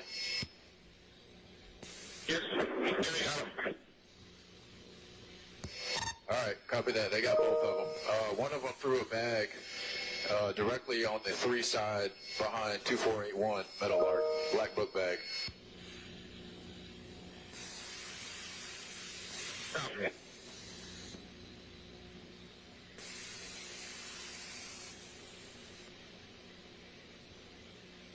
Okay, we got everybody secured.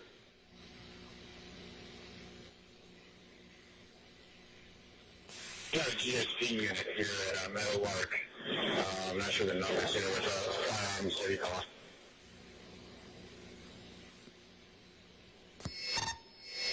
Sergeant Kleinens. Hey, go ahead. Are you down there on scene with GSP? Did they recover the book bag? Lieutenant Wolfo. I think we got your guy.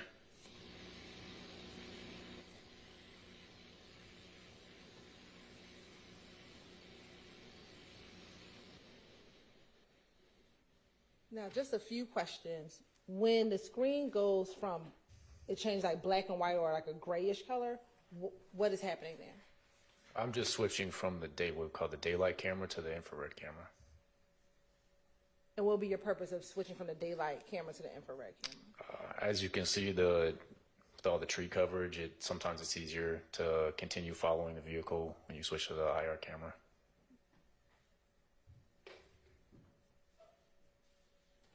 Now, when you first saw the 2 individuals get out of the car, you described one of them having a beanie on his head. Yes. When they were walking back towards the street, did you see either of them with a beanie on their head? I don't recall.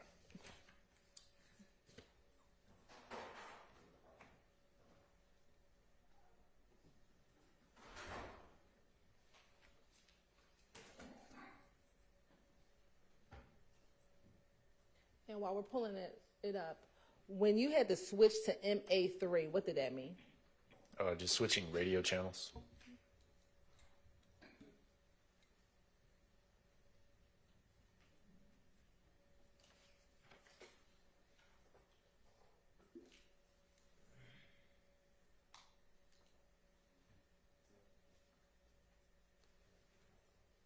Do you see the individual in the blue jeans? Yes. Do you see him with a beanie on his head? With that same pink beanie that you saw earlier? Doesn't look like it. Okay.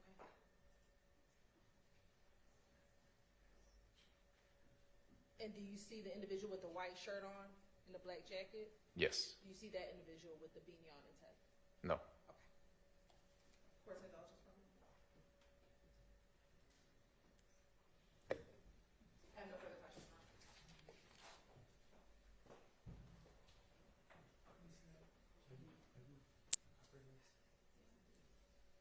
Mr. Abate, could you please just cue it to 1404? Good afternoon, Sergeant Newman. My name is Max Shard. I represent Shannon Stillwell, okay?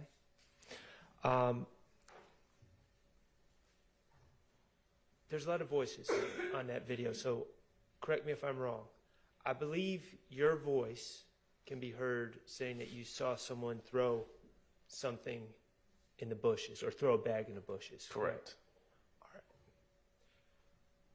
Your Honor, I'll ask permission to publish what was just shown, just beginning at 14:04. Yes, please.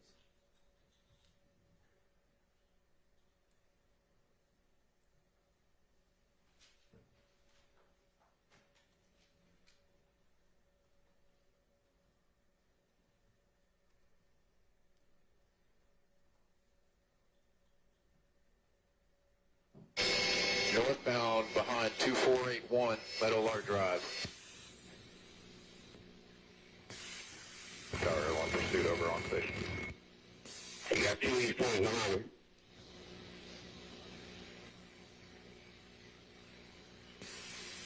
I'm sorry, sir. Is this after they pulled in? Yes. Okay, I'm sorry, Mr. Abate. Could you just, as they're pulling? My apologies. Coming up the Boulder Way. All right, he's pulling into a driveway. 2481 Meadowlark Drive. Okay. At this point, and you have the vantage point, you're the eye in the sky at this point, correct? Yes. And even though you're in a helicopter, which would be scary to me, you're able to look down on the ground and see what's going on as you're in a helicopter, correct? Yes. Okay. So you just saw the man in the pink beanie get out the driver's side, correct? Yes. Get out the white Audi with tinted windows. Correct. All right. And then you see another gentleman get out the passenger side. Yes. Okay. Mr. Bate, could you just play? Driver is he got 2 running. Driver has a maroon colored. It's okay. It's not your fault. You were able to see who had the book bag, correct? Yes. Was it the driver or the passenger?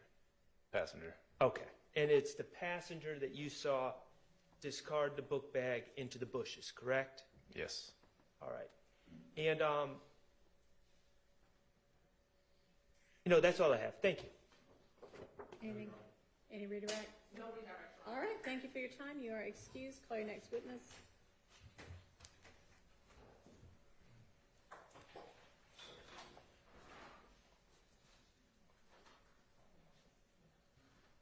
State cause, Alan Glover. Okay.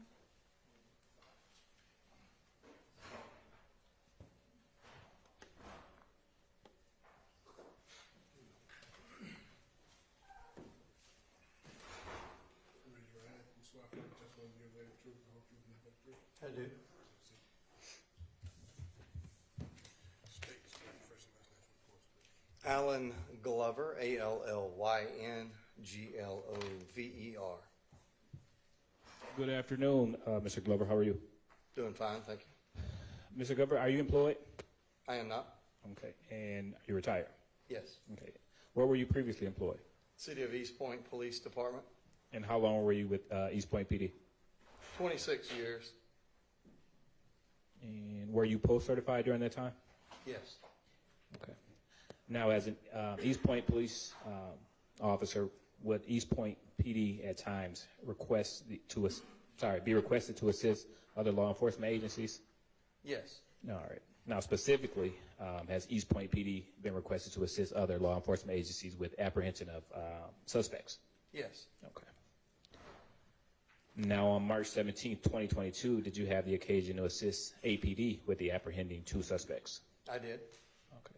Please tell the jury how you got involved. We were on a separate crime suppression detail in our city, and we heard on the radio that Atlanta was trying to locate a white Audi, and the radio traffic, it was coming toward where we were actively doing our investigations. So I was able to drive to a couple blocks over, and I was able to intercept that white Audi. Okay. Now, can you describe for the jury the chase from the point to where you intercepted that white Audi?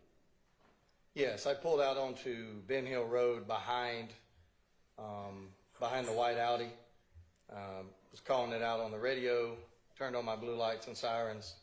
I was in an unmarked detective car at the time, and we turned onto, I think it was Meadowlark Drive, and then we're talking 1 or 2 minutes maybe.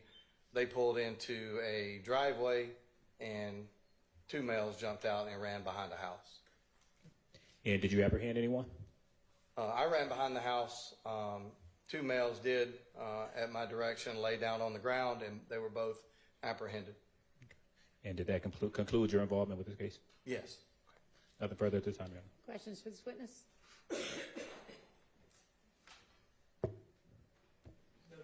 All right, thank you for your time. You're excused. Call your next witness.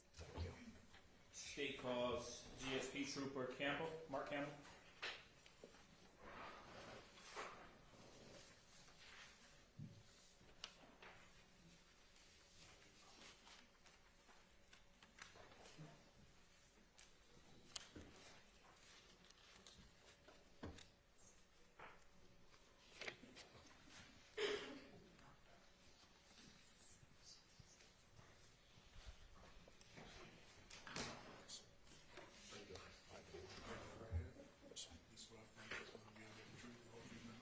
Yes, sir.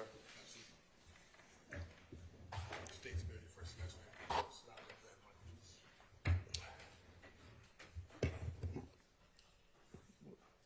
one. State spell your first and last name.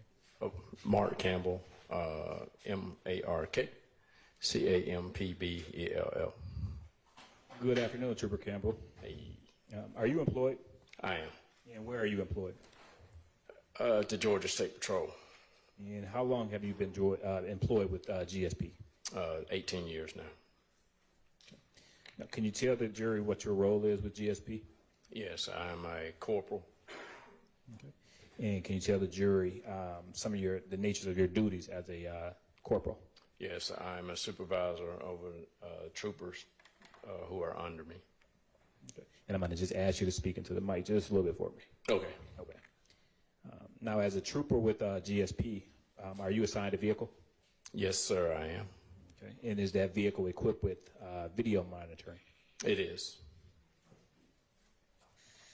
Now, if you're assisting in a car chase, when does your video system activate? Whenever you activate the emergency blue lights. Now, on or about March 17th, 2022, did you assist APD with a car chase? I did. And is it common for a GSP to sometimes assist APD with car chases? Yes, sir, when we're requested, yes. Okay. And can you tell the jury, how did you assist APD?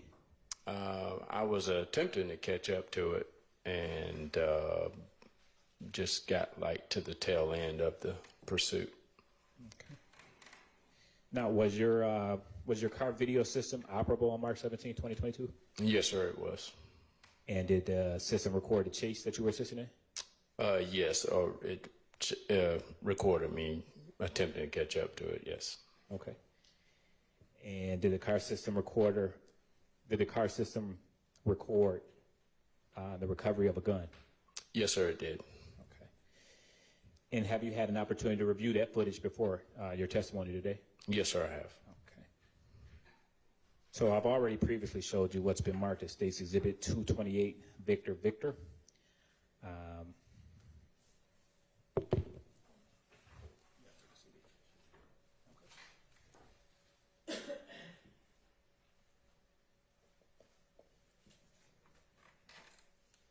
Permission to approach, Your Honor? You may. Do you recognize that? Yes, sir, I do. And what is it? It's the DVD that I initialed and dated. And is it a fair and accurate depiction of your body cam on March 17th? I'm sorry, your dash cam on March 17th, 2022? Yes, sir. At this time, State's moves to admit 228 Victor Victor. 228 or 328? 228 Victor Okay. Victor. That's admitted. And permission to publish, Your Honor? You may. Okay. And Ms. Knight, we're going to start the video at 2 minutes and 15 seconds.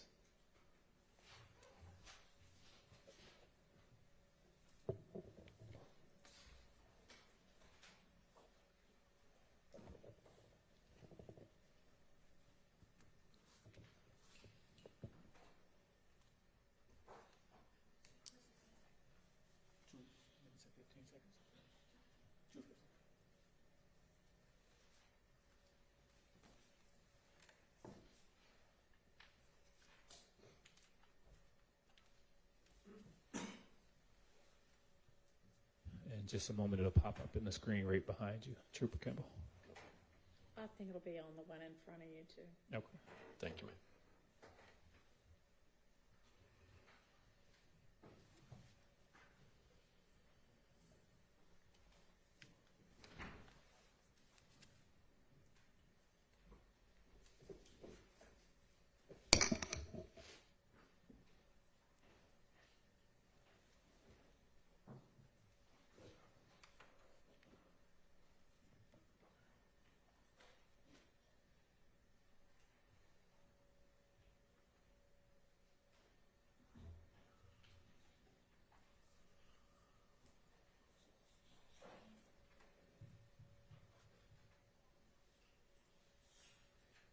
And while we're waiting for the video to come up, Trooper Campbell, can you just kind of briefly walk the jury through the chase? Yes, sir. To the best of my recollection, I, again, was attempting to catch up to it. And I pretty much got to the point to where I turned onto Metal Arc Drive. And that's when, as I made a left turn onto Metal Arc, I observed a black pistol laying in the middle of the road, or off to the side of the road, kind of in the middle. And I drove past it, and I started radioing that I observed it in the roadway. And I saw the next street, which I believe was Metal Arc Lane. And I pulled into it, did a 3-point turn, and went back and to secure the weapon and put it in a bag to give to the officer there, the initiating officer there on the scene. Okay. And you made a left onto Metal Arc Drive from Bent Hill, correct? That's correct. Okay. The video is coming up just shortly.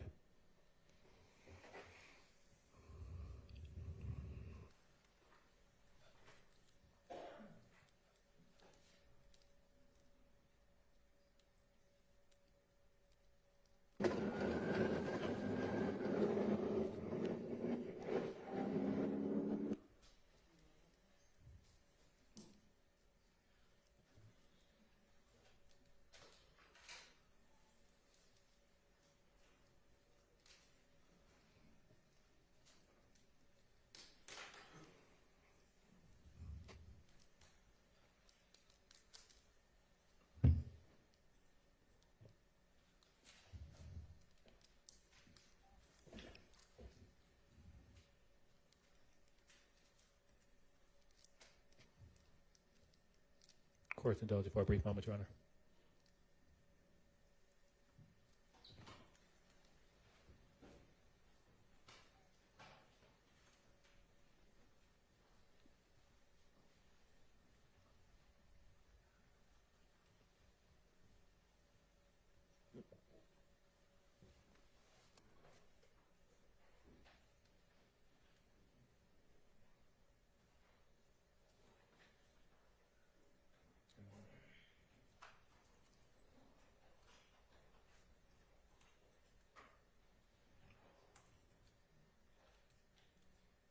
And if we can pause it right here.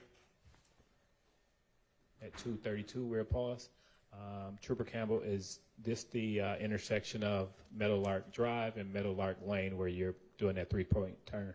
Yes, sir, it is. Okay, so at this point, you've already saw the gun? Yes, sir. I've already observed it.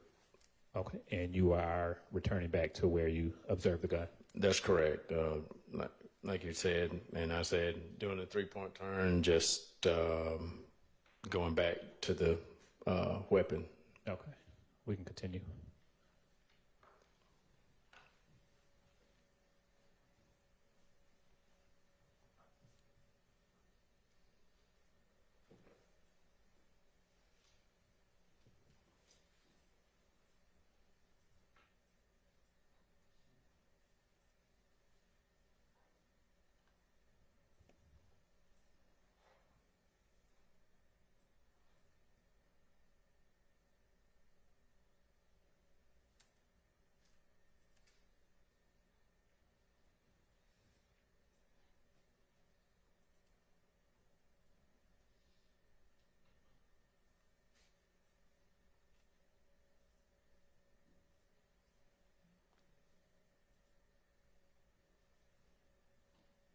And if we can pause right here.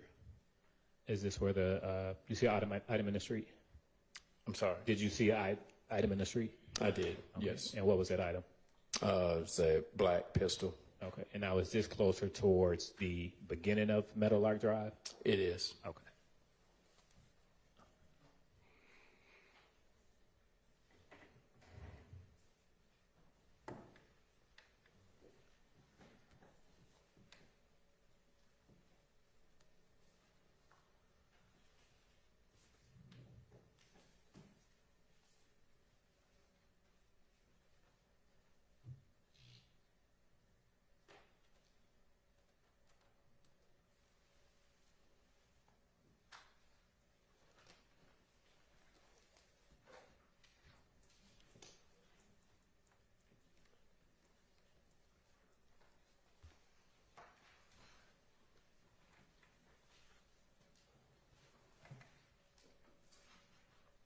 You can put play.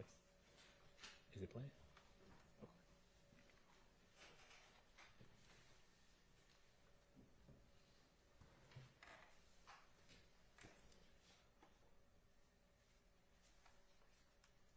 And Trooper Campbell, is this you recovering the item? Yes, sir, it is. Okay.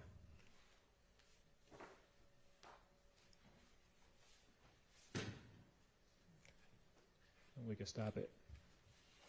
And what did you do with the gun after you collected it? Placed in my vehicle and drove it back to the actual final destination of the pursuit. Which was? It's just past Meadowlark Drive and Meadowlark Lane. I don't right past that. I'm sorry to cut you off. So right past that intersection where you turned around at? Yes, sir. Okay. Nothing further at this time, Your Honor. Good afternoon, sir. Good afternoon.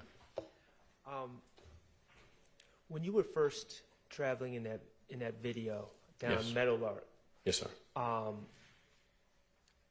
what direction were you traveling? That I do not know. Okay, let me rephrase it then. I can word it a different way.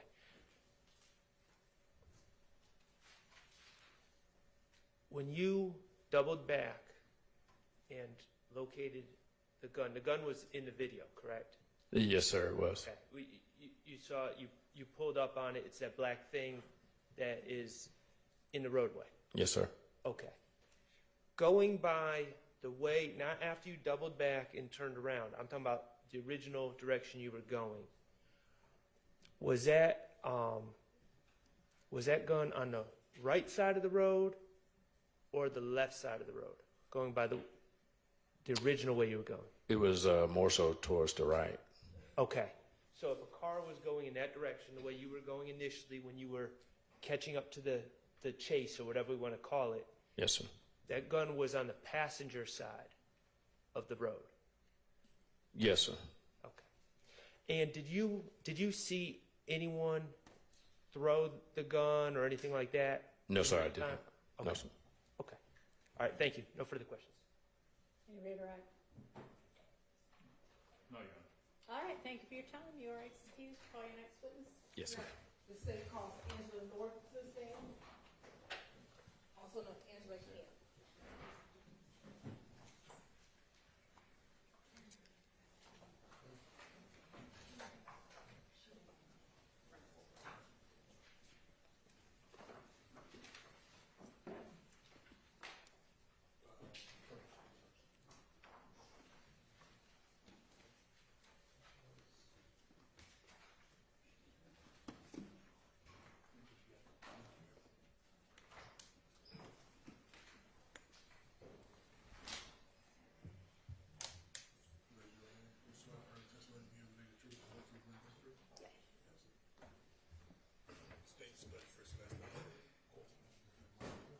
Angela Camp, ANGELA CAMP.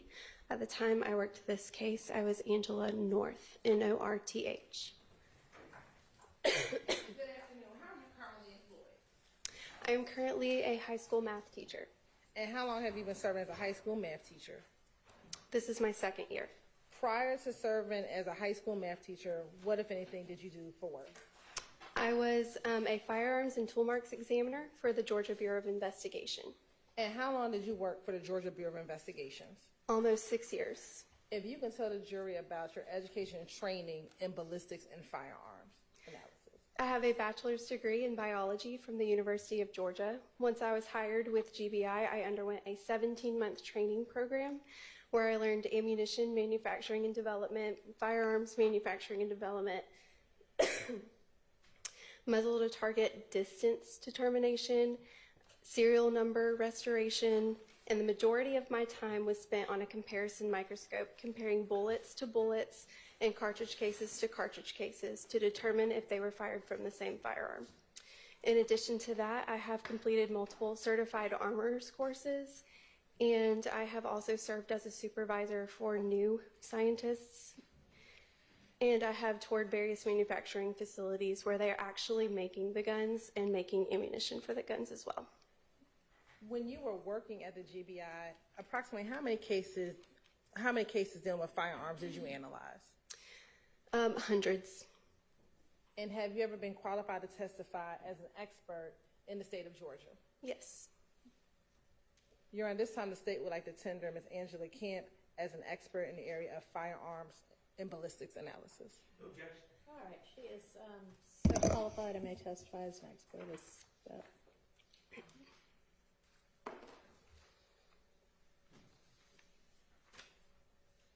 When you were serving as a firearms examiner with the GBIs, what were some of your job duties and responsibilities? So it varied depending on what the case entailed. Typically, I would look at bullets from autopsies or cartridge cases found on the scene, and I can explain a little more in detail what cartridge cases are. And I would analyze them to determine what type of firearm they were fired from, and if there were multiple, I could look and see were they all fired from the same firearm, were they not, and so on. If I had a suspect firearm, I could create test fires of that firearm and compare them to the evidence to see was this the gun that fired these evidence or not. In addition to that, we also did tool mark services. I mentioned earlier muzzle to target distance determination. That's just seeing how far away the muzzle of the gun was from the target at the time that it was shot. And then we also did serial number restoration. Additionally, once we identified that a firearm was involved in an incident, then I would do a check function test on that firearm, making sure all the safeties worked, making sure the firearm was healthy, testing for trigger pulls, and so on, like the value of the trigger pull.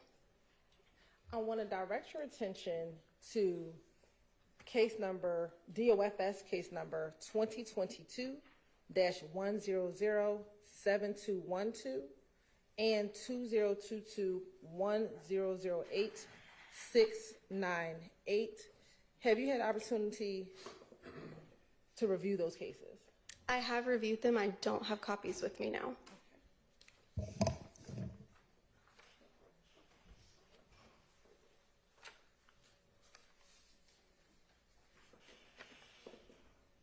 Permission to approach, Your Honor? You may.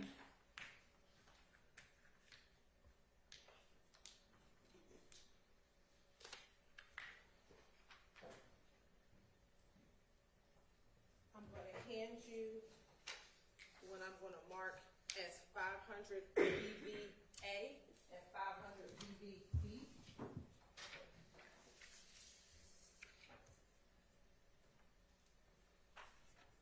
First, do you recognize those two items? Yes, I do. And how do you recognize those two items? They have their copies of my report. They have my signature on them, as well as the case numbers that the GBI placed on these cases. Okay. And does this appear to be a fair and accurate depiction of your reports for those two case numbers, DOFS case number 2022-1007212 and 2022-108698? Yes, they do. Your Honor, this time the state would like to admit Exhibit 500 VVA and 500 VVB into evidence. Admitted. First, starting with both of those DOFS case numbers, is it the same report with two different numbers?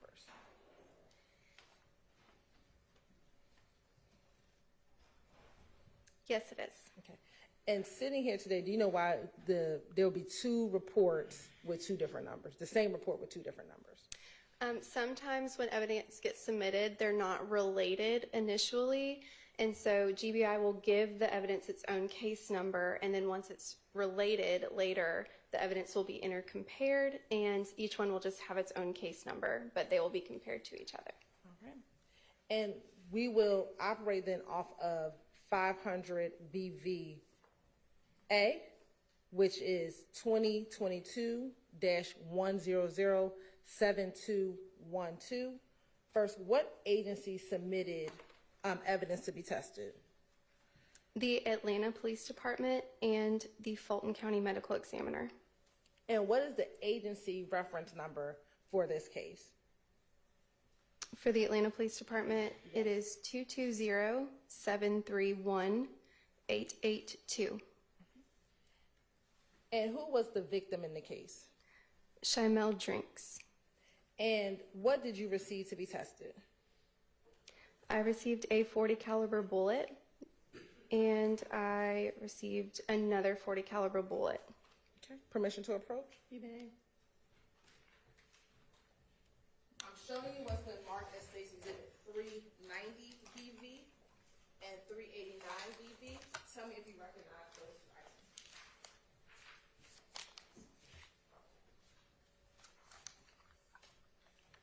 I do. How do you recognize them? This is my seal and initial from the GBI, and also it has my item number and case number associated with both of these. And do they appear to be in the same or similar condition as when you tested it back in 2022? Yes, they do. Okay. Your Honor, at this time, the state would like to admit Stacy Exhibit 388 BV, 389 BV, and 390 BV into evidence. I'm sorry. Can I see 388? I'm sorry. 389. Did you say 388? That was my mistake. Oh, okay. Just two. Okay, I'm good. Thank So you. what is it? 388. 389 BV and 390. All right, so no 388. All right, those are admitted.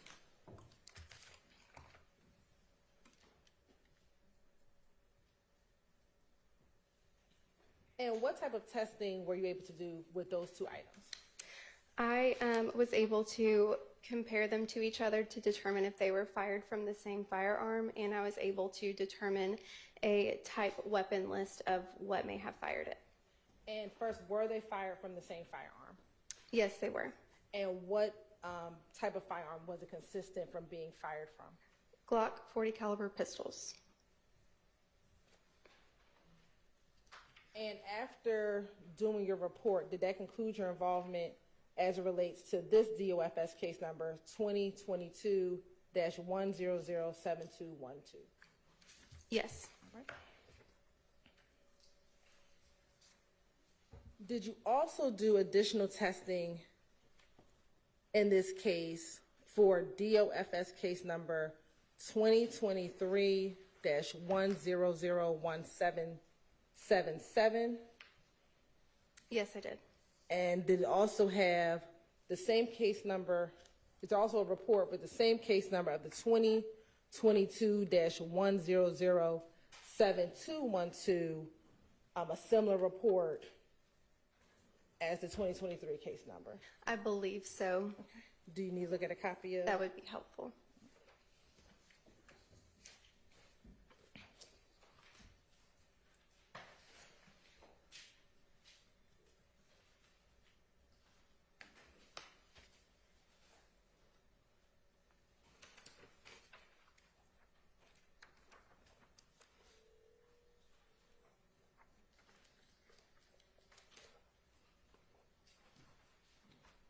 I'm gonna show you what's been marked as 503 VV and 504 VV. Tell me if you recognize those two reports.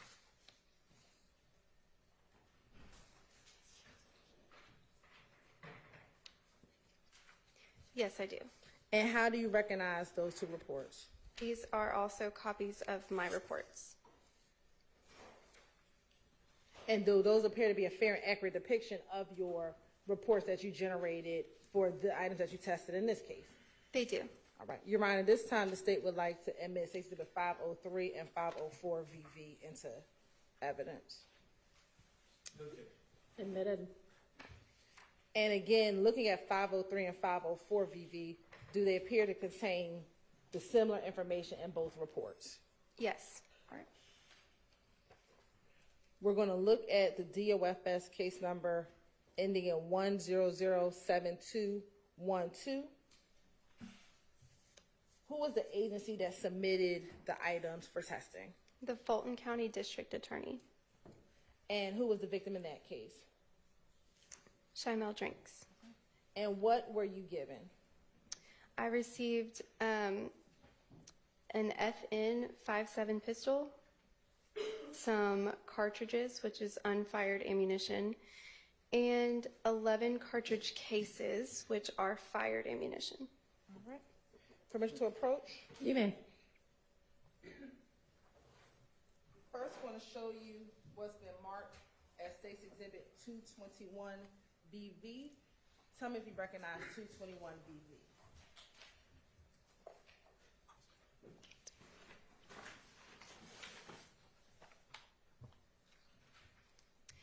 I do. It has my seal and initial on it, as well as the GBI case number and item number.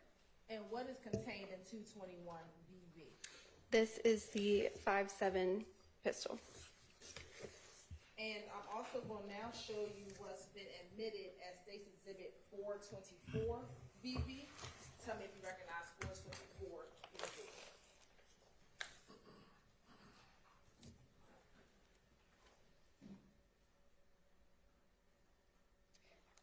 I do. It has my seal and initial again as well. And looking inside of 424 VV, tell me if you recognize any of the items inside of 424 VV.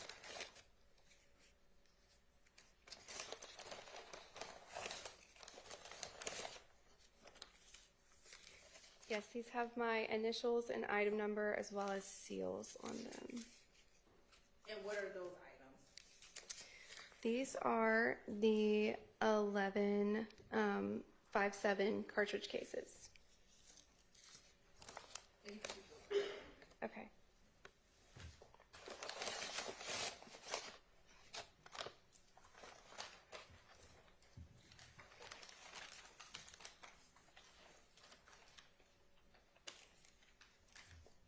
And are those the items that you tested that were given to you by the Fulton County District Attorney's Office? Yes, they are.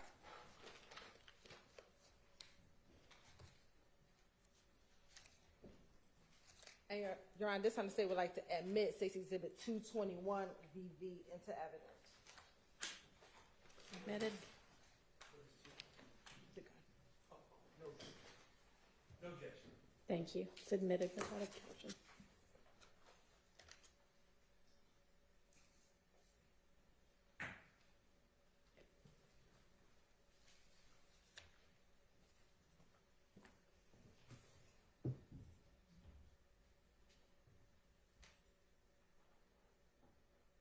What were you able to test in this case?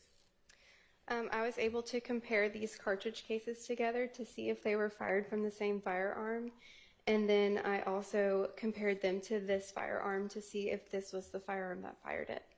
So first, were the items that you tested, the shell cases, fired from the same firearm? Yes, these were all fired from the same firearm.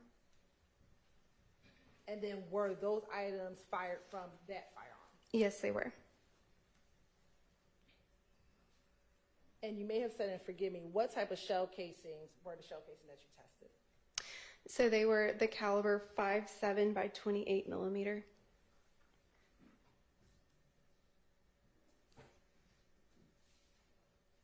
after determining that that FN firearm fired those shell casings and creating a report, did that conclude your involvement in this case?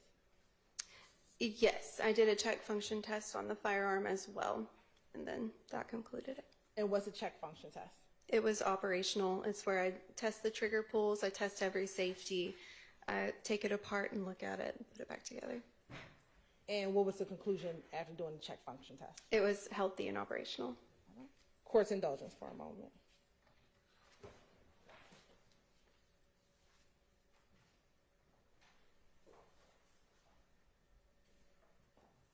No further questions.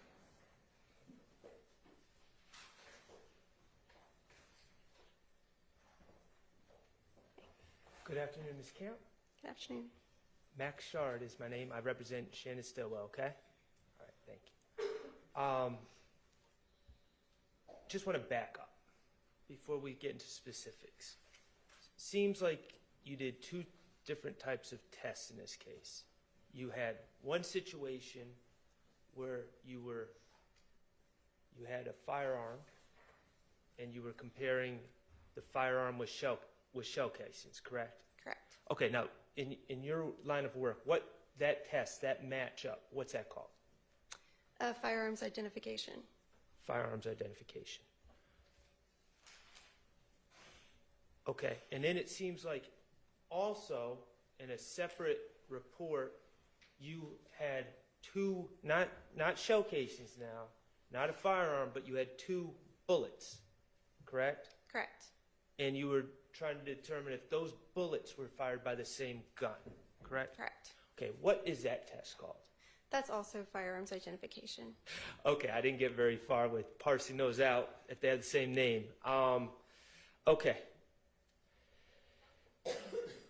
Let's talk about your work on February 3rd, which was involved the shell casings and the gun, okay? Mm-hmm. All right. Now, you receive 11 shell casings, correct? Yes. Okay, and those shell casings, what caliber of shell casings were those? Those were 5.7 by 28 millimeter cartridge cases. Okay, and that was in case number...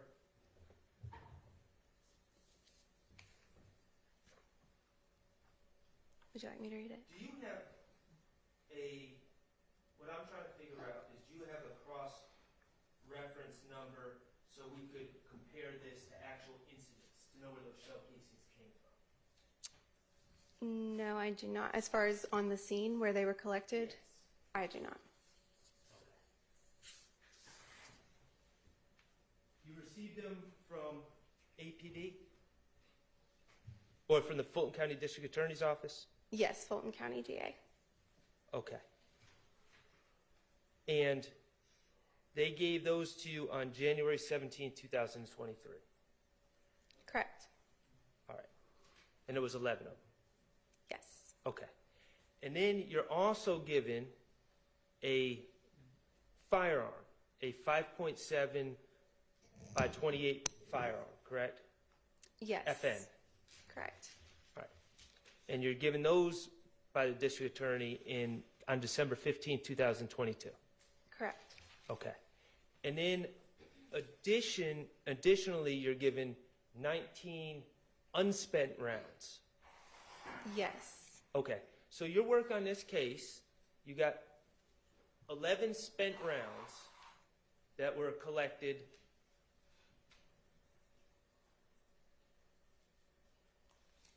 Your Honor, I think we have a stipulation. Okay. Your Honor, we're going to stipulate that the shell casings referenced in her report come from the March 16, 2022 shooting at 2830 Waters Road. All right. Okay. Thank you. Thank you, Y'all Ms. write Hill. that up for me at some point, okay? Okay. So based on that stipulation, you have 11 shell casings collected from 2830 Waters Road incident on March 16, okay? You're saying, okay, wasn't part of that stipulation, okay. I don't know where they came from, where they Fair were enough. collected. Okay. But they also provide you with the unfired cartridges, and you use those unfired cartridges that came with the gun to test fire the gun, correct? Yes, I used 3 cartridges from the 19 that were unfired to test fire the firearm. And then because you test fired using that FN 5.7 handgun, you now have the markings from that firearm, and you can compare them to the shell casings collected from 2830 Waters Road on March 16th of 2022. What I can testify to Okay. is that I did create those test fires, so I have the data from the gun, and I compared them to the 11 cartridge cases submitted to me. But I wasn't there when they were collected, so just to clarify that part. Understood. And you determined that the FN firearm, the 5.7, that you were given was the firearm, to a reasonable degree of scientific certainty, was the firearm that fired those shell casings that were collected and provided to you by the Fulton County District Attorney's Office. Yes, it was the firearm that. Okay, perfect. Now, the other work that you did on this case, and this is, I'm going to your other report. Okay. Okay, you were provided a I'm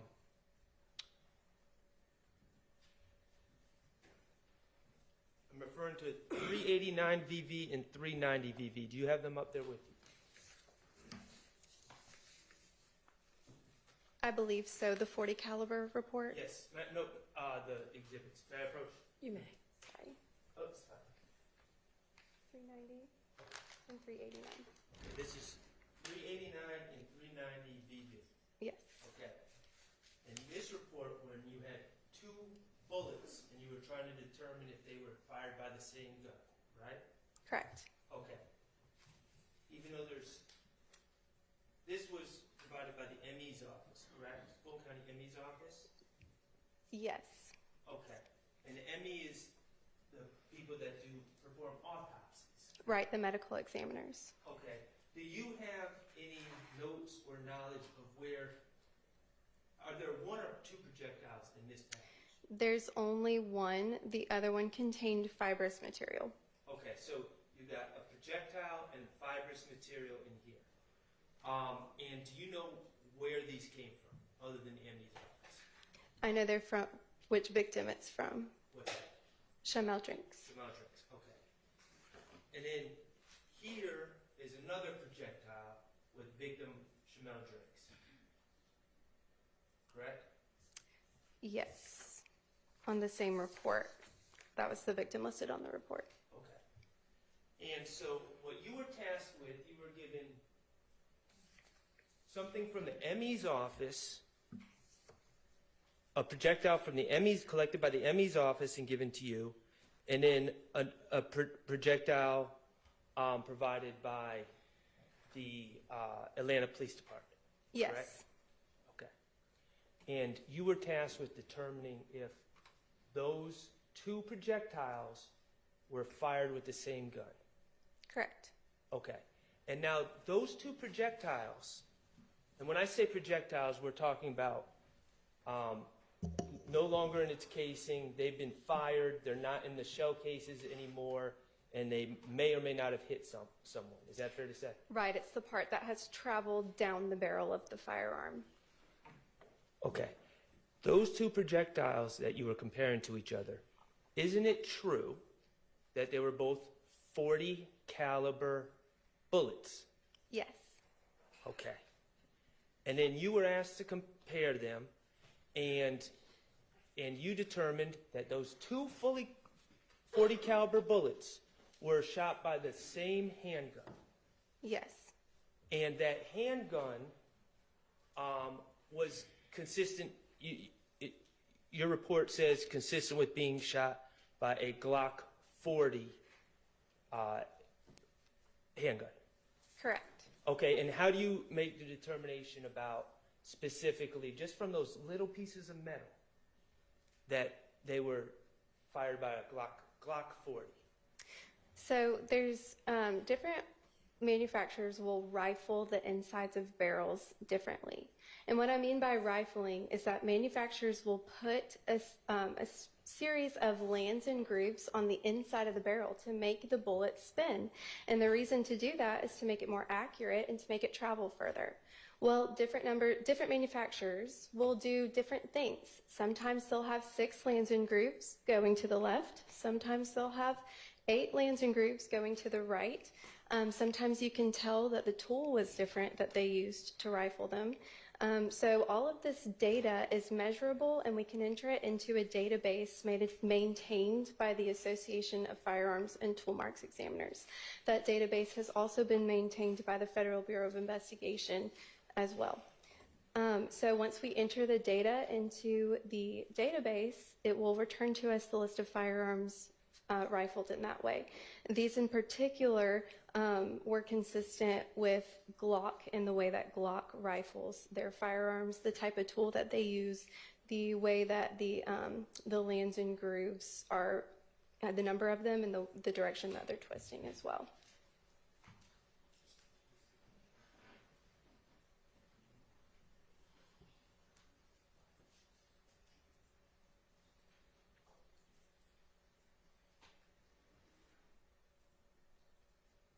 Your Honor, I think we have another stipulation, All in right. fact, to try to ease this along. Shaded? I think both sides stipulate that the 240 caliber bullets were, one was collected by the ME during the autopsy of Shamal Drinks, and one was collected from the Red Versa by APD.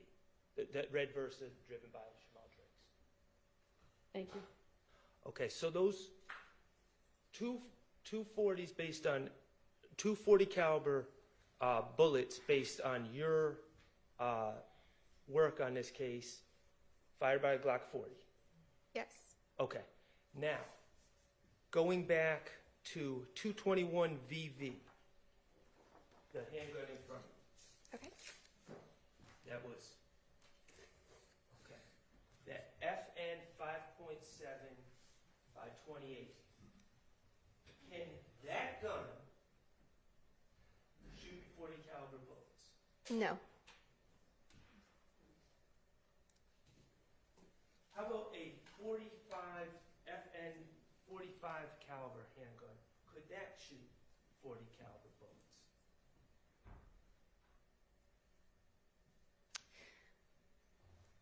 The diameter is larger, however, the head spacing would likely not work correctly. And it would also leave different lanes and grooves. Yes. than a Glock 40 It would caliber leave handgun. different lands and grooves than a Glock 40 caliber handgun. Thank you so much. Anything, Mr. Weinstein? Redirect? No. All right, thank you for your time. You may step down. Do you have another witness that's going to allow? Okay. Go ahead. Great. I mean, as long as, let's get the next one. Yes, Your Honor. We State won't be calls here at 8 p.m., but go ahead. Mr. R. Walters to the stand.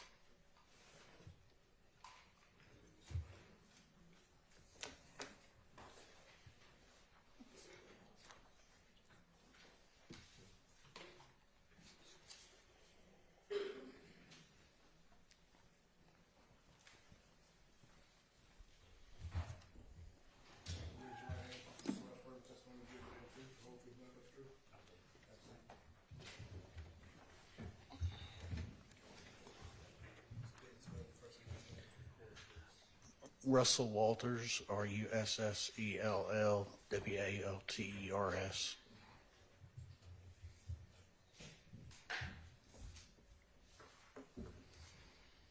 doing, sir?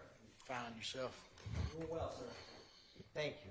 Can you tell the jury where you used to, or let me ask you this, are you retired now? Yes, I am. Where did you used to work? The city of East Point. What did you do in the city of East Point? I was a 911 manager. And how long were you the 911 manager? 10 years. And was that documenting or reviewing CAD reports and 911 calls? Yes, sir. And are CAD reports and 911 calls kept in the regular course of business at East Point? Yes, sir. And is this East Point Police Department 911 calls or CAD reports? Yes, sir. And as part of your duties, would you review those for being kept in the common business practices of East Point PD? Correct. And before testifying here today, did you have the opportunity to review or listen to a 911 audio and an associated CAD report connected with a March 17, 2022 incident? I did. Now, I am going to approach you with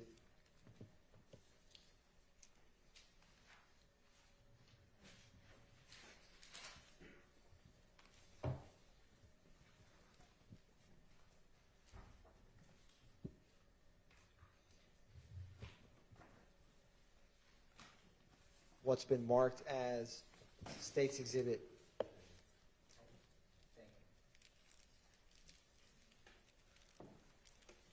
339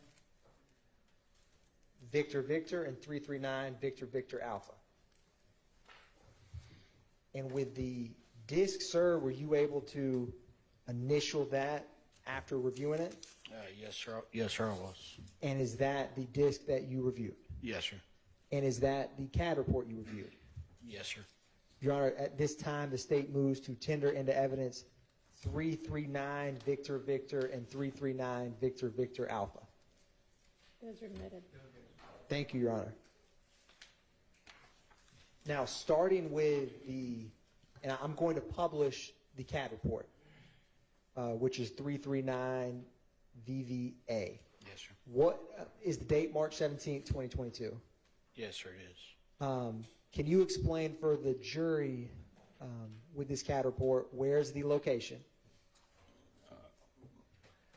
It'll be right here, 25 or 2954 Middlelark Drive. And who was the caller? Is it Michael Sias? And does it Sorry say? if I said that wrong. No, that's all right. And what about the nature of the call or the purpose? It should be coming up in just 1 minute.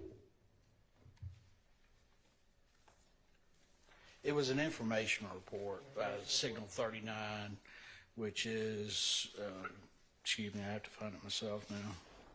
It's back up now. That helps. Okay. It's right here, informational report officer. And you said Signal 69. Is that a firearm? 39? Yes, sir. 69 is a firearm. And I'm going to scroll down some. What time did this call come in? I'm sorry, it's sort of hard to. That's all right, sir. And The call was received at 1636, 436. And it was a 911 call? Yes, sir, it was. And when you look at the note sections in the middle of page 1, we're going to get there. What does the notes indicate?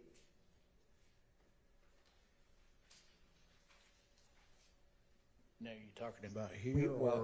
We will be there in just 1 second. I know where you're talking about. There we go. Right there. Yes, sir. Okay, it's in reference to a found firearm in the grass. And that's the Signal 69? Yes, sir. And is that disc the 911 call that's associated with this CAD report that we just walked through on March 17, 2022 at 4:36 p.m.? Correct. Your Honor, at this time the state's going to publish 339 Victor Victor at this time. All right.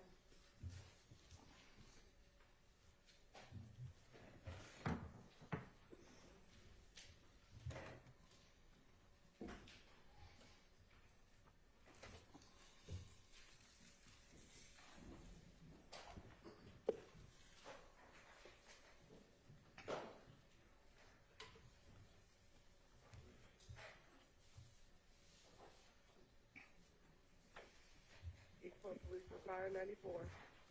Yes, hello. This is, I'm a resident in East Point, and I found a gun just sitting out on the street. So where'd you find it at? Meadow Lark Drive. Where It's you sitting at? I'm standing in my driveway looking down where the gun is at. Okay, what's the address? Give me the address on Cross Street. 2954 Meadow Lark Drive. Hold on. And my wife said she saw the police out here earlier. I was walking my dog, and the gun just sitting just in the grass.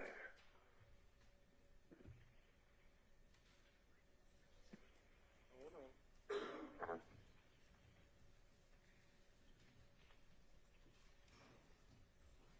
Okay. Can you tell what kind of gun it is?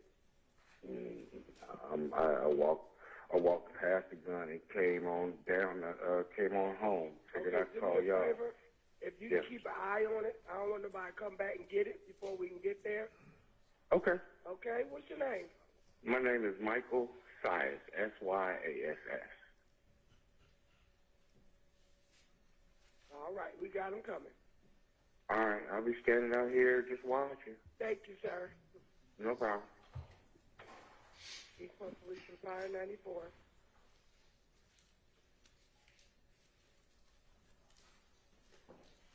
Thank you, sir. No further questions from the state at this time. All right. Any questions? No, Your Honor. All right, thank you for your time. You're excused for your next witness.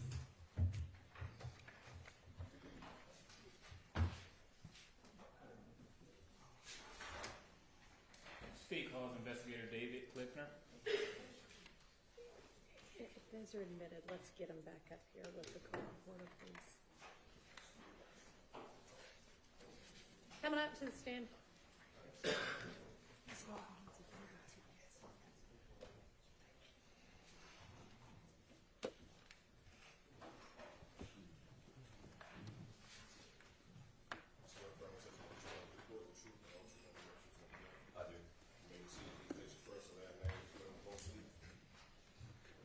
First name is David, last name is Clickner. That's DAVID-CLICKNER. Good afternoon, Investigator Clickner. Where are you employed? At the City of East Point Police Department here in East Point, Georgia. Okay. And how long have you been employed with East Point PD? Approximately 12 years. What unit are you assigned to? I'm currently in the Field Operations Division. On or about March 17, 2022, what unit were you assigned to? I was in the Special Operations Unit.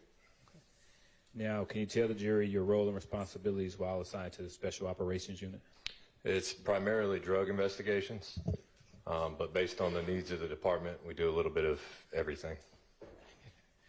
Okay, and were you post-certified during that time? Yes. Now, on or about March 17, 2022, did you respond to a 2954 Meadowlark Drive in East Point? I did. Okay. Please tell the jury the nature of that call. It's in reference to a resident that found a handgun on the side of the road. We had just previously had a vehicle pursuit that ended adjacent to where the handgun was located. So I responded out there to recover the handgun. Okay. And upon arrival, did you speak with the Michael Syas? I did. All right. Now, without telling me what he told you, did Mr. Syas give you detailed information regarding the location of the gun?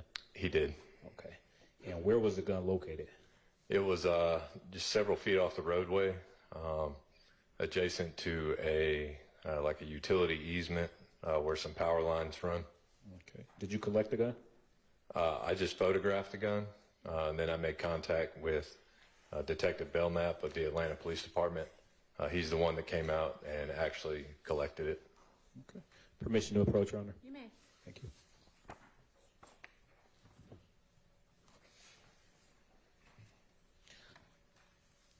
Investigator Klingner, I am now showing you, you can turn those over, what's been marked as State's Exhibit 404, Victor Victor, through 407, Victor Victor. Do you recognize those? I do. And how do you recognize them? These are the photographs that I took of the gun, where it was positioned. Okay. And is it a fair and accurate depiction of the gun laying in the location you found it that day? It is. All right, Your Honor, at this time, the state moves to admit 404 Victor Victor through 407 Victor Victor. Thank you, those are admitted. Okay. Permission to publish. Now going to publish 404 Victor Victor.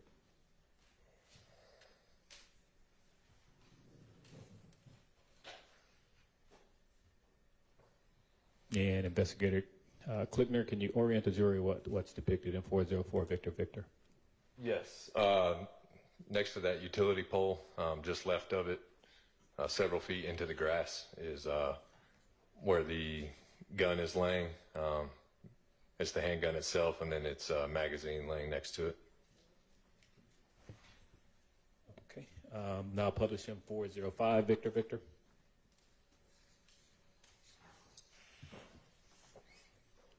This is a slightly closer photograph of the same thing. Okay. And 406 Victor Victor.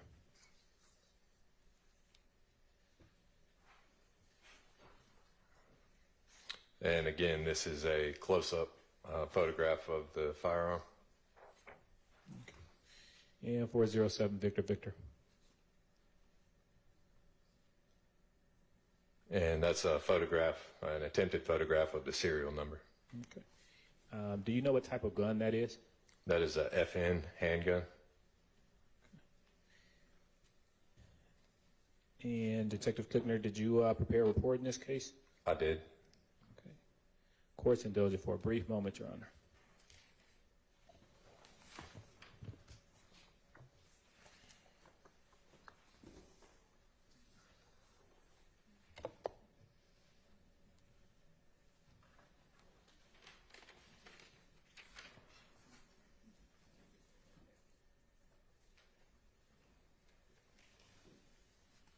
Nothing further at this time, Your Honor.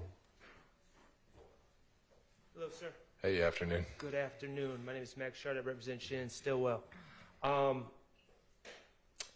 You identified the gun that you collected on Meadowlark Lane on the side of the road as a FN handgun, right? Yes. What caliber is that FN handgun? FN makes several, but this was a 45. A 45, you said? Yes. Okay, thank you. Mm-hmm.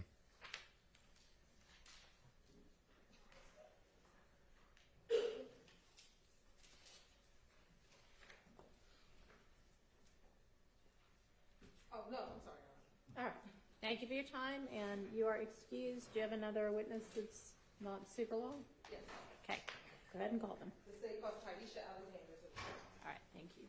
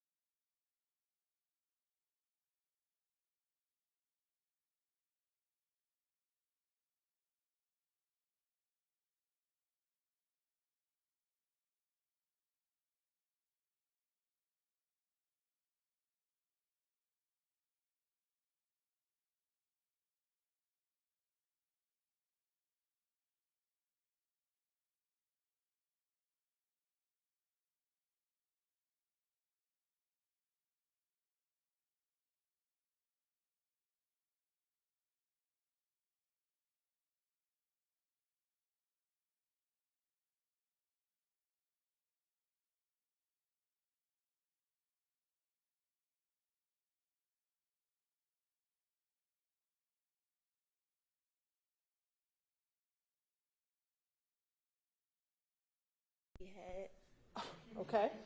All right now. Talk that talk. All right. How long have you known? You said you was one of the prettiest girls he ever had. All right. So does that mean y'all used to date? Yes. Okay. When did you all date? Since 2021. And are you all still dating now? Just yes or no? I don't know. Okay. Let me ask you this. Do you own guns? Yes. How many guns have you owned? Or do you own currently?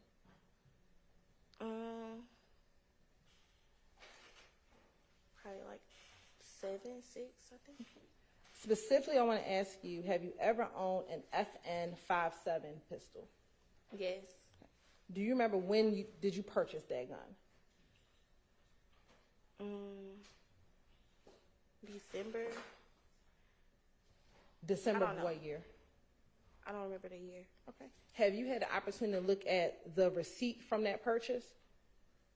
Earlier. Okay. Will looking at a copy of that receipt help refresh your memory as to what year and when you purchased that weapon? Yes. All right. Permission to approach, Your Honor? I'm going to show you what's been marked as State's Exhibit 425VV. Tell me, do you recognize 425VV? Yes. Okay. And let me ask, does that look like the receipt from when you purchased an FN57? Yes. And I see that you're flipping through it. Does that look like the application you filled out when you went to go purchase your weapon? Yes, ma'am. All right. And, Your Honor, this time the state would like to admit 425VV into evidence. All right, that's submitted. Looking at 425VV, what is the date of purchase? December 23rd, 2021. And do you see on that receipt a serial number? Or an SN number?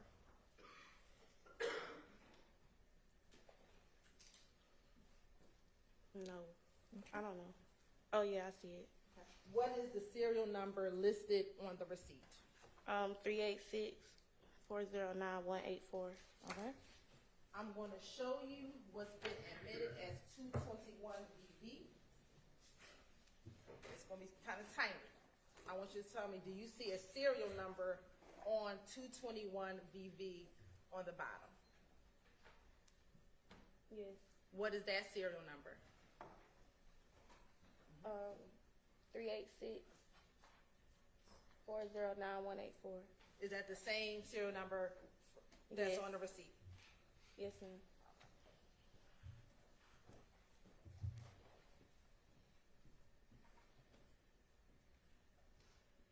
What color is that gun? I think it's all black.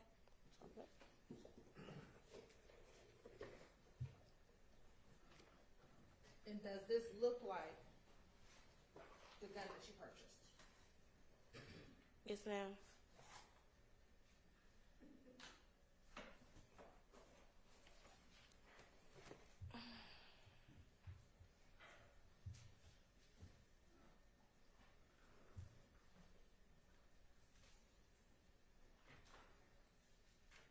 Have you, and back in March of 2022, did you allow Shannon to use that gun? No. Did you ever give that gun to Shannon? No.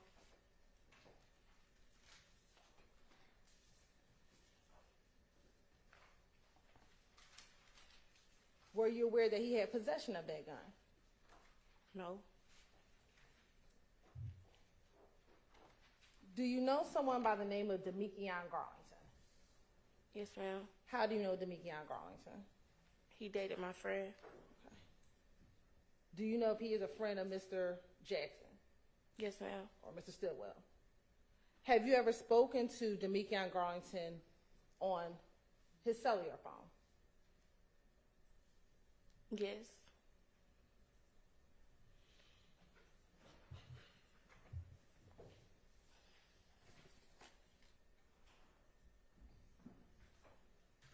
Have you ever spoken with Mr.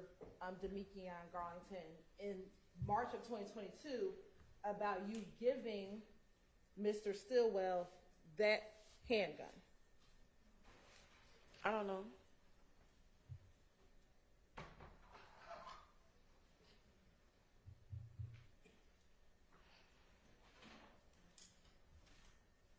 sorry, I didn't understand the answer. She said, I don't know. I don't know. You don't know if you've ever spoken with him? I spoke to him, but I don't know if I spoke to him about a gun.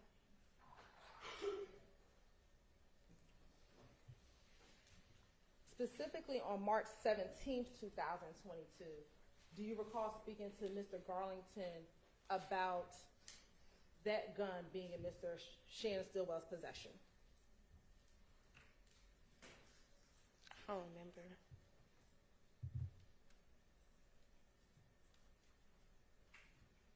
Do you remember ever speaking to Mr. Garlington about the fact that Mr. Stillwell had been arrested on March 17th, 2022? After Yes he or got no? it? Oh, I don't know. No. Or you don't remember? I don't remember. And in that call, do you remember telling Demekion Garlington that the gun he had would be a clean gun because you gave him that gun? No, I don't know. I don't remember.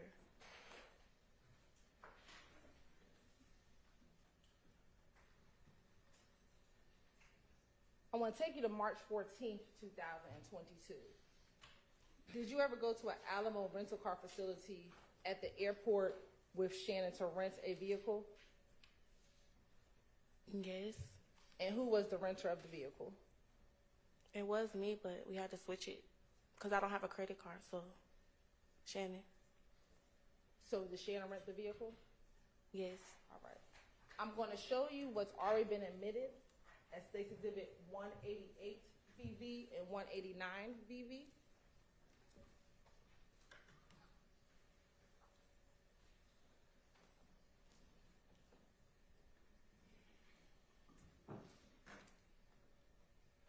First, looking at 188 VV, is that you inside of that vehicle?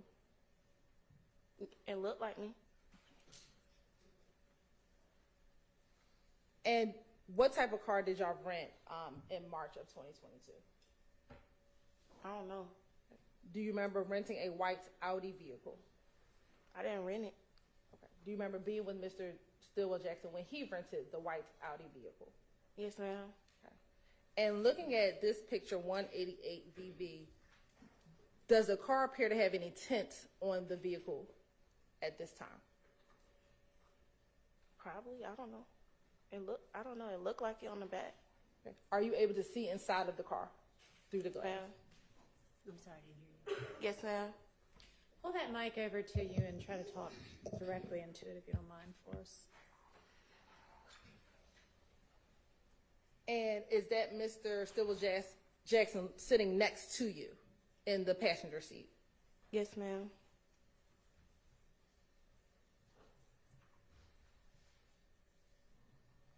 Now, in March of 2022, where were you living?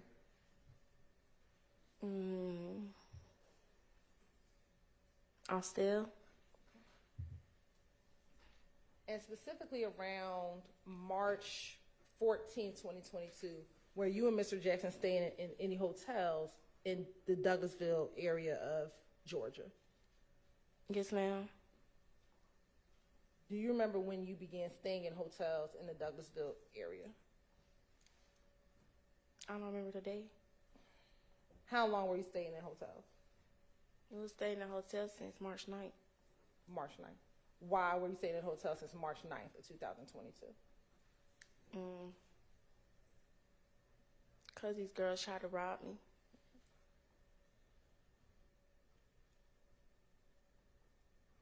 Did you know who these girls were? No, ma'am.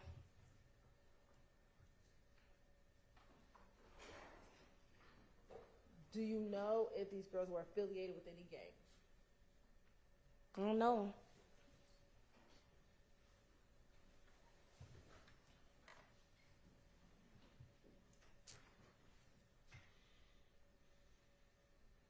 You said you started staying there on March 9th, 2022. Do you remember if you stayed at the hotels a week, 2 weeks, 3 weeks? Do you remember at all? It was like 3 hotels. It was.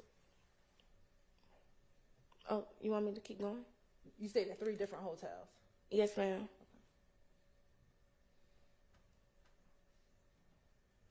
Over the course of how long? 1 week, 2 weeks, 3 weeks? Do you remember? It was probably like until he got locked up. On March 17th. Yes. Okay.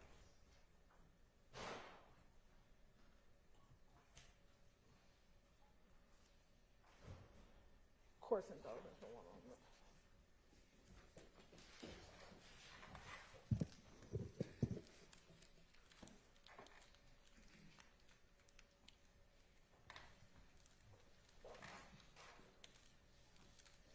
For Demekion Garlington, did you have a nickname that you called him?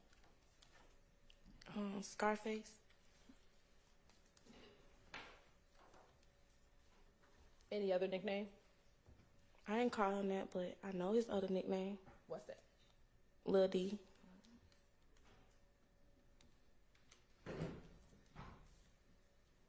And then Mr.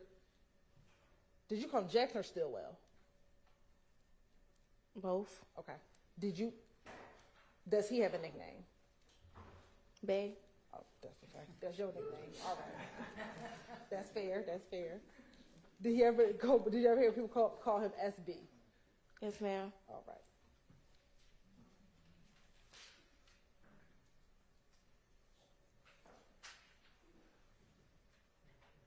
And in March of 2022, did you have a vehicle that you owned? Yes, ma'am.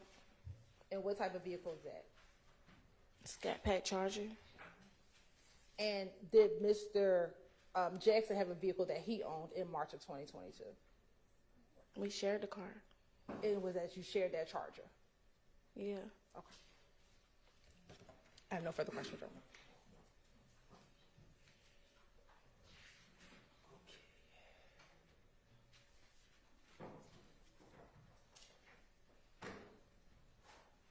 Miss Alexander, good afternoon. Hey, we've met before, right? Yes, sir. All right. So, let me start out with. I'm not trying to embarrass you, okay? Okay. In your relationship with Shannon from 2021 to when he was arrested, were there issues, thank you, with infidelity? Yes, ma'am. I'm sorry. My mom messed up. Yes, sir. Okay. 2 times. You said 2 times? Mm-hmm. Okay. And at some point throughout your relationship, had you gone through his phone? Yes. Okay. When you went through his phone, you were looking for other women that he was messing with, correct? Yes. Okay. And did he openly let you look at his phone? Or was he protective of his phone? He wasn't there when I looked in it. Okay. So he gave me the password. Let me ask you this. When he was arrested on March 17, 2022, did you have interest in looking at his phone to see what he had going on? No, I didn't have his phone. No, I didn't say did you have his phone. I know you didn't have his phone. Oh, did I want to? Yes. Oh, yes. Okay. So March 17, 2022, you want, one of the things you want to do is look at his phone. Yes. And what he has going on inside his phone. Yes, sir. All right. Cool. Now,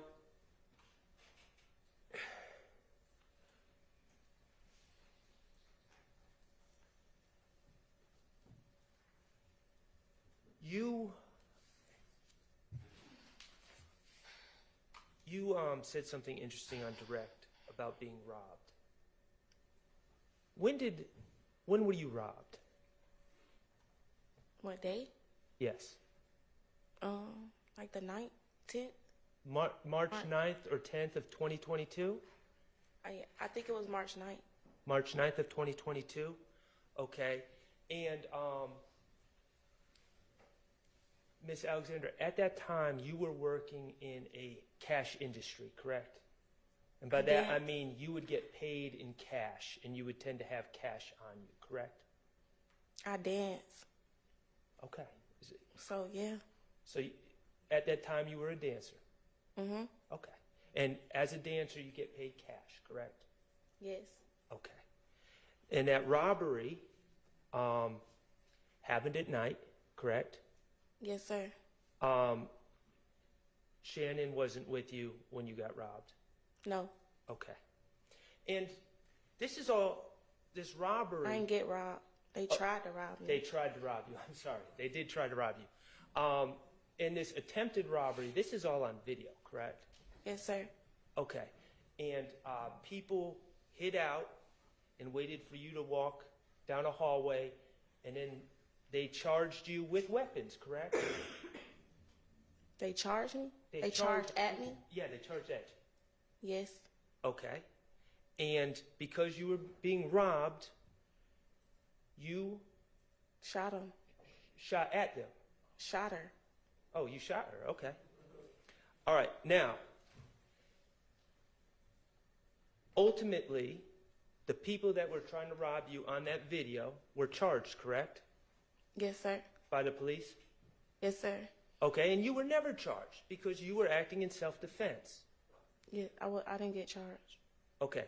But on March 9th of 2022, after someone tried to rob you and take your money from you, you became concerned for your safety, didn't you? Yes, sir. You became concerned that people were looking out for you, correct? Yeah, clearly. You were concerned that people were going to try to, for some reason, get revenge on you, even though all you were doing was defending yourself. Yes, sir. Okay. And beginning on March 9th, 2022, you started having concerns about people being able to know what kind of car you were driving, correct? Yes. And knowing where you lived, correct? Yes. And that was all stemming from the March 9th, 2022 incident, correct? Yes, sir. Okay. So, after the March 9th, 2022 incident, you certainly let Shannon know about what happened, right? Yeah. Okay. And you decided, even though you had a Scat Pack Charger, that's a fancy car, right? Yeah. Even though you, and that Scat Pack Charger had tinted windows, did it not? The worst tint you could get. The darkest tint you could get. Yeah. Okay, but even though you had that Scat Pack Charger with the tinted windows, you decided that you needed to get a rental, correct? Hell yeah. And you went and got a rental shortly after March 9th, 2022, correct? Yeah, like, I don't know if it was the next day. I can't remember. Okay, and do you remember where you got your rental from? On Thornton Road, but I think it was Enterprise. Okay.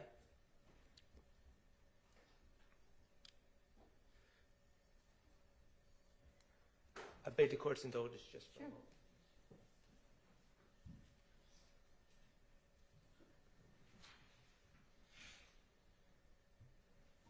And what kind of car did you get, if you recall? It was like a SUV or something. I don't remember it. I don't know. And that was to switch it up in case someone from the March 9th incident was coming to harm you. Yes, sir. All right. And that's also why you got a hotel room, correct? Yeah. Okay. Now, around this time, well, actually a couple of days later, Shannon also got a rental, correct? Yes, sir. And he walked right into the store with you, and you guys dealt with the cashier, and he gave over his ID and his payment, correct? Yes. Okay.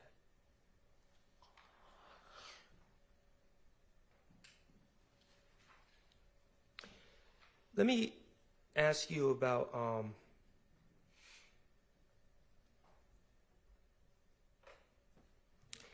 let me ask you about your Scat Pat. Even to this day,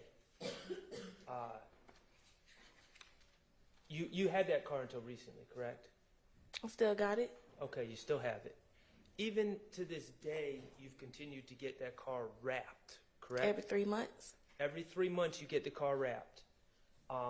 What is wrapping a car? The car color orange, but I keep switching it up. Okay. Keep getting a different color. And why do you keep getting a different color? Cause I don't know who them girls was. Right. So even to this day, you keep switching the colors of your car that you own. Yeah. Just to keep yourself safe. Yes, sir. And you got those windows tinted to keep yourself safe. Yeah. Okay. Now, let me ask you about tint. You've gotten tint on cars before. Every car I get. Okay. When you go and get tint, and when they install the tint, do they tell you not to roll down your window for 24 to 48 hours? Yes. Okay. And if you roll down your window within that time, it can cause the tint to be damaged or bubble up, correct? Yes. Okay. So if you were to get tint on, say, March 14th of 2022, that tint, those windows are not to be rolled down in order to protect the tint, correct? Yes. And if they are rolled down, you could see bubbling in the tint, correct? Yes, sir. Okay. One last thing, Ms. Alexander, and I appreciate you being here. I'm going to take you back to March 14th of 2022. Do you remember early in the morning of March 15th reaching out to Shannon to tell him about news that you had learned about a shooting in Mechanicsville? Yes. Okay. And did you reach out to tell Mr. Stillwell about that shooting, or did Mr. Stillwell reach out to tell you about that shooting? I told him. Okay. And tell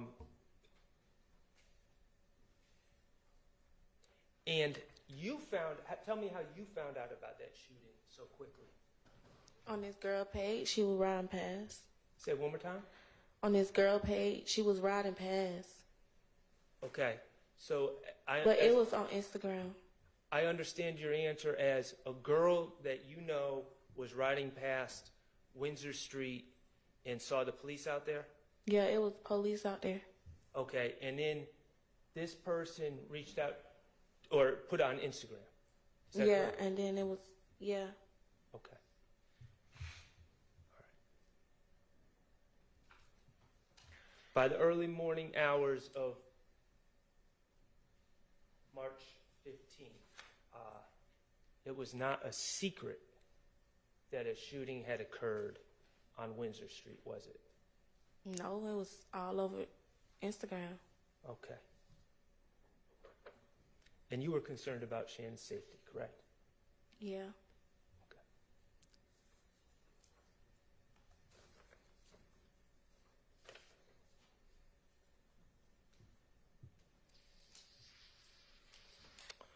I have no further questions. Thank you. Redirect.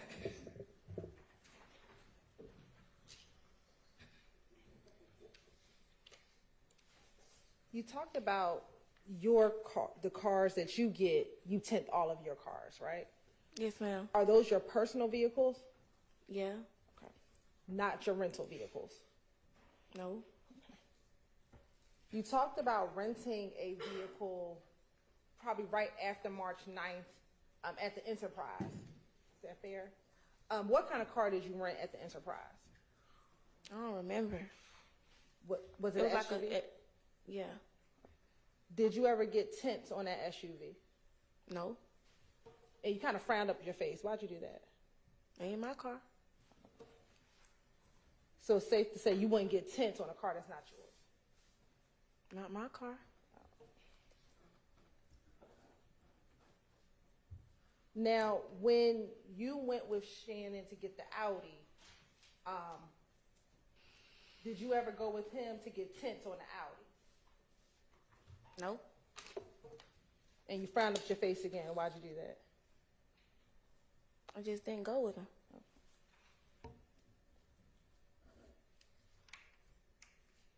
Now, when the Audi was rented, was that for you to drive, for Shannon to drive? What was the purpose of renting the Audi? It was really for both of us because I was returning my car. And when you say you returning your car, is that SUV? Yeah, I was supposed to get the rental car. Did Shannon ever tell you that he was going to get tints put on the Audi? I don't remember.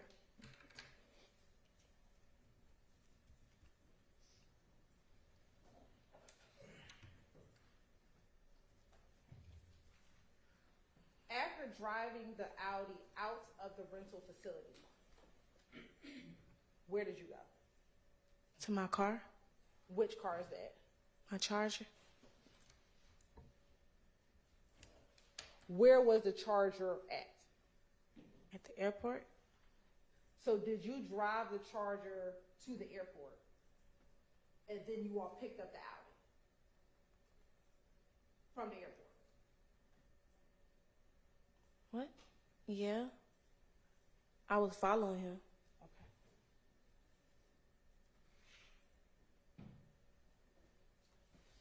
If you were in your Charger, before you get to the airport, if you're in the Charger, what car was Mr.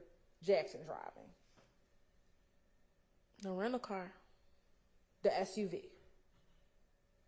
We was going to return it, but we didn't know if we could get a car, so we didn't want to be stranded there. We couldn't get it. Okay. So you take the SUV and return the SUV to the Enterprise at the airport, and then you go to the Alamo to go rent the Audi. At the airport. At the airport. All right. Once you drive out of the airport rental facility in the Audi, and you get back into your Charger, do you ever drive that Audi again?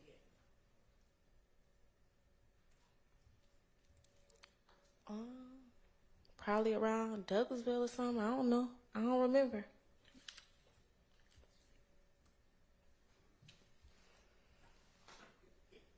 The robbery that happened on March 9th, where did that occur? Mechanicsville.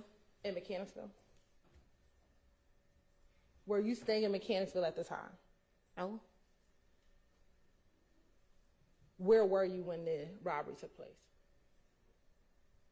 Where were you? In the stairway. Of where? An apartment, a house? Apartment. Whose apartment? My friend.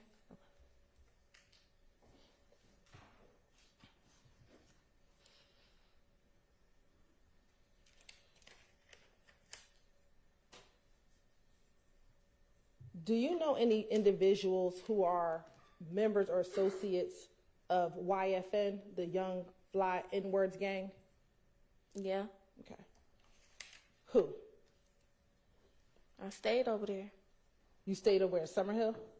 Yeah. When did you stay in Summerhill? Since 2018.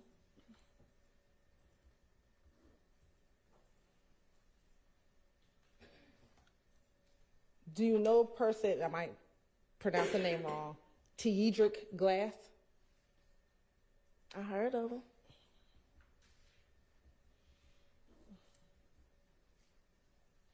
Have you ever met him? Have you ever met him? We had something going on. Did that mean y'all kind of dated or something like that at one point? All right. Now, Mr. Sharp asked you about notifying Mr. Stillwell about the shooting in Mechanicsville on March 14th, or the early morning hours on March 15th. Do you remember him asking you about that? Yeah. Okay.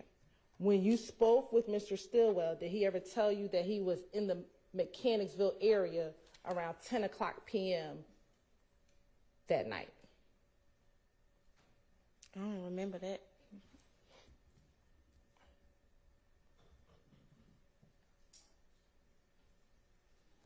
Did he ever tell you that that night he was at the BP gas station at around 10 o'clock p.m., the BP gas station in Mechanicsville? No.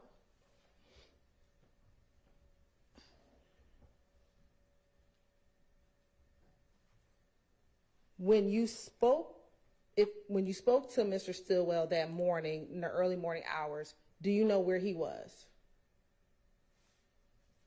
Studio? Do you know where the studio is? No. Do you know if he was with anyone? No. Let me ask you, do you know if he was with Demekion Garlington at all the day on March 14, 2022? No. Court's indulgence for a moment.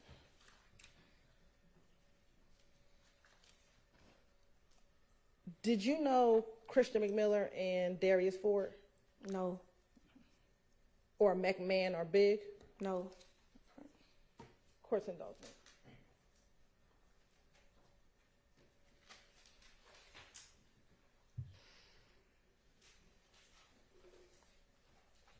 Mr. Shar asked you about when you get tinted windows, you can't roll down the windows. Do you remember him asking you that? Yes. Does that prevent you from opening up the door? No. So you can still open up the door even though you have tints on the window? Yeah. Okay. I have no further questions. Recalls. Just a couple questions. Ms. Alexander, you indicated, I think, that Mr. Stillwell was in the studio in the early morning hours of March 15, 2022, correct? That's like 2, 3 in the morning? Yes. Yeah. Okay. And in your experience dating Mr. Stillwell was trying to start a rap career. Isn't that fair? He was making a song about me. He was making songs about you? Yeah. Okay. I'm sure they were lovely. So how many days a week or nights a week would you say Every day. he was in the studio? Every day. Okay. All right. Thank you. No further questions. All right. Thank you for your time, Ms. Alexander. You are excused. Did y'all see you have one more witness? And if so, is it somebody really short or? 15, 20 minutes. How do we feel, jury? We want to use the bathroom. Do we then want to break for the day or come back and knock out another witness? Break for the day. All right. I'm with you there. Okay. All right. We'll see y'all at 9 in the morning. Thank you.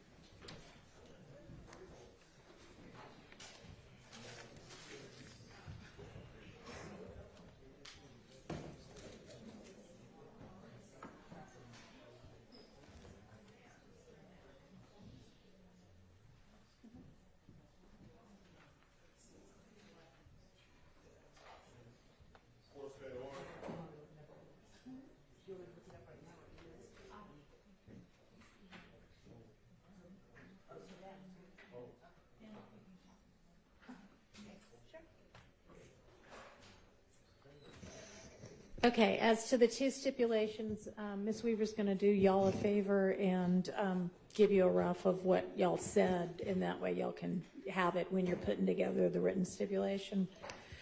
Okay, I know we didn't get around to dealing with the potential limiting instruction and sorting out what all came in the way of guilty pleas, so why don't we all plan to be here at 8:30 in the morning, and we'll try to get through all of that. Is there anything else anybody needs to put on the record before we break for the night? All right. Thanks. See y'all at 8:30.